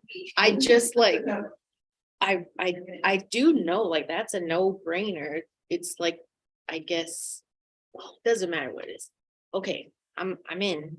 I'm just shocked right now. And I think, and the reason why I bring the combo platters, what I call it, is because part of our reality, and I trust in what we're doing, and I trust in our CNI. I think that the part that I want to bring us a reality is how we're continuing to work with systems that currently impact some of our outcomes, and I call them year 1, year 2, because we're pushing academic success, but we're grounding certain things that should be behind the scenes, and no one should even think twice about how certain areas or certain departments work that are also taking some of our time and energy as we do this competing piece. And so I'm confident that, you know, as we continue to build leadership capacity, we are going to be at a place where a higher percentage is going to work out. That's why when I say when we go over something with grace is what really makes sense. I'll give an example. We've been working very closely as cabinet and our finance department. And so that takes time from that area so that we push, because if this was already behind the scenes and we didn't have to put any time with how the system that we needed, your cabinet would be in classrooms, doing walkthroughs, doing really pushing that engagement, that creativity and that problem solving. But because this right here is not where it needs to be yet. Yeah. I want to bring that piece as well, so that when you're out speaking to the community, they don't have the details of the behind the scenes that also take, you know, that time and effort. And I want to set all of us for success as we look at our academic. Or 2 board members, what is your reaction to a percentage that you could put in that question mark? And then let's see what your leadership team response is. So we're picking, well, never mind. So what's your end goal? What do you want to? By 2027, what number do you want to land? 68, of course, but I'll say, like I said, I was at 38. So to jump from 38 to 68, it's not a leap for me to do it. It's absolutely. Absolutely. But again, like, I don't know, like I'm doubting my own like understanding of what I'm really asking for, even though I really want it for our kids. Because I am always of the hope that we set things up for success. So I'm gonna start at 68 and then be okay with where we go, because we're gonna aim high and then agree where we agree.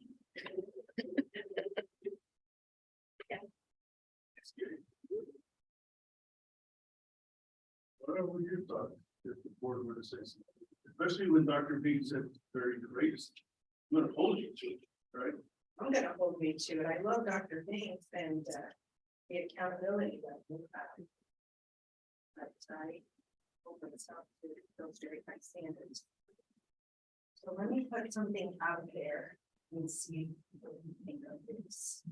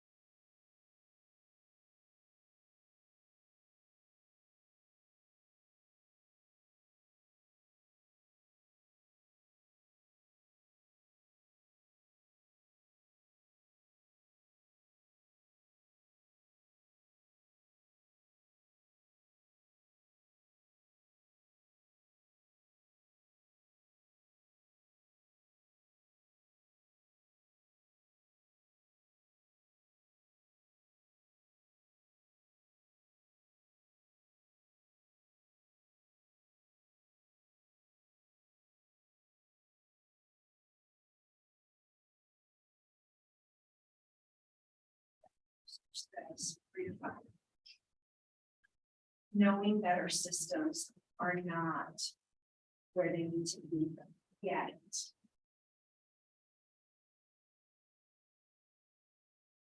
And knowing that we could adjust.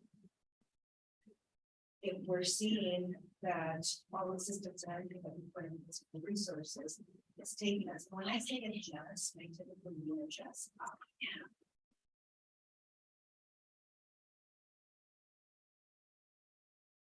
Notice how it took us beyond. No, I would say it's a hybrid model, right, which. Absolutely. So what would 52 look like for you to go from 28 to 52 in 5 years? But also grasping and understanding that her model is, that's what it would look like moving forward. +7, +7, +7.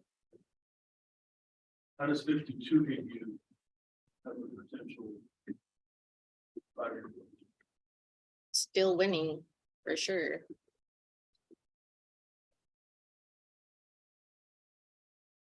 Let's go over your thoughts.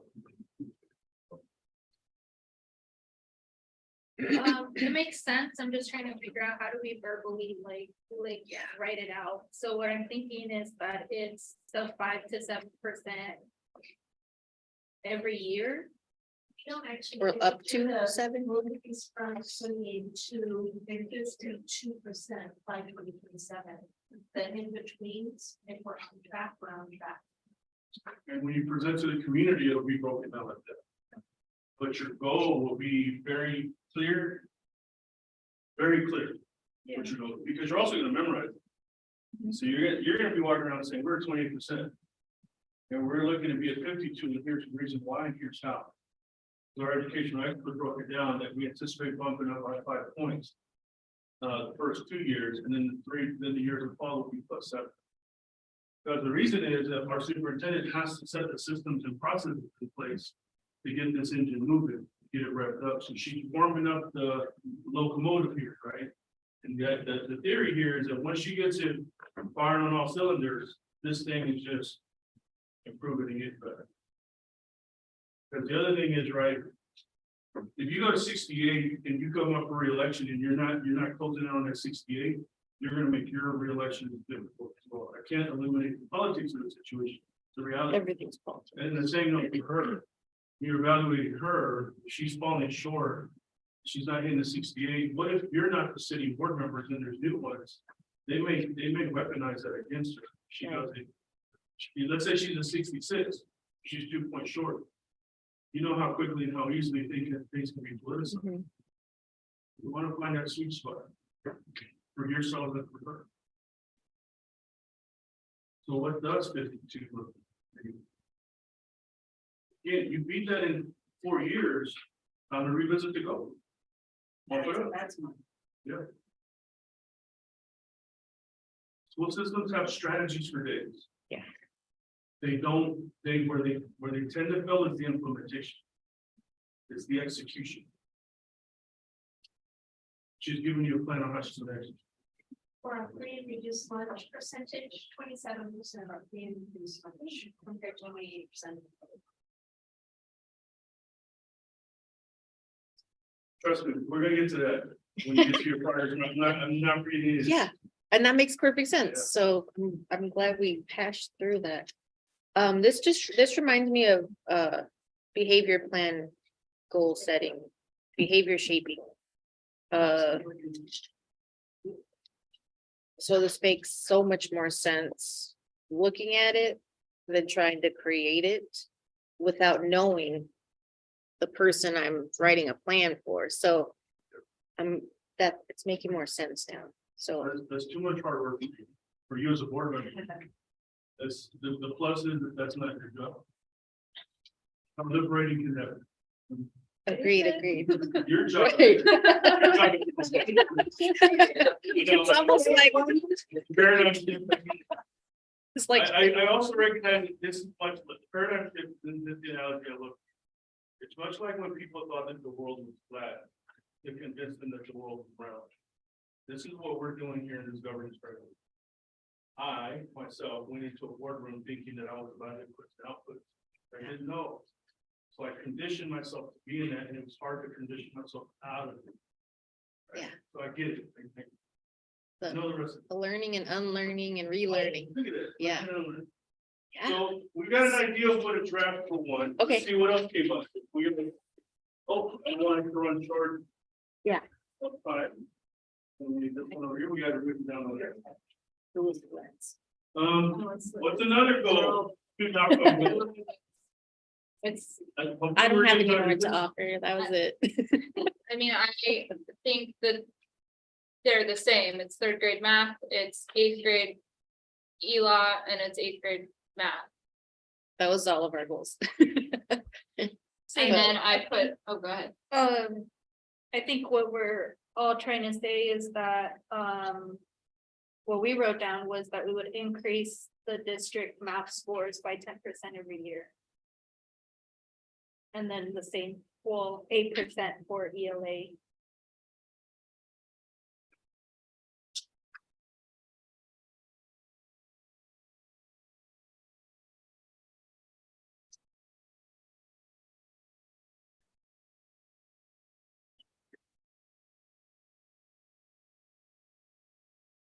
So third grade math. We're talking about ELA. Yeah, Yeah. Third grade. and eighth grade for both too. Well, Yep. didn't we just do third grade ELA? Yeah. Yeah. I want to make sure I captured it. Oh, yes. And then what was it for? Eighth grade math, eighth grade ELA.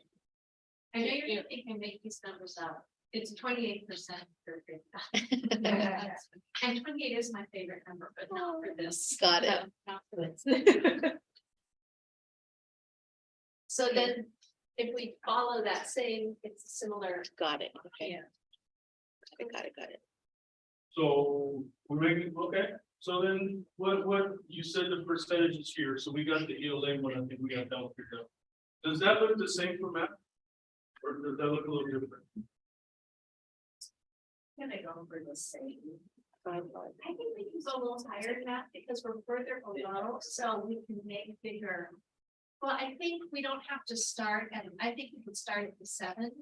Oh, I guess we did that in the bottom. Yeah, we did. And again, it's not so much that I doubt the 7. But It's yeah, I that think the if we systems, yeah. like I have to keep us with that balance of. I need to have our systems to be silent in order for focus. And when I mean silent, I don't mean hide the problems, I mean address those needs that we're getting super close to with the individuals that having the opportunity to bring on board as well.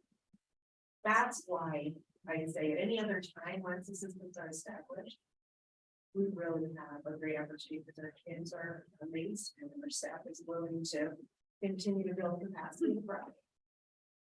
How does, so these are district-wide goals, but how does that look like in the classroom? I'm a teacher, I take the district-wide goal. But then I have a student population that can be.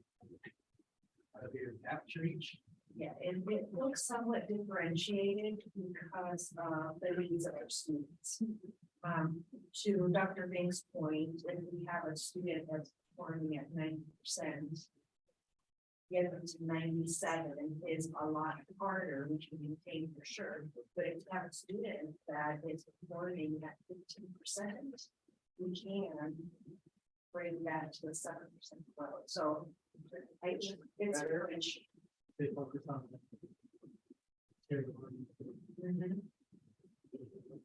Well, and it allows us, if that becomes our goal, it allows us to identify where there are greater needs and then funnel those resources to the place of greater need.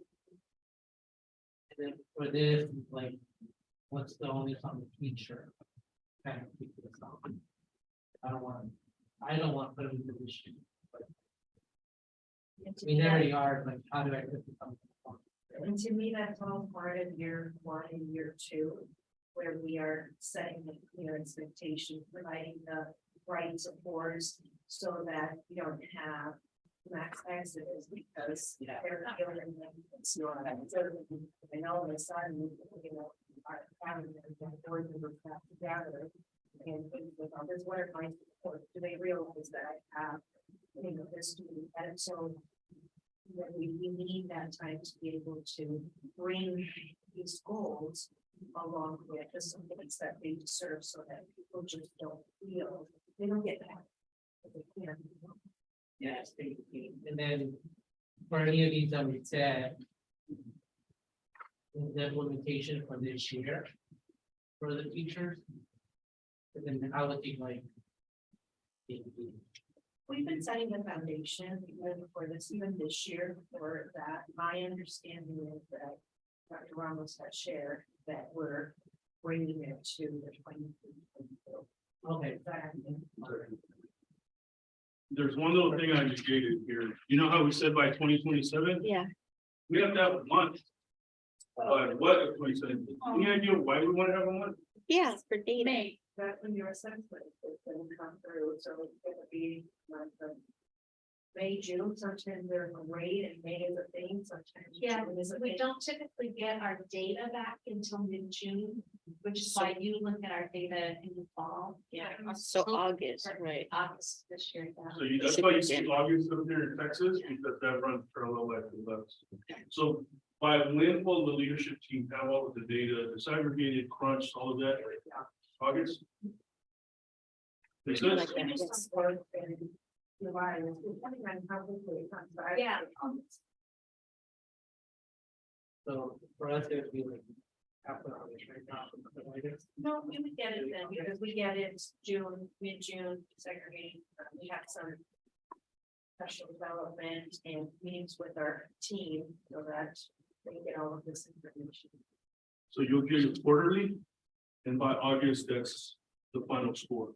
So you'll know, and that's why you're communicating to your community, right? Then you understand that by August, para agosto, ya sabemos todo. Yes, we'll have the data. Well, each year, well, quarterly you'll have it, and annually at the outcome of every year, you'll have it. No. And that, when your two-way communication, fast forward a year or two, you get to celebrate and show that you as a board are really focused and look at these games. Yeah. Is that something that the schools already, can we communicate that in the newsletter? I mean, all avenues, like website, but. Yeah, matter of fact, because I think communication might end up coming up in courtroom. And even if it doesn't, that's, that's something she and her team are gonna be working on. So absolutely, you want to find so many different ways to communicate. That's true accountability, that everyone, your community, your students be part of this. Yeah. Your teachers, your unions, like everyone gets a chance to look at this. Because the accountability is in front of them. So the question is, if we're gonna mathematics, where are we currently in math? For math, Yes, third grade math. third grade math, so 28. So 28%. same as our- So the question is, board, where do you want to go? Where do you believe you can be in 5 years? And if you don't know, you can ask your educational expert. Math or English? Oh, Yeah, ELA. so so this is what we did. On the last one, we said if we're 25 and we follow this kind of a pattern, by 26, we would be at 52%. And we did, what did we agree on for reading? That's what we said to reading. Was, okay, 52. The hybrid 5, 5, 7, 7. So at this rate, we will pass the state right here. And then 27, we're gonna continue to really pass. Slay. Okay, so this is for the ELA again? Yeah, so this is ELA, but our numbers for third grade math are exactly the same as our numbers for third grade reading. But you were saying math is a different approach maybe because of Our numbers I was are lower? thinking our math, but because they're actually the same in third grade, our overall math is lower, and when you get to eighth grade math, you're gonna see why our overall numbers are so much lower. Okay. Good to know. So we're on 8th grade ELA right now. So That, yeah, no, I think we're still. in So third they grade. there we are. We're about third grade. Beyond grade level. It's good. This is That getting correlate with that? 52% be on grade level. 2027. they would be about 42. This is your third grade math The third chart. grade math. This is eighth grade ELA. Oh, Third grade math and third grade reading are exactly the same numbers. oh, okay, sorry. That's why. That makes, okay, that's where I Okay, lost the line. And our pre-introduced lunch numbers for third grade are 27% proficient versus 28%. okay.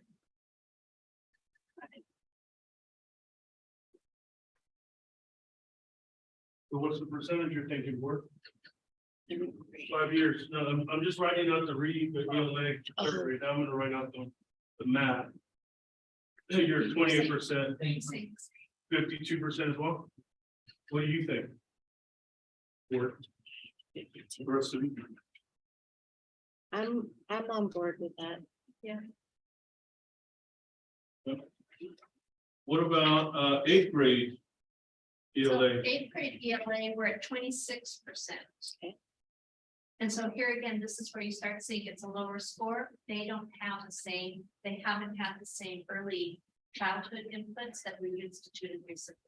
Well, and maybe I missed it then. So, right, so the third grade, you went with 7% increase, 5 to 7.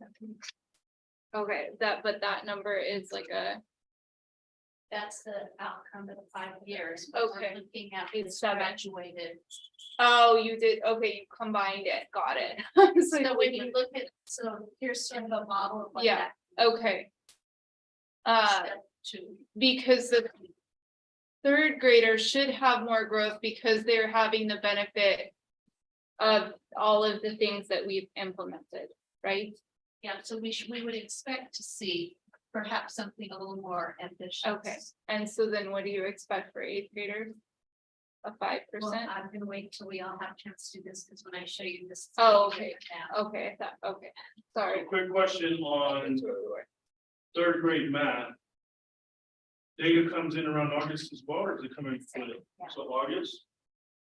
And measured by what? By also ASA? by AAS.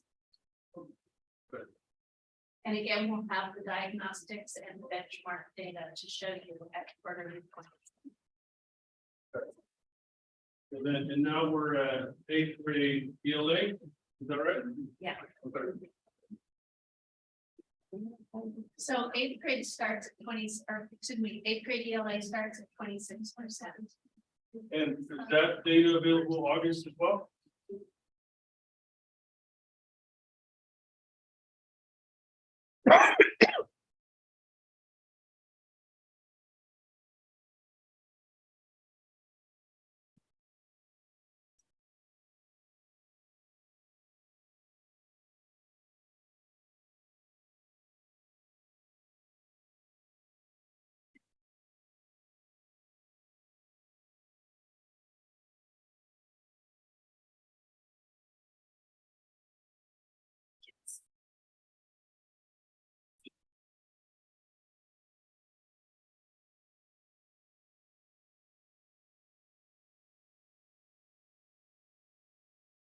Should we say reading? Well, the test is the English language arts, so it's reading, but it's also, that involves writing. So what do we call English language arts, the ELA, What percentage, I'm sorry. 26%.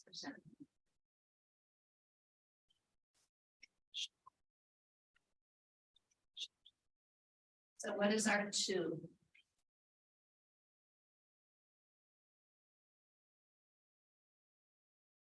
AASA.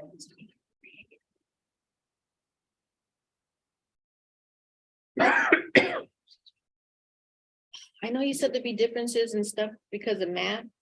Are there any differences and stuff to consider for ELA?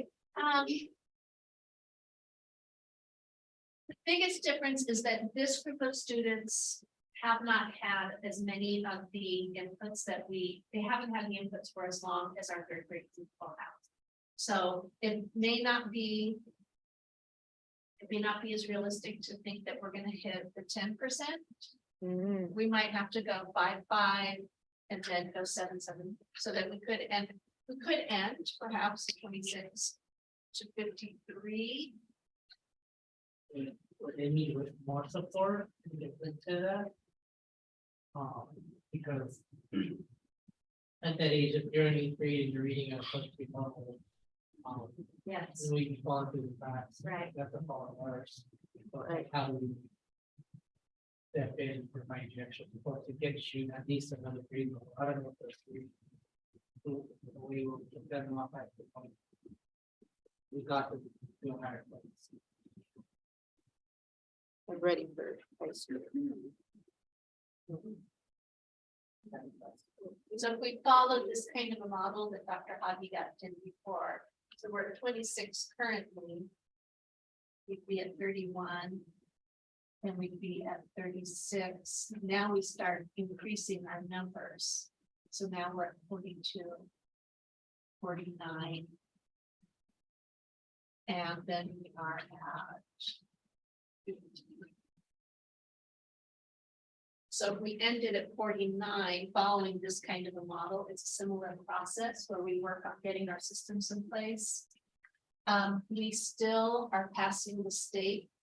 For eighth grade, we're actually passing the state again in this area. Same, because it's 41. It's like 40. Oh. For the state, yeah. Okay. That was gonna be my question, so thank you. The other way to frame it is if you get in at 49, and you start at 26, you only double. Yeah. Or gonna be how you frame it to your community. Right. Say that again, and you start. 49. Because you're at 26, and let's say that 49 is your goal in 5 years, and you get there, We've let me almost speak it into existence, when you get there. You get to say, during our tenure, during our time, we got so focused and we aligned our whole system. We almost doubled the success rate we're seeing. What are your thoughts on the number? 49. It put a little extra on what we saying. But I didn't hear it from the experts. Right. I just know that that's the last. If they're leaving on our hand, it's like, we didn't do the justice by getting to the wire. Situation, but that's like putting on in whatever we can.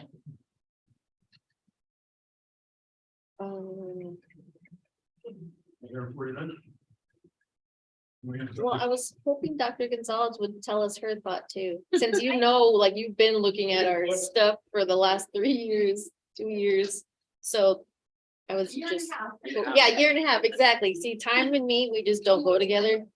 It's, Feels like 5 I'm years. time That's blind for, good. everything's fast for me. So I don't mean any disrespect. No, I think 49 is very reasonable. I know we are personally gonna be pushing for more, Okay. but I think 49 is reasonable. I also think if we're really hyper focused on our early childhood programming, that K through 3, that's gonna take a lot of resources. So being able to bifurcate a lot of resources going into early childhood and then a lot of resources going into the middle years, high school ready. It's gonna take a lot, so I think 49 is a reasonable goal to set. But no, we're aiming for more.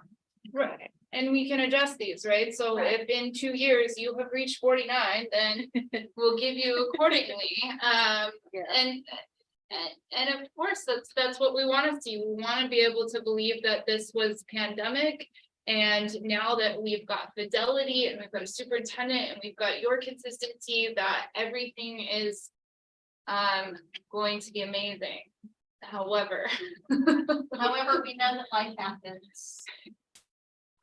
And we've got a teacher shortage, Mhm. so.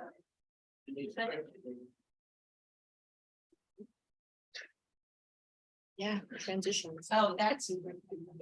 Yes, yes. Oh. Why did you just Oh, break my see, recommendation? I- Swear. My God.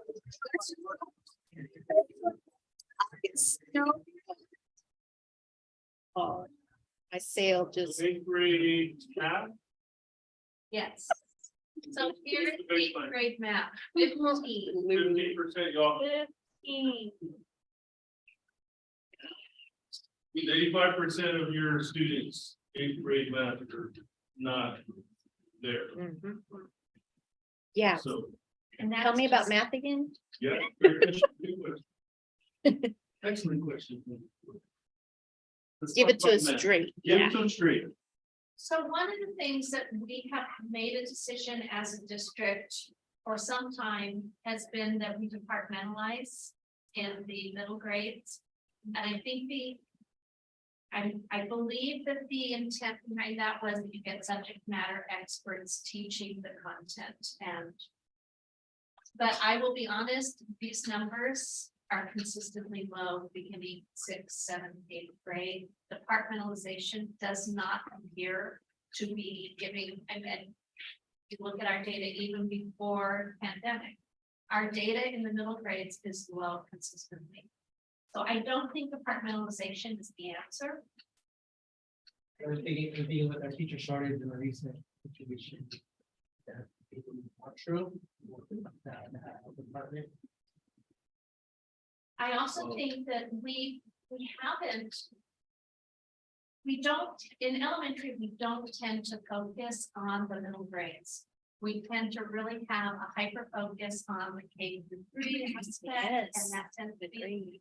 So part of our curriculum goal is what we're calling a strong and active middle. And that's that 4th grade through 8th grade and really increasing the types of experiences that our students get. So the makerspace, for example, at Hurd, bringing Gen Tech, bringing in outside entities to help us really give kids hands-on, minds-on types of learning environments that challenge them, but also give them the concrete skills that they need to pass an AASA. But we're just at the beginning of that turn. So I don't think I think it's gonna take us longer, as much as I hate to say that, it's gonna take us longer to set that foundation. But then I think we're gonna move really fast. So do you think we need to change our goal from 8th grade to be from 4 to? I'll tell you why I think we have to stay focused on 8th grade. 8th grade is where they're getting ready to go to high school. And if we're not preparing them to be high school ready, we're falling short. And I think it's a good goal for us to have in our mindset. I just think it's more realistic to perhaps go 5, 5, 5, 10, 10. Okay. Because I think it's gonna take us this long to get the foundation set.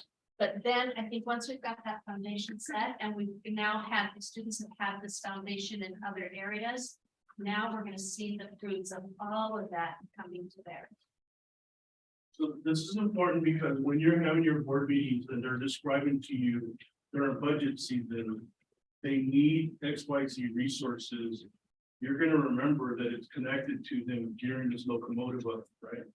So if they're stressing to you, like if you don't approve these inputs and outputs that we need. And if you vote it down, right, you may have good reason to vote it down, but if there's not clear communication as to how this impacts the whole system. Those are the behaviors that some boards unknowingly do damage the school system. But because we're creating a relationship, we're building trust between the leadership and the board. They are now going to articulate to you during budget season. This is how these items are going to impact the goals that you are putting together. Makes the conversation easy. So, Dr. Gonzalez, I'm hearing you said 5, 5, 5, which is clear to 25 and 20, 25, and then 10, 10. And then, yeah, so if we play this out like we talked about here. So we go 15, 20, 25. Now we add 35, 45, and by the last year, we're at 55. So as a board member, when you're communicating in your community meetings, they're gonna say, well, how did you get to 15 and 45? I'm glad you asked. Right? Our administration explained to us that we are not very strong in this area. And they admitted that. And so we are working as a collective team that they are going to begin to put, they've already begun to put the systems and processes in place. We anticipate a 5-year bump for the first 3 years, and then the last 2, when we really get things moving well, we anticipate a 7-point bump. At the minimum. I went to a really good presentation at ASBA with Gadsden Elementary that had, oh man, just a great program for middle school kids. So that gives me hope that I know it's possible. It's literally just getting there. So I really appreciate the approach and where we're at with it. And that framing, again, if we get to 45, we've tripled Yeah, our performance levels. triple. What about framing? Yeah. Yeah. It just feels really awful to hear and still plan for our kids to be failing, but No, it's a pit. It's a pit in my heart. Right. It's not a pit in my stomach. It's a stone in my heart, but it feels like. You want the blunt version? Sure, always. The blunt version is boards that are not laser focused and fully present. Continue these patterns. Yeah. Because of the lack of focus. The storyline for you to tell is because we did lean into our role. And we became present and we're learning our data and we're monitoring our data. Those things are over. From this point on, what you can expect from this board. This type of work. And hold us accountable because then we're gonna hold us to the accountable. That's how this whole thing's supposed to. Right.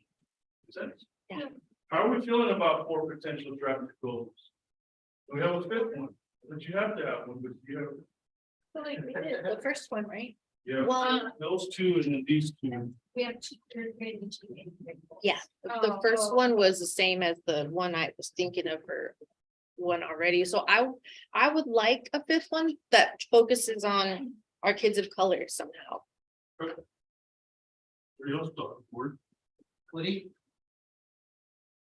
I don't know. I just know I would really love something to really boost those babies up. Well, I hate calling babies, those students, those future leaders up somehow, so they know we are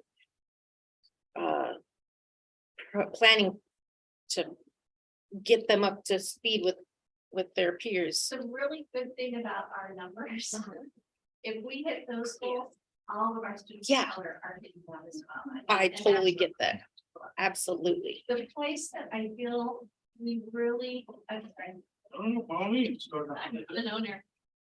SME. We need to focus on our ELs because of a lot of different changes in our systems outside of our district. Nice. So if we can focus on ELs and really shoring up the types of supports that we provide for ELs and ensuring that we are moving our ELs through the progressions of a language acquisition. That is a really important goal for us to hit, and that's a group of students who don't traditionally get supports and who are in danger. Speaks volumes. Dr. Hoppy guys giving me the thumbs up, so I still have a job. This will be. Doesn't have to, I understand why, but. Like, special ed or. That's a great question. Our special education is a group that we're keenly focused on. They have federal protections that help us to make sure that those supports are in place. ELs do not have that, and it's always in danger. and their scores are included in these scores. The EL proficiency rates are an entirely different data set. And a different test, yes. Yeah. Okay, well, we're thinking, Yeah, going back to your comment earlier, you're gonna see changes in how we're approaching ELLs in ways that are gonna be very threatening. They're gonna be state rules that are going to challenge them. Yeah. And so it'd be more important ever to really hone in on that group of students that will be under threat.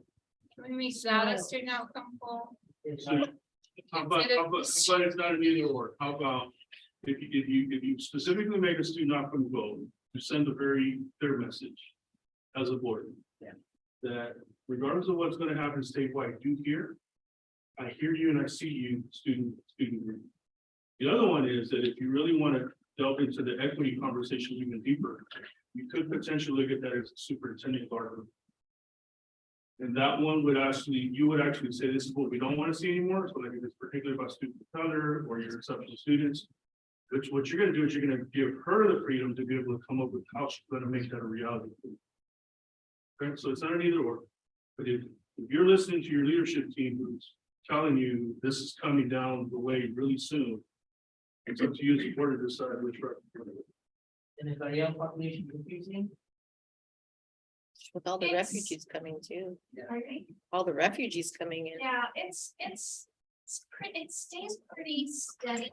However, I do anticipate with our refugee populations increased by 100 students in the last year. So I do anticipate we're gonna have more refugees as the world. Yes. Yeah. I thought it means people that have to be more.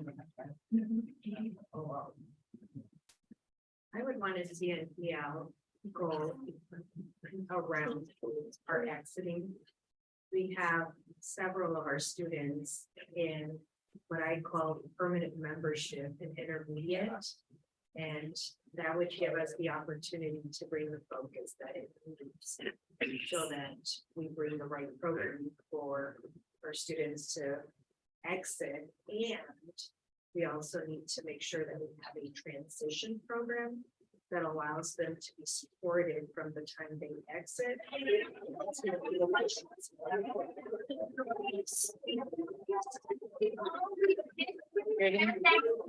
Sorry. It's my fault. I didn't know that was an automatic. So, again, whether we make it formal or not, it's something that I have a very high level of interest along with my team to make sure that we're not continuing with that permanent membership. That's what it ultimately is. And a student that was born here, that comes from a household that is bilingual, should not spend preschool through 8th grade as a EL student. It just should not happen. So there's room for us to build capacity and grow in that area. It just should not. Yay. And so there's a period that they're staying. Short. We would be very intentional, very strategic about their stay during the EL time and make sure that we have the progress monitoring that they need. And once we're able to do that through the language proficiency, the language acquisition, then we'll start to see them play a huge part in what we have on the board. But until then, we're not doing what's right by them to put them in that midst when the language isn't in there. I'm speaking now for both as a professional and from personal experience. It's great to take state tests that you know, much of the language. I looked at everyone else, they were doing their thing, and I'm like, at the time the circles didn't even matter what I was circling, other than for math. Math, I was able to maneuver my way through it because I could just kind of decode it. But any other test, it was a waste of my time, to be quite honest, when I don't have the language. I'm gonna share a video clip about how we bring this message home to Texas. To kind of get us in a little bit of the feeling space think about. I don't know all the things in Arizona, but in Texas, there is support statewide, there is support from the TA, the Texas Education Agency Commissioner. I want you to watch the video to think about that this is the student group that we're potentially thinking about doing the program. You're gonna be talking, but that's all right. You just bring it, there's no right, Cameron. Yes, please. Okay, great. Everyone listen up. So we're gonna want to work all we get from answer the information in the story, okay? We're gonna go ahead and factual test, since that's the accuracy test. Oh, that's good. Put up. We're gonna read. You gonna read? First on page 3.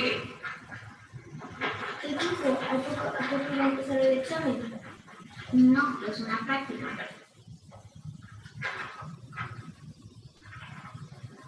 We're going to take notes from the story and we're going to turn it into a math problem and we're going to walk through it together, okay?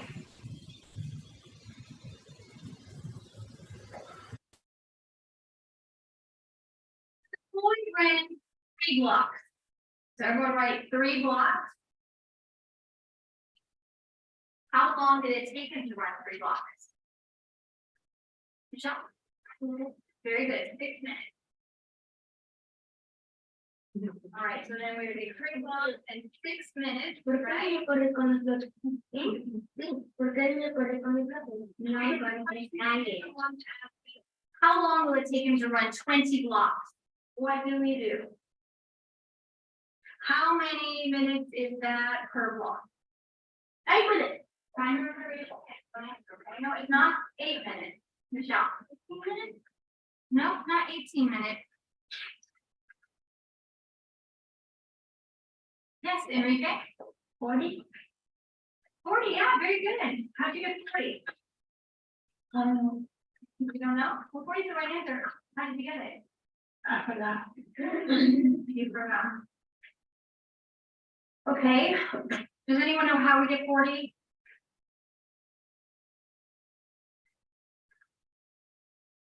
Yes, myself.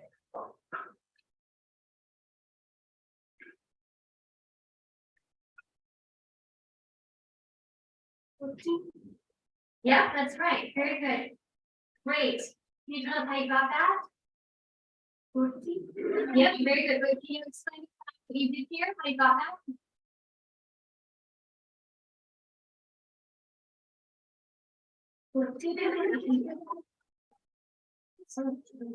Joke?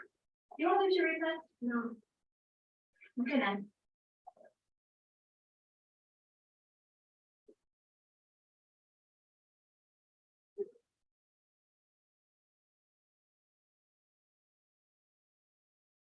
Thank you.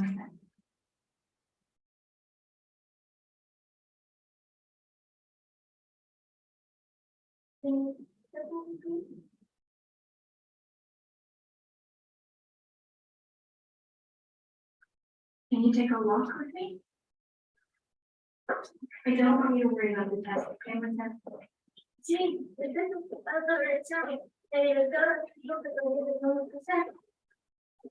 Just try your best, okay? Do you understand? Not important. sí, sí, importante.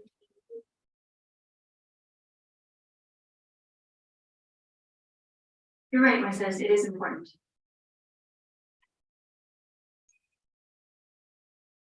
With little e, including the math and stuff. You decide to do something with this student group, right? Think of all the things, the support systems that they're supposed to have. Think about how in Texas, I get to say that we have resources that are specifically dedicated. If you end up in a position where you're statewide, you don't have those opportunities. You might want to put a role to send a message throughout your entire system. So what would that look like if that's the case? What are we always been no kind of a baseline. So baseline right now, going back to our data back there.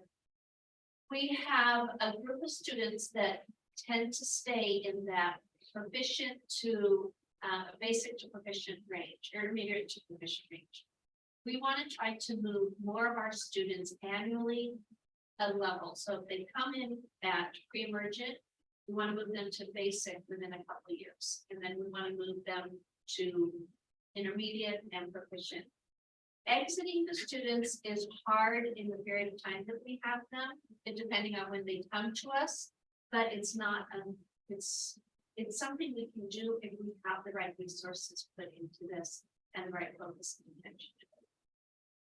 So because the state doesn't provide a lot of resources for ELs, the state does not even break down how our ELs perform on the state assessments versus how the rest of the state performs.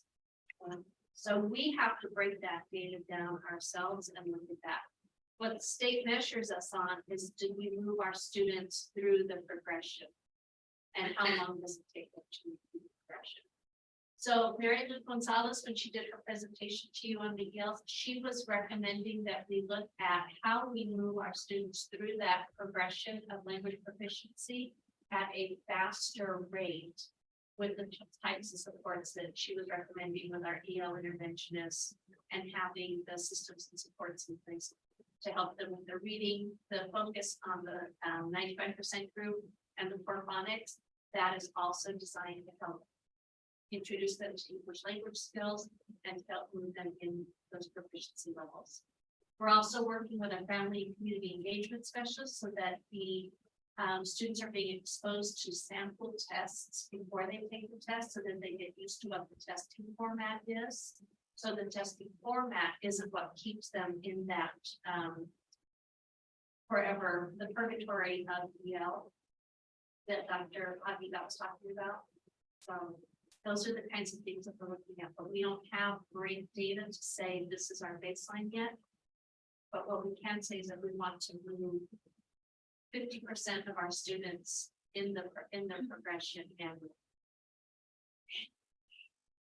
Well, we have to have a baseline though, so what would that be? Just what our state numbers are already? We could, but what I was gonna offer, and I don't know if there's anything such as this goal, allowing us to collect a solid baseline, because again, to your point, we do have what the state gives us, but we need it more broken down so that it could build the reality that we need, and being that the state has a different level of investment in this group. Could we set a goal that our fifth goal allows us to collect that data and to be intentional, and then starting next year when we're revisiting and looking at these goals, then we can make it what would make sense as part of what we're doing. I don't know if that's even a thing. So we do have a baseline for passing AASA. That's 20% of our ELs passing AASA. But Mary Lou's recommendation was, rather than have it based on passing AASA, have it based on the percent of students who are making progress through that progression of intermediate or basic, emergent, basic, intermediate, proficient. And that's the Acela that allows us Acela. to have it. And so I don't know what that would look like. That would be, The question I have is, could you all gather enough data for a baseline? It doesn't have to be AASA, right? And No. and because y'all are, look, I mean, let me just speak in knowing that we have a competitive group of human beings in the room. You get to set the new mark and the new standard for how you wanna measure this student group, this group of students, right? So I would absolutely encourage creativity and innovation in this goal. The question is, could you all come up with some type of summative assessment to recommend to the board for measuring purposes, to have a I baseline? think the Acela is gonna help us. I think the Acela is gonna act as that summative assessment for the levels that we're measuring within that pre-emergent, emergent, basic, and so on and so forth.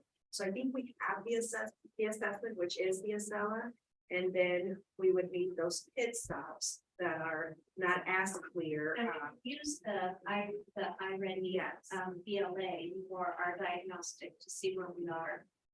Because again, remember, it's based on the growth of the individual, the diagnostic is, because everyone is at a different level. So we can see how many of our ELs are making growth quarterly. And then that can be our goal to get them through those different levels of efficiency on Acela. So this is not out of the norm that we would not have a drafted fifth goal, especially when you're going to be the trendsetters for something like this. So what I think I'm hearing is, let's give your leadership team some time to sort this out. We can sort it out together. And then get some baseline data and then potentially come back. Now, I think it's gonna be obvious at 2:35, we're not gonna get it all done today. So the implementation timeline is adjustable. We'll go ahead, right? Well, what I was gonna propose is, I know that you'll have an opportunity just with the board. Yep. And so while you're meeting with the board, we can see as a leadership team, how can we shape this so that when we come back together, we have a draft of the bid and then present it to you and see if it's something that you're able to support or give us some brainstorming on that, and then you're going to do both at the same time. Great idea. So I can tell you, so what we had set for our curriculum department, if you want to write this down, so is that by 2025, we will increase the number of ELs, increasing proficiency levels on the Acela by 30 percentage points increasing from 40% increase in proficiency to 70% increase in proficiency.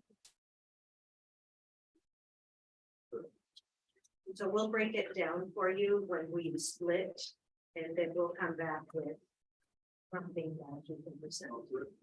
And I have a question about EL or English learners, English language learners.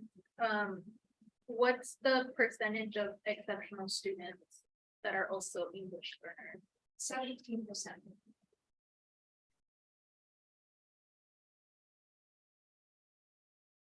Question. Again, as you're monitoring, the data will be disaggregated for you. So that you're monitoring those. Very good. We're ready? Transition? Yes. Questions or thoughts about potential draft goals? You clear on how we got through over here? Or we'll have more time to go back and after this. Let's transition, if we could just meet with the board. We're gonna transition to board guardrails. That was fun. That was like a mouthful to swallow.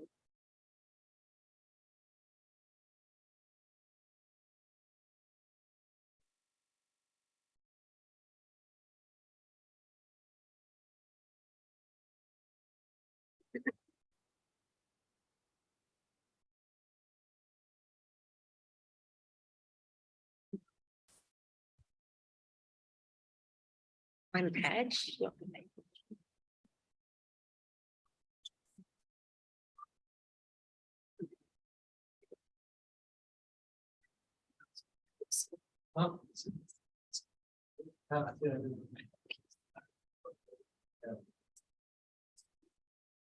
It's all good.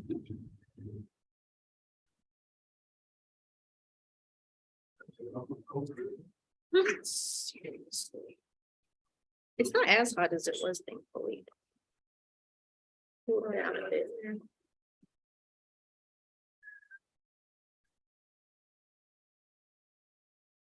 So I'll begin what we're supposed to now. Board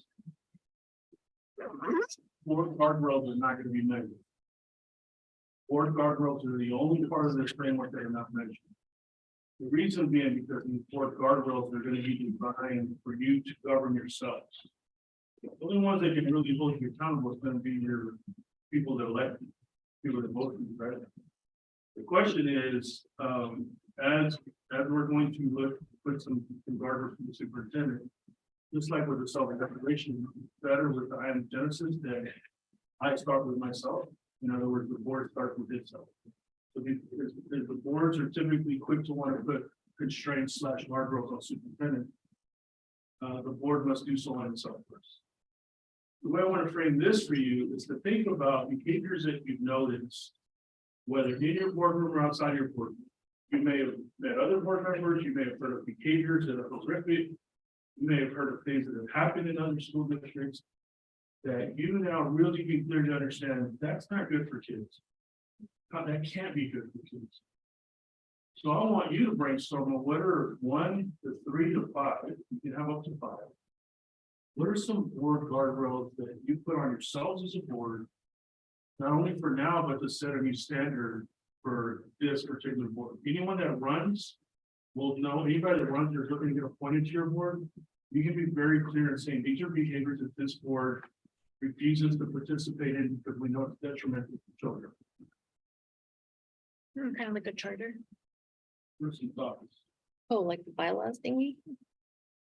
These end up looking like agreements, right? Like this is a living, breathing thing that if one of the 3 or 1 of the 5, I reach my integrity on one of them, I hope that you call me out. Doesn't have to be publicly like, hey, yo, you're breaching that. Yeah, Right. don't Facebook, don't. This is more of because we build trust, you build trust with the board, right? You collect the proof. That perception that you described, Dr. Meek, that's also that is a reality that we continue to work on. So I'll give you a quick example of what some guardrails are in other school systems.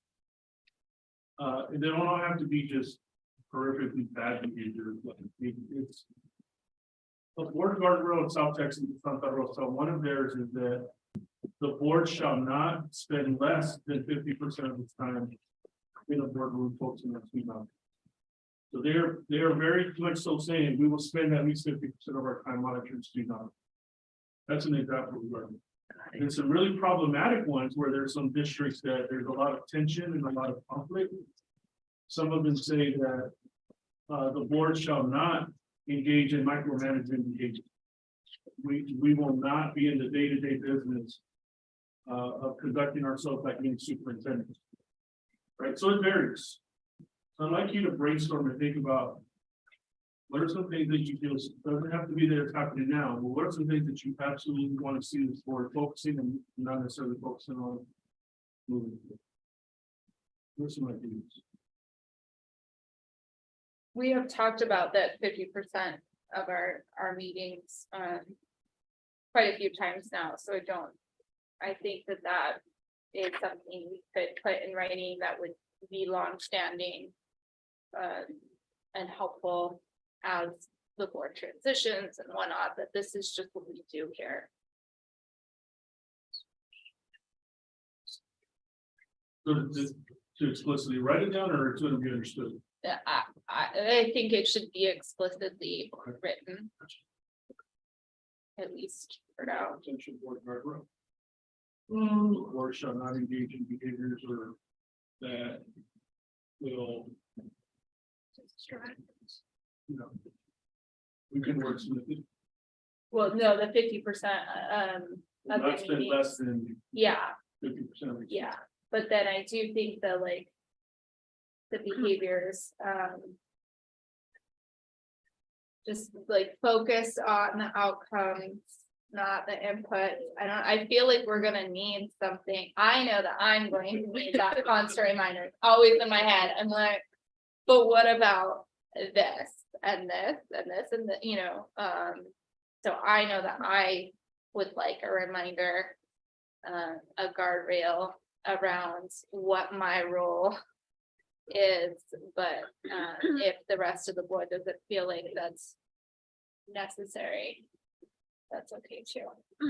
Yeah, I think especially like since we're beginning to implement it, it's just like that gentle reminder of like, hey, don't be in the middle of the road, get on your side of the road.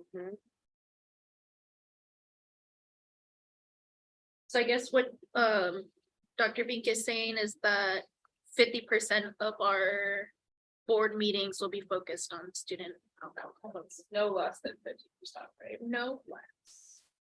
So if we have That's like one. a low meeting, we add some stuff in there that either like. It makes the decision on, or at least we get a report on kind of a thing to make sure we're. Okay. Yeah, well, right, I mean, No, because there'll be times where, like January, we're gonna have a skinny agenda, but we still need to have that meeting, board meeting. I totally love the idea of like throwing in there where we're at, so we start the year off knowing where we're at, like. Each meeting or per year? right, I mean, I feel like you can look It at is it kind of extreme. as an average, but if you want to be very specific and look at it per meeting, that's fine too. Like in my head, if you had a study session, if there were 2 meetings in a month and the study session was all student outcome focused, and then you had your board meeting with that would fit that, but if that's not what you, then that's fine. I like it, that's one is for this year. Like what? How many times digest it, how much it is, the data, you know, the feedback, we need to really different things to get there, we're talking about.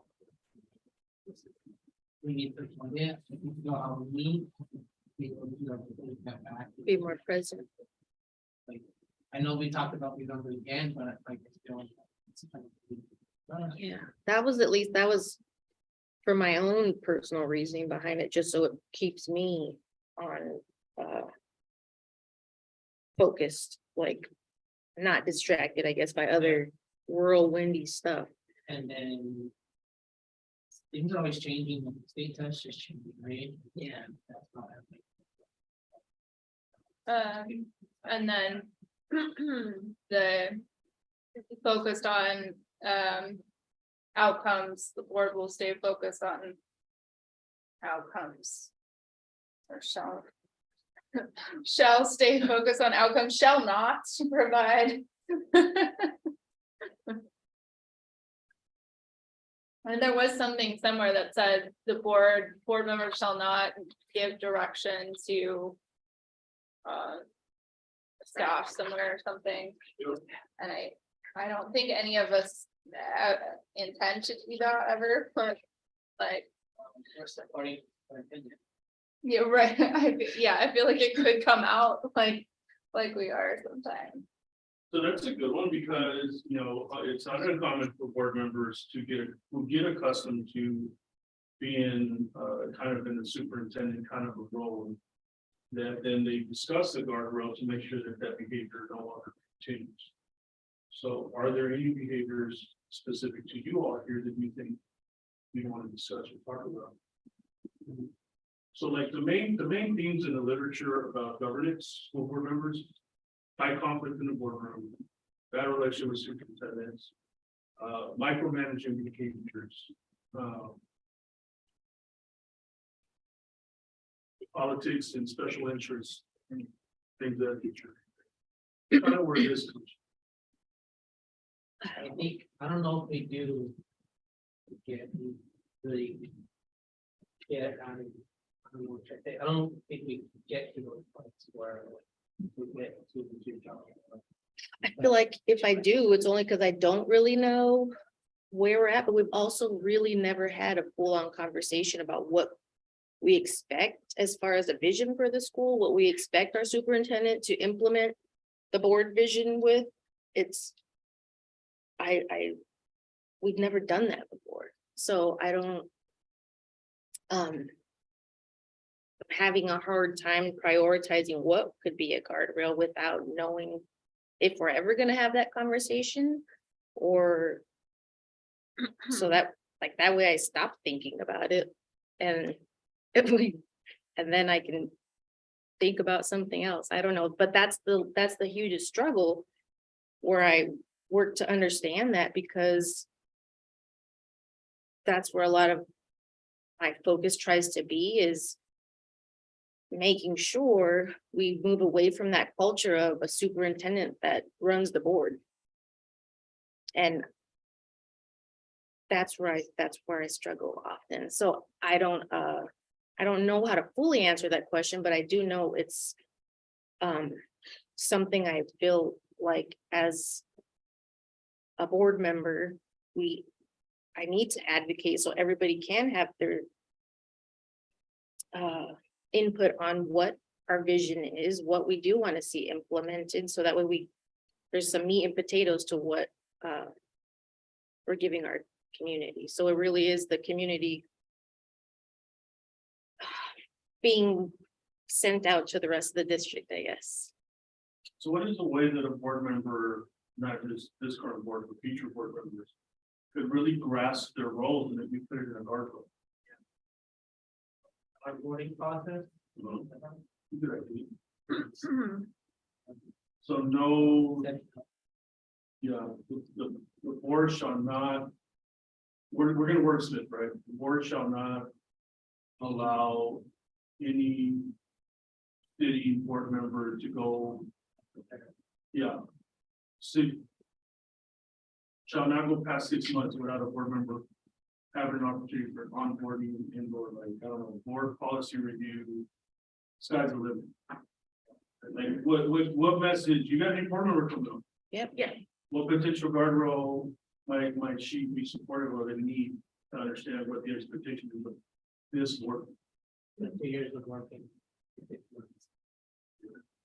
That's I'll what, get onboarded. So one Onboarding of the process. guardrails in one of the districts that we work with says, they said,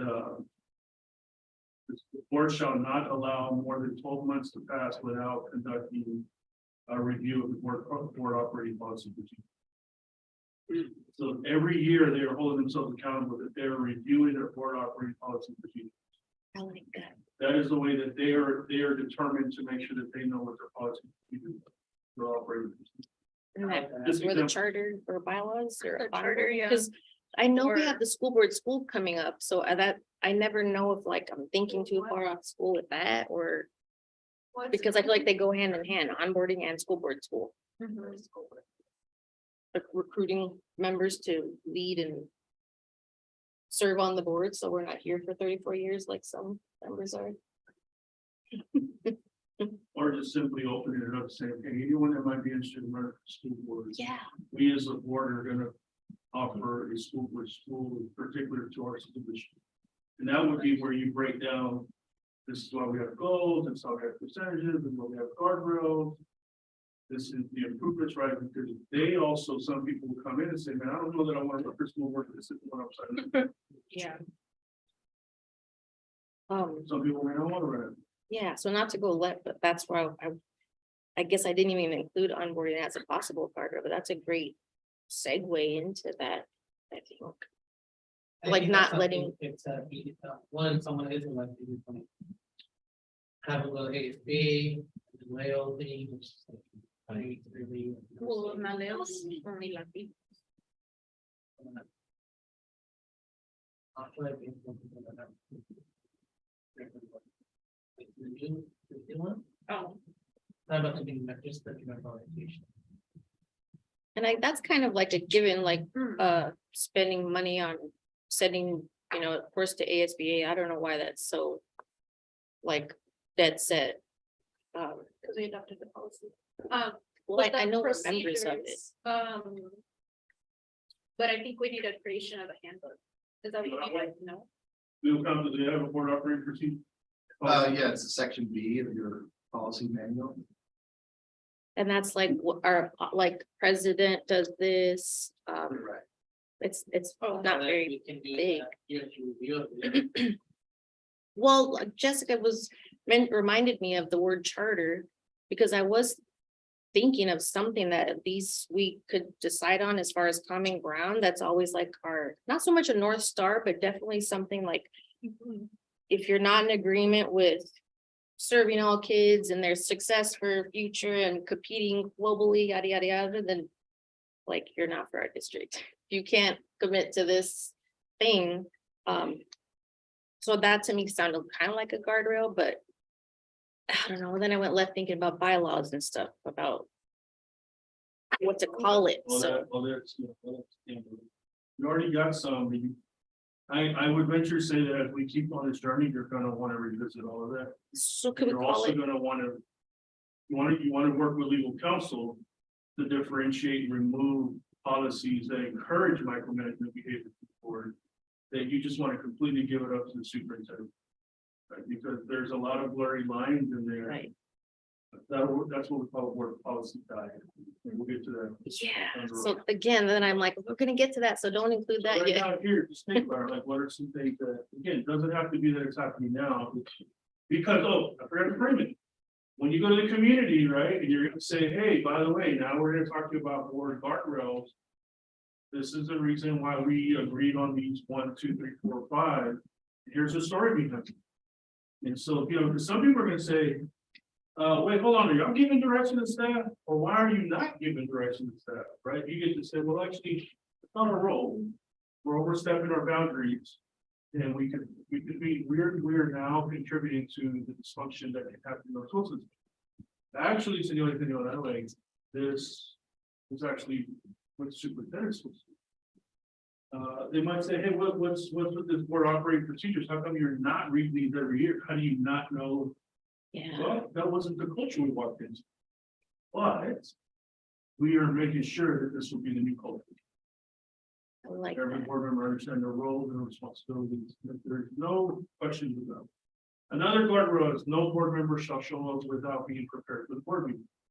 Right? Again, these aren't measurable other than you will be able to. Each quarter, you will be able to bring up your guardrails, or I'm sorry, twice a year. You'll be able to bring up all your guardrails and just have a real conversation on camera and on the microphone. Hey, board, how are we doing? Let's go down each one.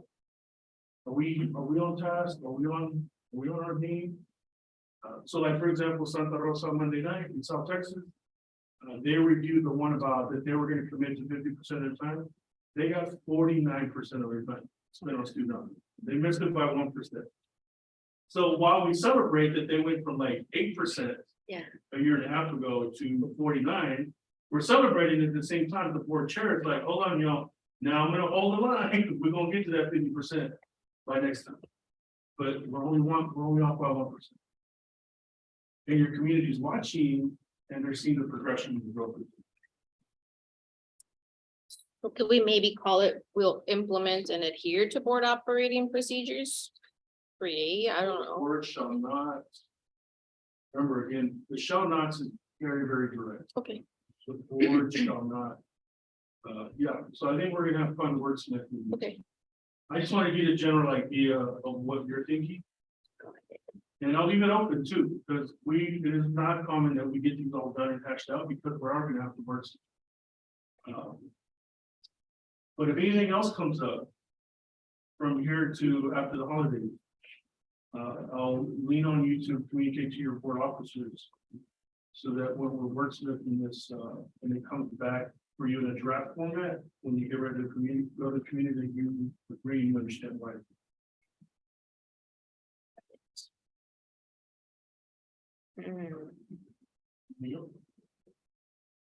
No, So so I'll leave it open. Work with the two of you for the next meeting. So, you all good with that? And I'll lean on your officers to communicate with you all. Okay, superintendent guardrails. Take a picture. As I get ready to bring your leadership team back in, I did want to give you a chance to start grasping these guardrails. It says constraints of their business. That's a slight context. Yeah. These guardrails will be measured. And these guardrails will ideally be part of the evaluation for your superintendent. Now, this is that time when board members, one, I'm going to say, well done in leading into your data and student outcome. Now here comes the other part of the work as board members. What are the things that are not necessarily student outcome goals, but they can be adult input and output. But you believe that these will be great support systems, great guardrails for the achievement of student outcome goal. Looks so different in every district. It can be from transportation to communication. Really, the way I'm going to frame this is, what are your pain points in Phoenix #1 Elementary? What are your pain points that run parallel with what your community is telling you? Right? If your community is if you're hearing a common theme of issues with certain things in your school system, this is going to be your opportunity to put it on the table. And tell your superintendent, this is what we don't want to happen anymore. She then is going to go back with her team and come up with the 1 to 3 best measurables on how she's going to prove it to you that that's no longer going to be an issue. So one of the common themes, just to generalize for a bit, is communication. Communications is an issue. It is not my job as a board member to tell her to fire the communications person. Well, yes, it is my job to say, I have this expectation of communication getting better. And if I don't see the progression, then guess what, superintendent, when it comes time to evaluation, you're going to get dinged on that section. The way this works is the superintendents begin to feel the pressure by the guardrails and the outcomes. That's where their focus is at. Their job is to make sure that that guardrail is no longer a pain point for you and your community. You set the directive, but you gotta give her the leeway to come up with the best way to address it. Yeah, I think the last 3 on this slide could be modified to fit into our district. Staffing is my biggest current concern, but my concern with writing a guardrail is that you don't want to micromanage, but if I say like, we need to have a adult to student ratio of whatever, they'll come back and say our overall adult to student ratio is, but we still have these 5 class, I've still got 5 parents saying my student doesn't have a teacher, or I've still got 6 classes staffed with daily rotating subs for the basketball teachers teaching science. So we don't, I'm not sure. Principals driving the The school bus. principal's driving the school Mhm. bus. So when you set a guardrail for her, she's going to have to put in the smart format. Okay, So let's take the effective teacher turnover rate to increase or shall not allow that to remain the same. She's gonna have to come back with measurables as to how that's going to get better. and that part. Cause I can make my measurables look however I want, so that it comes out, so I come out on top, like I can choose that and write that, however. That's the part So that I don't the enjoy. role of the power you do have is that when she comes to present the measurables for approval, you have to vote up or down. Here's the brutal truth of this guardrail. Superintendent, convince me that this is the best course of action. If you are not convinced, because remember, you gotta go back out to your community. If you're not convinced that her approach and the measurable is going to be predictive of this outcome that you want to see, you want these painful to go away. And you vote them down. But you cannot tell her I would substitute it with X, Y, Z. Right, okay. She can vote it down, but you know what's gonna happen? If you catch yourself having to vote down a guardrail measurable. She's gonna visit with you one-on-one and say, hey, like, what are you hearing that I'm missing? Right, this is the way to improve communication with your superintendent. By way of your guardrail. Superintendent, convince me that communication is gonna get better and something happened to look. And as you monitor it, when you monitor that, you get to zoom in. You get to zoom in. Between enrollment, wherever your pain comes from. So yeah, how does this, like. How do we monitor these guardrails and stay focused on the outcomes? Cause these look like things that we're gonna have to receive information on. So you're gonna end up, your superintendent's gonna end up drawing up a board monitoring calendar based on your goals and guardrails. Okay. And whatever required meetings you have to have, to meet the objective of the state of Arizona. And you will have a monitoring calendar for the next 5 years, and you will not deviate from it. Because they're going to tell you, this is where we're getting the data, this is when we're gonna bring it to you. They have to bring you each goal quarterly. And your guardrails come to you twice a year. Okay. And that will be on a calendar for everyone to know. So if enrollment is a pain point for a portion of your community, they're like, hey, you're not talking about enrollment. No, like, here's the board monitoring calendar, that's gonna be coming up every year in October, and every year in March. And I hope that you come to the board meeting and express your thoughts on the subject. So I guess maybe we can kind of select like the 5 issues that we want the guardrails on. So for example, like, do we agree communications marketing is one? Yeah. Yes. The second one,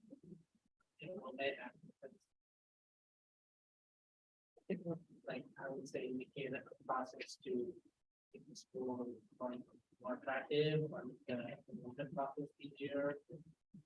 You know,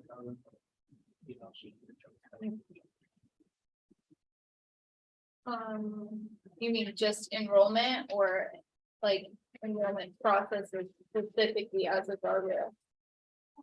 Or does that fit into communication? that's the what I'm leaning processes? towards. I feel like that's marketing. Part of that, yeah, she would have- umbrella. Mine is, how all of our, we kind of had like a mini exodus. Like what's going on HR wise. What in the leadership that makes all of our, first of all, all our Black teachers leave, yeah. And I don't think that. I know we're gonna get a report in March, but I don't know. How to compartmentalize it where it's not so broad, but it is something I'm always worried about, but I don't ever talk about because it's such a awkward culture here. But our marginalized population employees just don't really like, we don't have good ESPA representation or listening, like they don't have much of a voice, but they're the backbone of our whole district. So like, I don't know how to call that, but I mean, there was one in that last one that said wouldn't make any decisions without listening to. yeah, I Ms. saw that. Wendy. Number 5. Yeah, So I did like all of them, by the way. I meant to say that, sorry. Good. See how fast it goes? Like I literally read it. Yeah. And then we switch gears and then it's off of my mind, but yes. Something around that area would be great. I mean, more tailored to us. significant district-wide decision impacted stakeholders and staff. That's a big one, but does that? I guess it's not communication, but I mean, it's kind of a part of the communication. I mean, this stuff is HR. still broad. It's Yeah, can we not, call that one HR? we're not allowed to micromanage. And anything more pinpointed. So if you have an exact pain point, speak to it directly, right? I don't think, yeah, I don't think that, I think that there were, I made decisions over that, I don't think we were talking about that. Oh, for sure. That's like a kind of a macro level, one, Okay. yes. So ideas, I would say something like communication, leadership, staff satisfaction, something around that. Yeah, like I don't know if there's, again, this does sound micromanaging. Do we have those kind of evaluations in put place? Like, staffing, and then put like bullets below it, I guess, that have, because there seems to be a discussion about staff and multiple points. and like, not, I don't know, I just feel like in our very urban district, there's gotta be a communication line, like, that's not HR. Nobody ever feels comfortable to go to HR. HR is for not the people. So I don't know what it is, but we're dropping the ball somehow.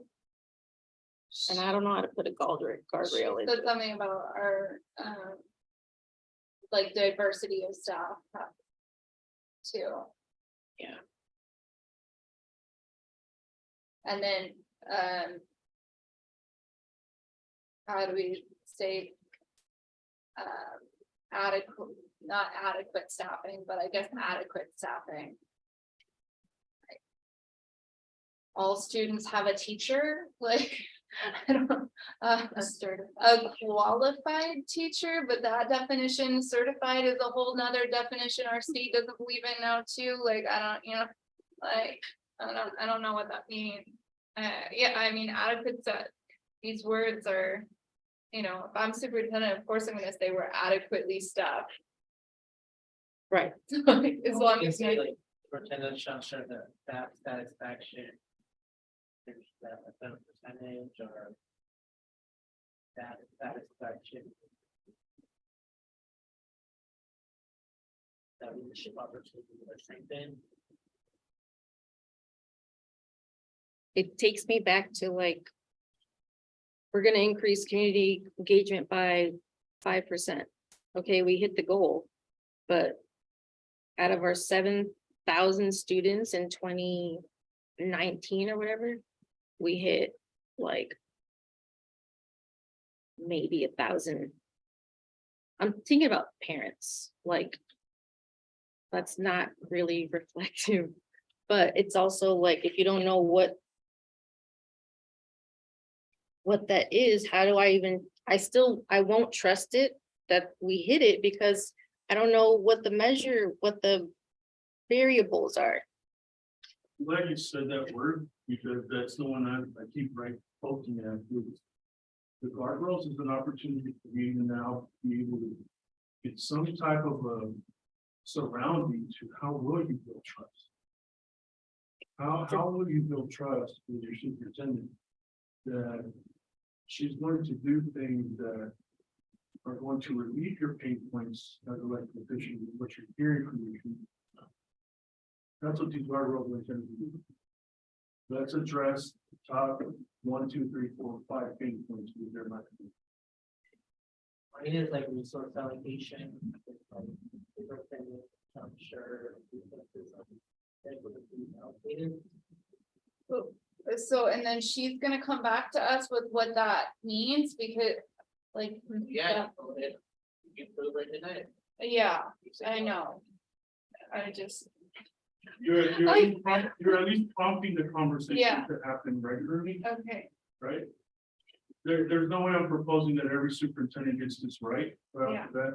But when they know it's gonna be part of their evaluation, it is on them to convince you that the reason and the way that they're doing it is the best possible way that she has the ability to do so. right.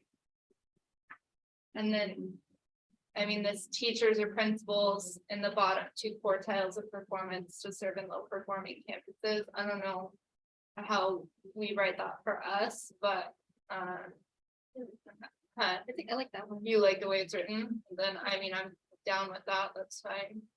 You look at those data points, right? Right, like, Heard that's, decoded yeah. language in there. yeah, exactly, right, and I mean, it's not even coded at this point, it's pretty. So, yeah, we can add that to ours too, we can just give an ode to that one or whatever you wanna, however you wanna put that. Well, what I hear from the community is that at site, they're not getting respect or That's the word. Like the customer service isn't there. That's the number one pain point that I get is that they have a concern and they go to the campus and it's met with. No, that's not an issue. Get out of here. Yes, I've heard that, and I also hear it from our teachers, and that's exactly like why the word respect came to mind. Was because that's what I do feel like we have a culture, a leadership culture of, is like more of a power dynamic as opposed to a collaborative or like a public service kind of approach. We're not a social support, we are like more authoritarian in this space, and it's not conducive to any type of success. But that feels like finger pointing and blaming, so I don't feel comfortable saying it, but Well, that this is the part you triggered. have to be real. okay, Because also, once you identify your 1, 2, 3, 4, 5 guardrails for her. This is the area that I think you might get some push from your community. I don't see why that one is important, because I think this one is more important. And if you hear that theme throughout your community engagement and outreach, then you know that you gotta revisit and potentially adjust. And I mean, if we're talking about community, we could hear. There was a lot of noise from one community, but it is still an issue. Through the district regarding like after school programs and services for families, so that's something where we could. Programs are available at all campuses or. But I feel like a lot of what Put it we're in there as identifying ideas.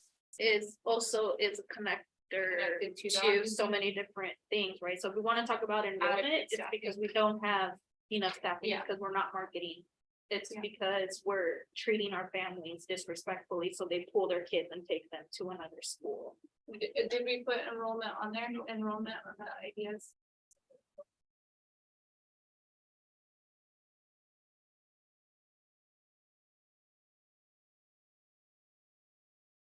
Okay. Like, where do we go from here? right. Can't we just have 10?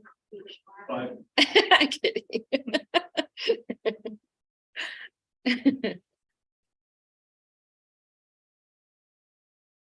Gosh, so, yeah, I don't know about. The HR one. But I feel like we have a lot of staffing up there. Oh, got it. So deciding which one or, Well, I think we need to Anyone? formulate like what's our. here's what's gonna happen. This next right come in, you're now gonna be able to okay, into that break space. Say, this is what we're hearing. This is what we're hearing, these are the pain points that we get. and this is what we're thinking of why staff is a potential guardrail. Yeah. And then she gets to start brainstorming and responding to like, because whatever you decide on is what you decide on, I know. right? Her role then is to come up with the measure. Your role is to come up with the guardrail. But you might want to hear from her about what her thoughts are on some of these arenas. Oh, okay, yeah. You know what I mean? Well, But I want them to seen it be to where- real. here's what's happening. I want to be kind of a little bit more clear and also Yeah. her kind of navigate us through why. What that looks Yeah. like, Yeah. instead of the sugar coating or, sure, And yeah, this is the moment to have a really good combo around it. Jumping from these young labels.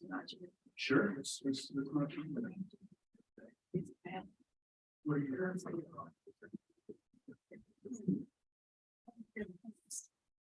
but again, because we haven't done this process before, so every time I think of one, throw it on there. I've got effective communication. That's the one I was showing her, I was like, I wrote this. Yeah, oh my God, what's wrong with me? Did I think funny that day? I just want to have a teacher. Oh. We want Lincoln to have a teacher too.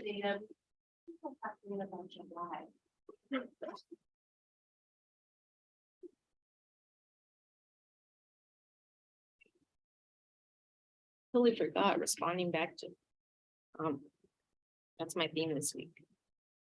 What I think, what? Just like there's a culture of just everybody ignores emails and doesn't respond to people in the community. So then that's just gone on, I feel like, I mean, just the whole all in ed thing.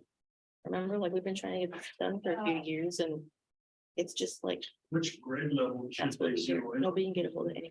It should be all emails. Okay. And that's just one. Because we're looking at our total percent. Got it.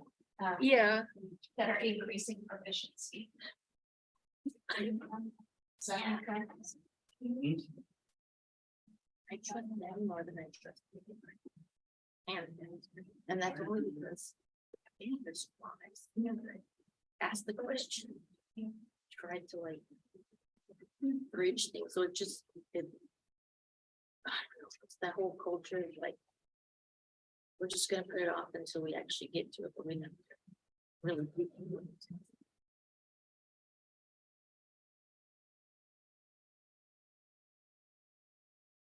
So that was just one time. Really, I'm excited to start enjoying this. But I also feel stupid for being excited about it if they haven't talked about it, nothing really. So no one else can be excited about it. Throw it back into the communication. Yeah. Hi, team. So we want to try to get some type of idea on the. English language students. The way the current idea of this model will look is by July of 2027, all EL students will increase in proficiency as measured by a Zeller from. What's the baseline? 30%. To. our curriculum goal is 70. Yay. And that's because we are implementing these different levels of support, and we really feel that we can do this with the different inputs that we talked about before. Hold on just a second. So this is where we're heading. For the board, I guess, is that 70% stretch. Is it a safe? Is it a way number? What, how do you gauge that 70%? It is a stretch, but The other numbers are like, she was like 70. I know. I love the attitude of your leadership team. Different kind of stretch. Yeah. It really is, because knowing the Acela. Our hardest ways to move are gonna be the ones that are currently in permanent membership status to EL. And then looking at some of the you know, just ways that we can do that, some of those intercalls. I think when we talk about all of the different things that we're doing in our classrooms and trying to not only focus on our ELs, but giving every child that hands-on, minds-on sort of engagement, the Azella is going to have a portion now where you have to read a passage and then you have to present to the proctor what the passage is about. You have to do a presentation to them. So we really believe that the more we give our students those experiences in the classroom, and not just our ELs, but every student, the more opportunities we give our students to write, to process, the more they're going to be able to tackle this head on. And that's where we said, you know, like having the family and community engagement specialists working with the families to help them understand this is what the test is going to ask your student to do. Let's practice what that could look like. The more we give them those opportunities, the better able they will be to show what they know.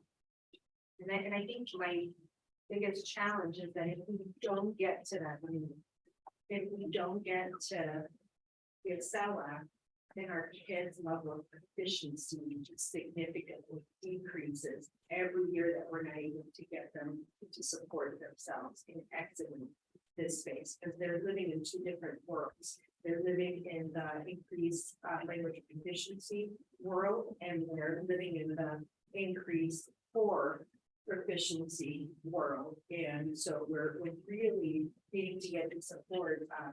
Again, going back to that strong foundation, we really need to get ourselves something that's intentional and consistent across our district with our year 1, year 2, year 3. Notice I'm not saying K1, 2, right? Because a student can get here in the 3rd grade or the 4th grade. And so that's year 1, year 2, year 3. That's the language. Then it takes 5 to 7 years to acquire the academic proficiency. But if we're staying on track, then we give our students the right opportunities at the right time. Board, what do you think?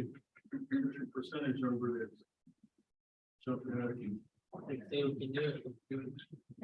Just what I'm telling you, it's with grace. I say with grace, but we don't know what we don't know. We're still in discovery mode, because I'm personally still getting to know the population and looking at, along with Dr. Gonzalez, what is that inner need? What is it lacking? And in some situations, it used to be the writing, but I know that the assessment has added a couple other areas.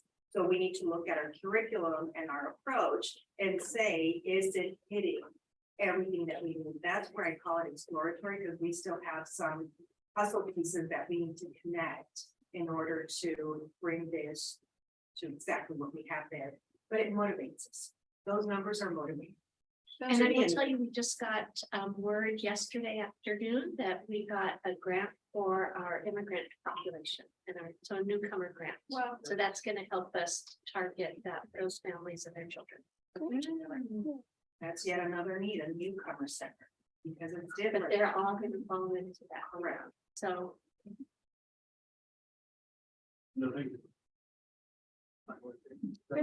yeah.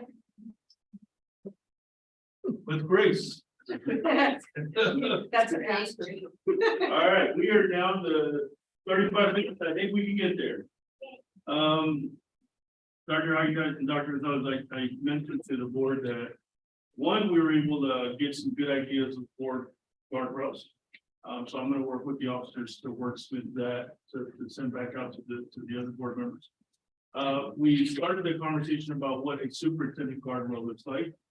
In Texas, they're called constraints, but that's an example of what has been done over there.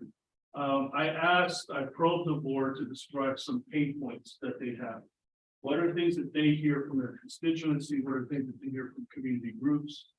And they've come up with some items that they've described, but I'm going to turn it over to the board to kind of go through what background is of some of these topics, and then look to you and see what your thoughts are. And then also for you to start thinking about if any one of these are guardrails for you, what are some of the measurables that you would propose to be able to address and pain points, not just for the board, right, but for the community as a whole, that they no longer have these issues and these concerns. So board, turn it over to you. Just one. Well, I'll just, so just to. These are just main points, things I was trying to use, your tenure or the previous tenure, the current tenure, are kind of being, these board members. Communication being one of them, that, those are just general categories, resource allocations. Teacher place, principal, customer service. For me, I put resource allocation and also communication, for me, resource allocation is trying equitably that our schools have either the same resources or the resources that city demographic that we serve needs. To be able to meet the goals that we have. Whether it's the programming, through financial or monetary needs, grants, stuff like that. We do have schools where either it's due to us or because of the parent demographic, they do receive more resources. And then another main point is just communication. I know we're doing or stepping up our communication, but I think for me it's just like automatic translation, Spanish translation, stuff like that. And just continuously reaching out to our community. To make sure that whatever information, all this information we want them to know that they come from across there, enrollment, all that stuff like that stuff.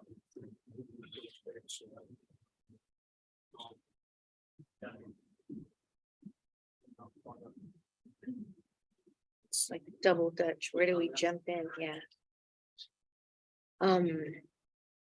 I echo all of those things. My hope is to have like a conversation where we can share what this looks like to us, so that way we understand and ask questions too, in case I might be perceiving something wrong or whatever. So a big one, they're all big, but staff satisfaction.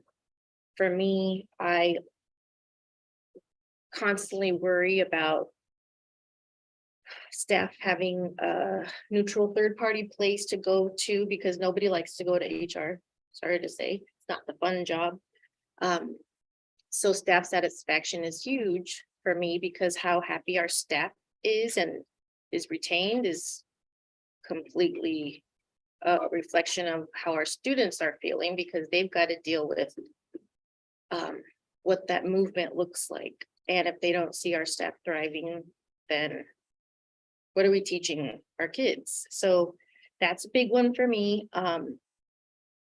So being able to feel more confident that I don't know any other way to say this, so you're all gonna laugh when I say it, but we kind of operate differently, so we're not all super possessive of how things go. We really get innovative with growing and stepping outside our comfort zones to make sure that everybody's got a voice at the table. And then that trickles down to the rest of the district. So that's my biggest, well, that's just what's surfacing fast on my mind right now. I'm sure I'll jump to another one here shortly, but that's like the nicest way I can put that. Do we have any questions, I guess, in case I didn't fully explain that? One guardrail that I feel like we need to focus on.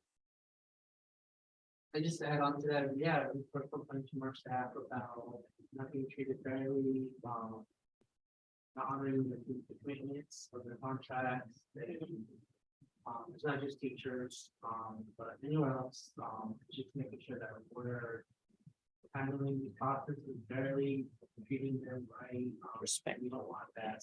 We don't want teachers leaving because there's that culture here.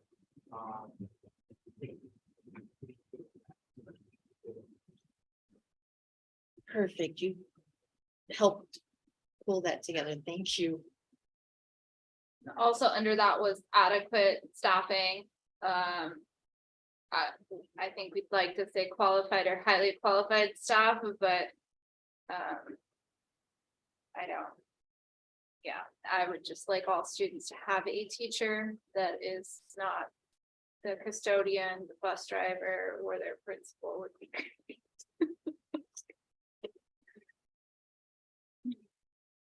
One pain point that I get a lot of, information on is the customer service, so regardless of the site, it's that they're not feeling welcome, and when they have a concern, it's just kind of disregarded, and that they don't feel respected, that there's actually, work being done to help solve that problem, it's just kind of being kicked, the can being kicked down the road. And this is on different sites, it's not just one specific site, but it's just that the customer service just isn't there, which is also leading to families leaving our school district because the issues aren't getting resolved, so they take their kids elsewhere. And the enrollment part, I would say, has to do a lot with marketing. I don't believe that there's a marketing plan for each site. I feel like there's just this very generic plan and that we've approved since the beginning. So for 2 years now, we've had the same marketing plan, but we just don't see it implemented. And I believe that's why enrollment, we're not making those efforts for enrollment. And then the communication, I want more transparency to our community. I've requested an electronic newsletter for going on a year now, and it has not come to fruition. And I think that's one way we can be more effective in communicating with our community about what is happening in our school district.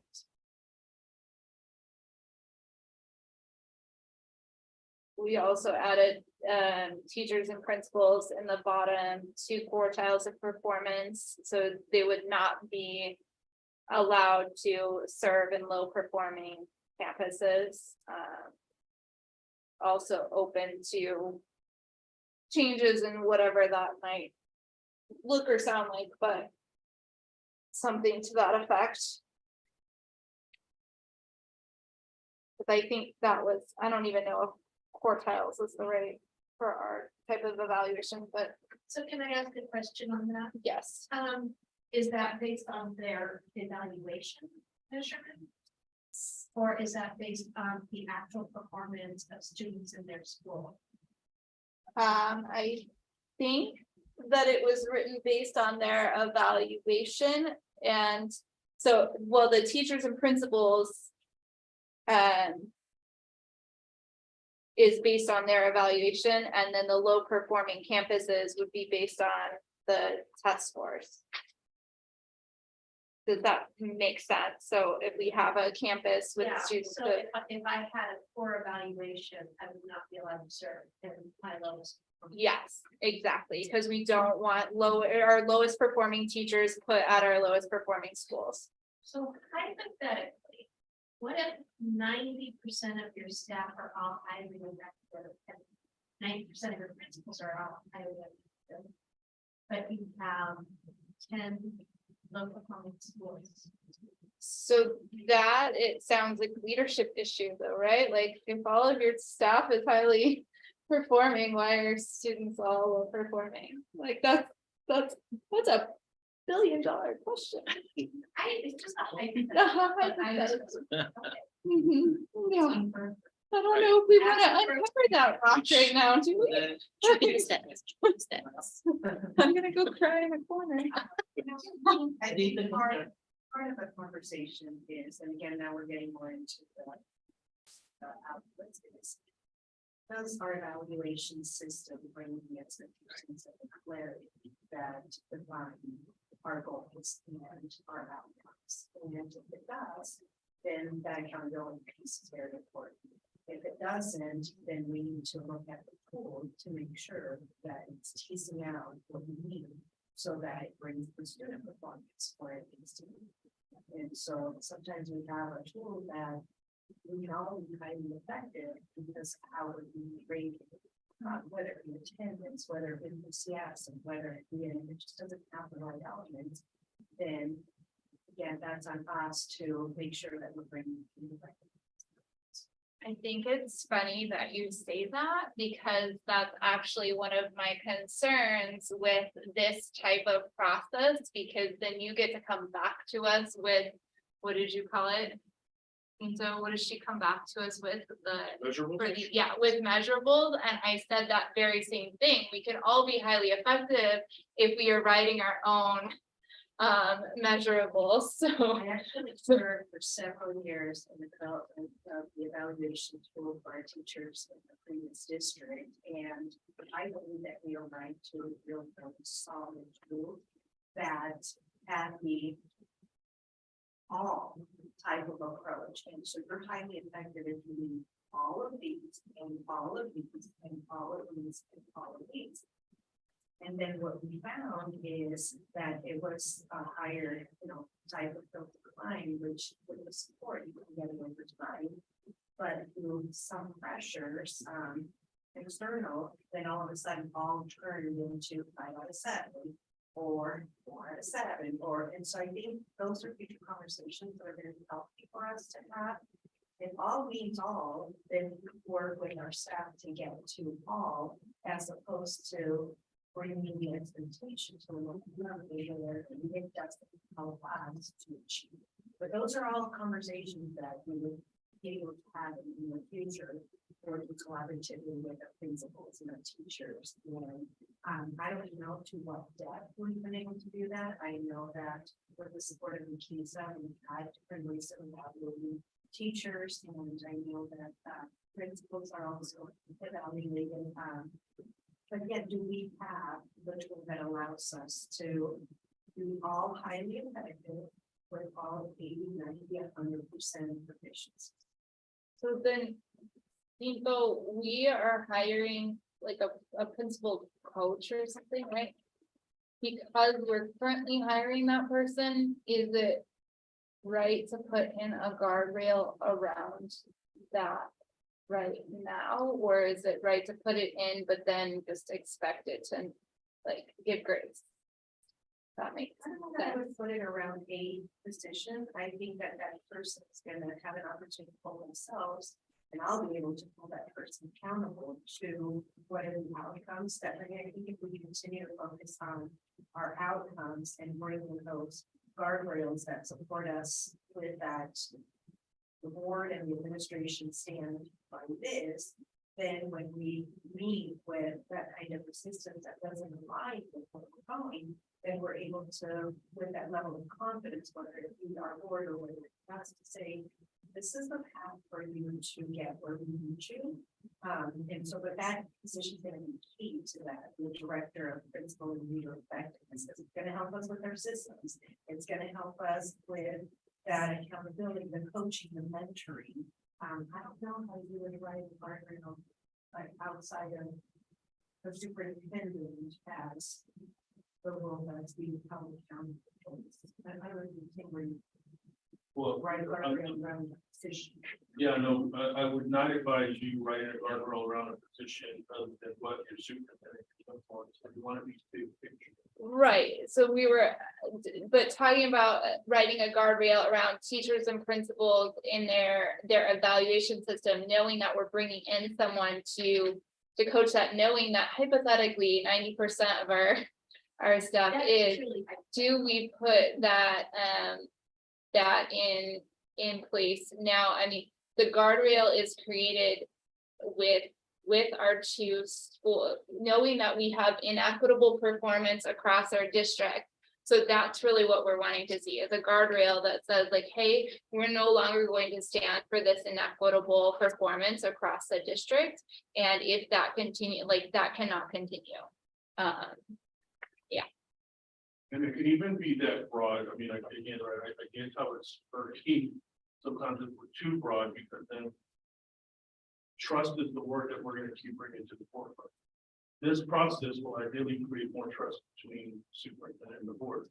By way of, if you say Houston ISD has one around equity, will no longer allow the inequitable allocation of resources, things of that nature, right? Because then it's very broad, and then because they were able to communicate to the superintendent, this is what we mean by that. That allows the superintendent to decide if they want to go and design measurables around that. On how they're gonna specifically tackle that for the greater. Yeah. Good of the conversation, but when you go to your community, you're gonna say, hey, this is a reason, because they're gonna look at that data. And they're gonna want to see a guardrail that you put on the superintendent based on that data. Right. So, right, you're already anticipating, this is why you represent the vision, the value, you already anticipate your community is gonna ask for those exact same questions. What are you gonna do about it? You can't allow that to continue to happen, those bars are way too big on those two campuses, they're really small on the other ones. I don't know where the guardrails are with that. If you give them a very big general one and allow your superintendent, give her the wiggle room. Come up with what she and her team think are the best measurables to begin to attack the situation. Remember, she inherited this. And most school systems continue in the common pretending, but that's just how it all looks. Everybody looks that way. But we're different. You're gonna be able to communicate that. So the general ones here in the guardrails, depending on the level of trust. The broader, the better, that way you can, because imagine if principals may be an issue or certain types of staff members may be a challenge right now. What about in 2 years? What if, assuming that your superintendent addresses these pain points, you want it brought enough also to where she can change up the measurables in year 3. Say, we had some pain points in these areas, we've addressed them, you're no longer hearing about it. But you're still giving me enough wiggle room to come up with some new measures for other areas. Okay, so these guardrails do not change I for, don't want you to change the 5 years. okay, so then maybe we do go with the 5 biggest headings and then let her run with them and then come back and look at it. And when she brings it to you, you vote up or you vote down. Okay. And Dr. Hardigan, I told him that your job is going to convince them that those are the best possible measurable. And convince them why they're going to. The lead will take place in this position. I just have to say what I appreciate about those topics is I want to do, I think, single one is in our 18 topics of interest that we develop. And those are all of them. And so we align with the region. So now it's that, I would say it's landing of the plane. That's the hardest, the most. We get to do that together. Well, I feel like we haven't even finished fully talking about them, so how do we know if we're all the way full aligned? Well, no, I'm just saying the topics on their own, we connect with what we have, and so what we are gaining right now is detail around what it is that we have within those topics. So does the conversation where we, is that today or is that after we get measurable? Propose the measurable. Today is what are the guardrails that you want to begin to wordsmith? Like sentence, like the So we, whole. yeah, well, because I'm gathering all of this feedback, right, then I'm gonna put together some words, put together some guardrails. See if the language resonates. Okay. And we'll be able to edit and change. Also give you time to continue to chew on this. You know what, maybe that one wasn't a good one and maybe we need to reach it.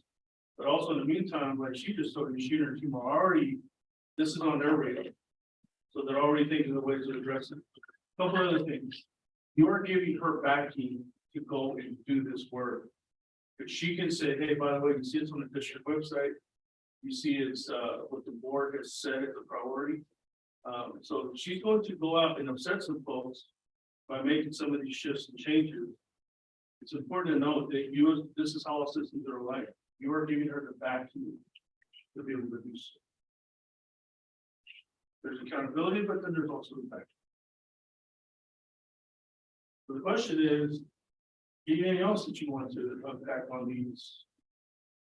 Anything else you'd like to share with the superintendent about that way she can take that consideration? She starts thinking about how she's going to measure.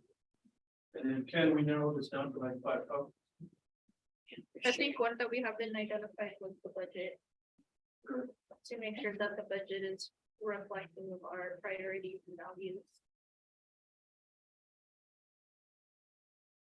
Does that fit into resource allocation? I was thinking, Two together. Yeah. Yep. Yeah. I mean, yeah, I think like the enrollment and customer service part too. Could be under communication. I like that our reading, I wrote down that part of a suggested thing would be that boards focus on vision, structure, accountability, advocacy, and unity, because that's literally all those things that are in there. And then it goes into saying that leaders change, they evolve all the time, but sometimes we don't always tell leadership that leaders change, so that's what I'm learning, I think, at this point, being a board member is, man, that learning, unlearning, and relearning part. So it's so much for me to wrap around. So does customer service and enrollment fit into communication, guys, or am I hearing that wrong? the categories I've had were marketing, HR, culture, effective communication, and budget. I love it. Those, yeah, I like that breakdown. So that's 5. Sweet. That's, I like that. Marketing, HR, communication. Culture and budget. So HR would be our staffing. Yeah. Question about budget, in the room, are y'all required by law to have a public hearing about your budget? Yeah. You are, right? So that's already covered in there. Budget is, to me, budget is ingrained in every piece of it. Is there anything outside of this that budget is of importance to you all? I think that it was, I mean, that resource allocation piece is, you know, part of that, and that is, that resource allocation is our equity piece that we just keep bringing up, and budget is all. So for example, like our sites, our school sites, they don't have a budget.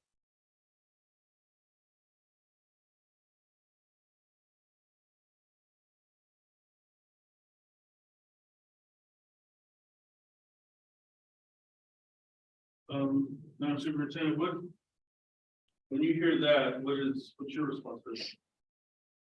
Was very much in shock when I heard that at the beginning of my journey here, because I've always been used to managing my own budget and brands. And so that is something that in the beginning I have been requesting Dr. Allen once we balance some of the other priorities. This, I foresee our schools and our departments have budgets in place. They do have design origins.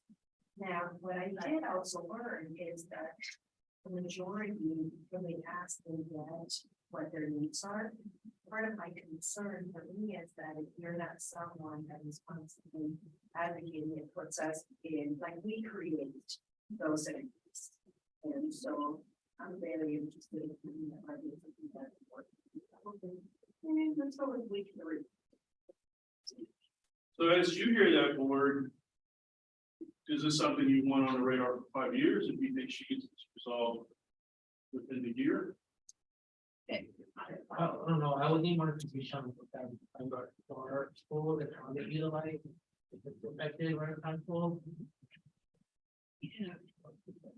Because that makes me think of what else are we not giving them that space to grow and tell us what's going on. Just to give you a little bit more information, even before my arrival, they had already collected information regarding different expenses by site and by departments where people were able to tell their needs. And then they looked at what it looked like the year before, and so they were drafting eliminating budgets. Staffing was something happening between and this, and so it wasn't, we were able to continue. that journey, and so my understanding is that numbers that we get into the sides and then recheck. Is this too much? Is this too little for what it is that your programs are, that are being implemented? And so it's gonna be that check and balance, because when you go from no budget allocation to something, we're gonna experience that. And a lot of it happens with our department leads and our principals, so that they're able to share what are some areas that they need more than others. And that's why I feel that our idea of differentiating budgets along with differentiating staffing programming is something that I think makes sense for us to reduce some of these inequities. But also down the future too, like, let's say the enrollment's gonna go up, so we're gonna get more money. That's gonna, you know, affect our budget, and then it's gonna be like, okay, so now what are we gonna focus on, because we have all the funding. Budget being an input is something that's going to be naturally part of every board meeting. And so that's the reason why you still have the other 50% to zero your time in on. What you're prioritizing is this 50%. I think what we have an opportunity to find, see if we can wordsmith the 5 areas that you described, and then taking these notes. You're gonna have some work for us over the holidays, to wordsmith some potential for guardrails and wordsmith some potential superintendent guardrails that you think encompasses the pain points of your community. Budget's never gonna go away, it's always gonna be, and then if there's trauma associated with the reason why you're bringing a budget, then you gotta address that head on too. Meaning that at your community, if you need to gain trust back from your community about your budget, then there's probably gonna be some time warranted as to how do we do it. I'll just have transparency with us. Be able to post where our budget was being the priorities. I think that to bring support at the level of just in general, whether it be teachers or administrators or parents. And so I'm hopeful that eventually we're able to do something, if nothing else, put out the high priorities so that we can really highlight the areas of focus. Yeah, absolutely, because when we're going out for bond and overrides, you know, we need to be able to be like, hey, in 2018, you approved 97 million, here's what we were able to do with those 97 million, and here's why we need another 100 to read.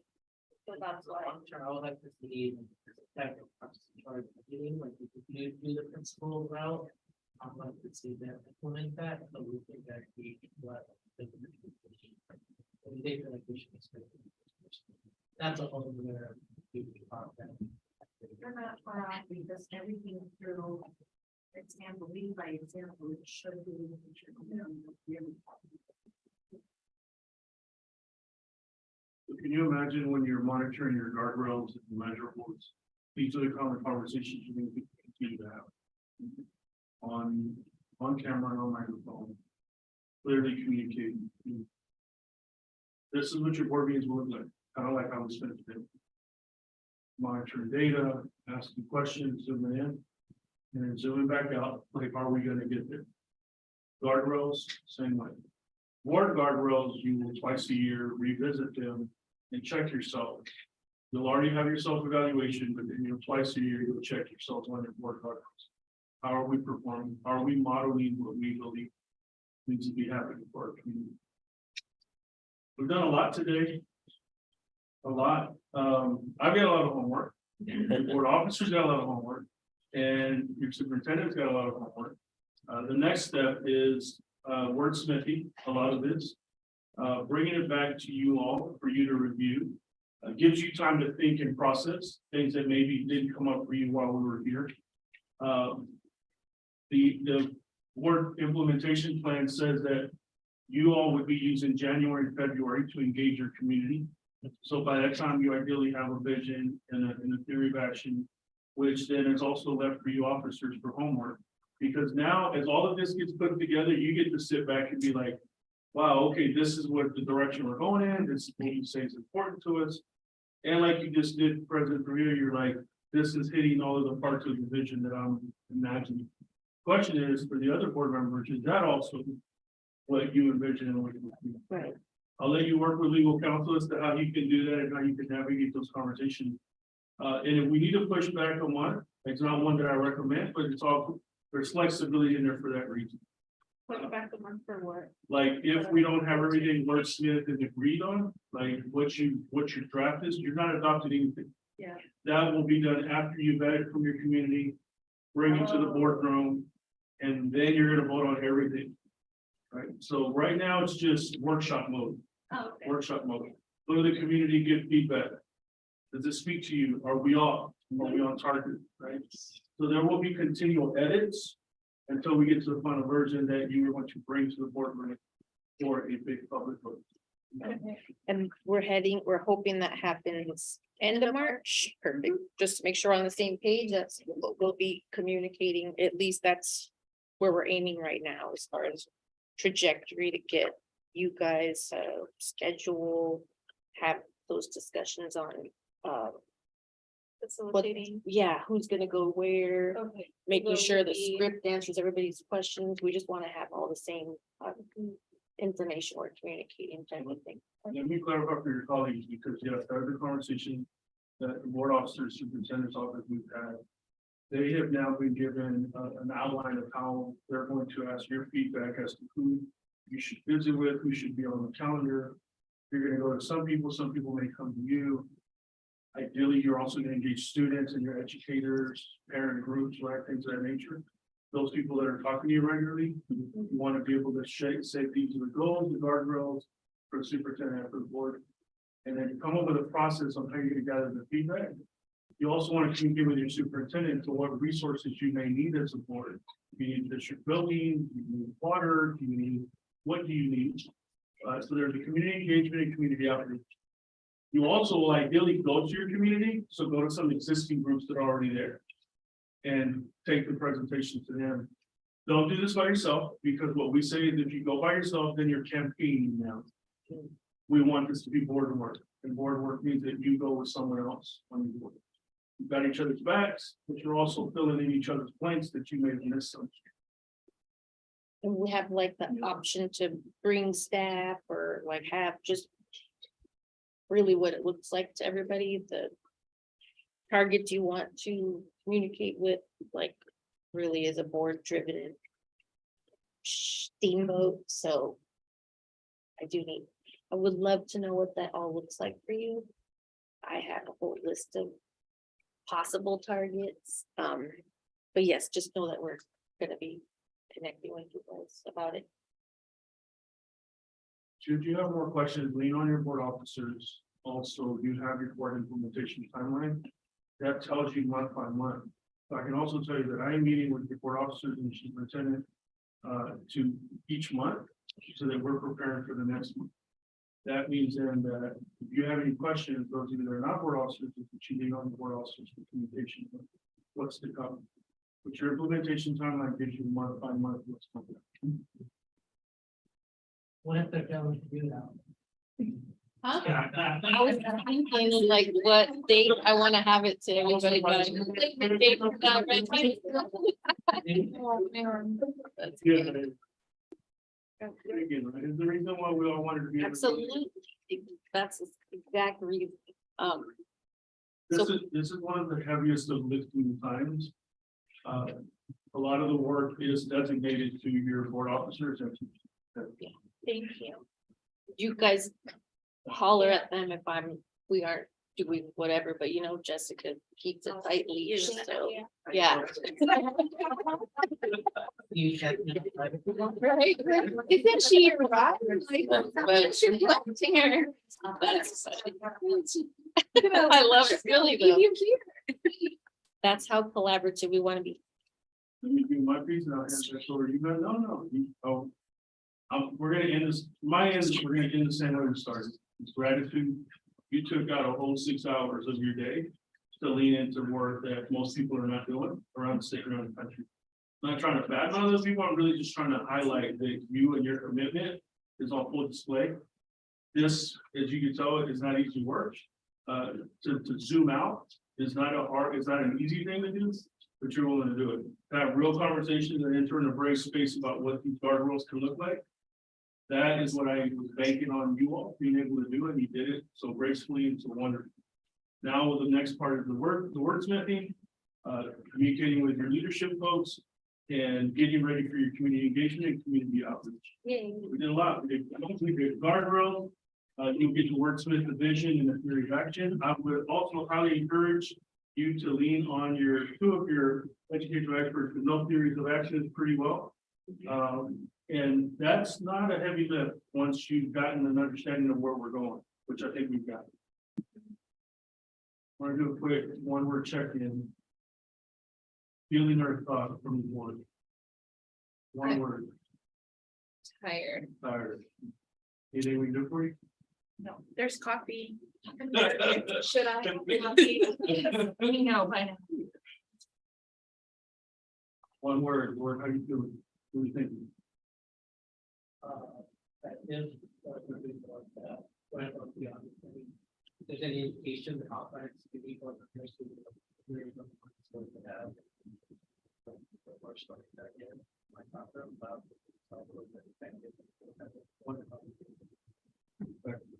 Moving forward, you're gonna know your baseline. Moving forward, you're gonna be knowing we get better, we done. I'm uncomfortable. Yeah, Mhm. tell me more. You said one word. Anything we can do to help you? Not at the moment. We only have 10 to 4 today, so I'm glad for the uncomfortableness, because that's when we know we're actually doing work, or at least that's what I know I'm doing work. So that's where that comes from. My word, I would say inspired, because it took, all of us to come together to work on this. So inspired that next year will be very.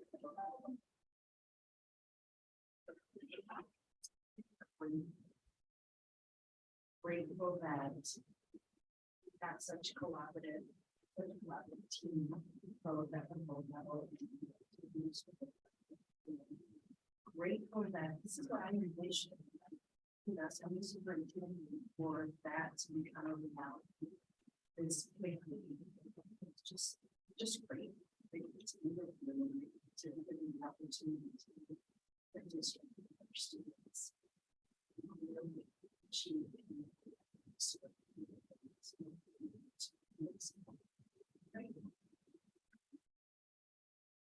Back on you. Just to adjourn? No, I know, I think to adjourn. Did we go through everybody to get words though? Yeah. I was trying to be mindful of your time. Oh, sorry. Well, that's where my compass goes, is like including everybody, but if we're okay with it, Absolutely. we can move on. Well, Dr. Coffee that took my. Okay, that's okay. But I will say optimistic. I'll say excited. Well, Dr. and Dr. Gonzalez took my word. So I'll say thankful. But I really do mean that, having worked in a couple districts, having been at this for a while, we don't always have the opportunity to engage like this. And I know our last retreat, I said it's nice to get these kinds of spaces. So I'm just really thankful we got to do it today. Glad you pointed that out. But that's why I think I feel so taxed, is we never get this opportunity to build like this. And it's taxing for me personally. So I don't know how it is for you guys, but I am grateful we are all here doing the work together, and that we have this going for our students. This will become more of a norm. Okay. Under the spring. Okay. This two-way dialogue. That's how trust is going. Well, thanks for being patient with like my first attempt at this, because it's just nerve-wracking. So thank you also for being patient with us. I'm assuming our agenda says we're at adjournment. So do we vote for that, or can we just adjourn at a certain time? Sorry, do I have to vote to adjourn our work study session, or can we just adjourn? Yeah, just like you would in a range. Okay, perfect. Yep. Motion and. Do we have a motion to adjourn our work study session today? Reggie Carrillo, I motion to adjourn. Thank you. Do we have a second? Alicia Vinca, second. Thank you. All in favor, say aye. All opposed, say nay. Aye. Aye. With that, our motion passes and we will adjourn at 4:05 PM. Perfect. I can't see very well. Thank you all for being here with us today and anybody that was on the live stream. See you January 10th. Yes, thank you. That's for happening. Yeah.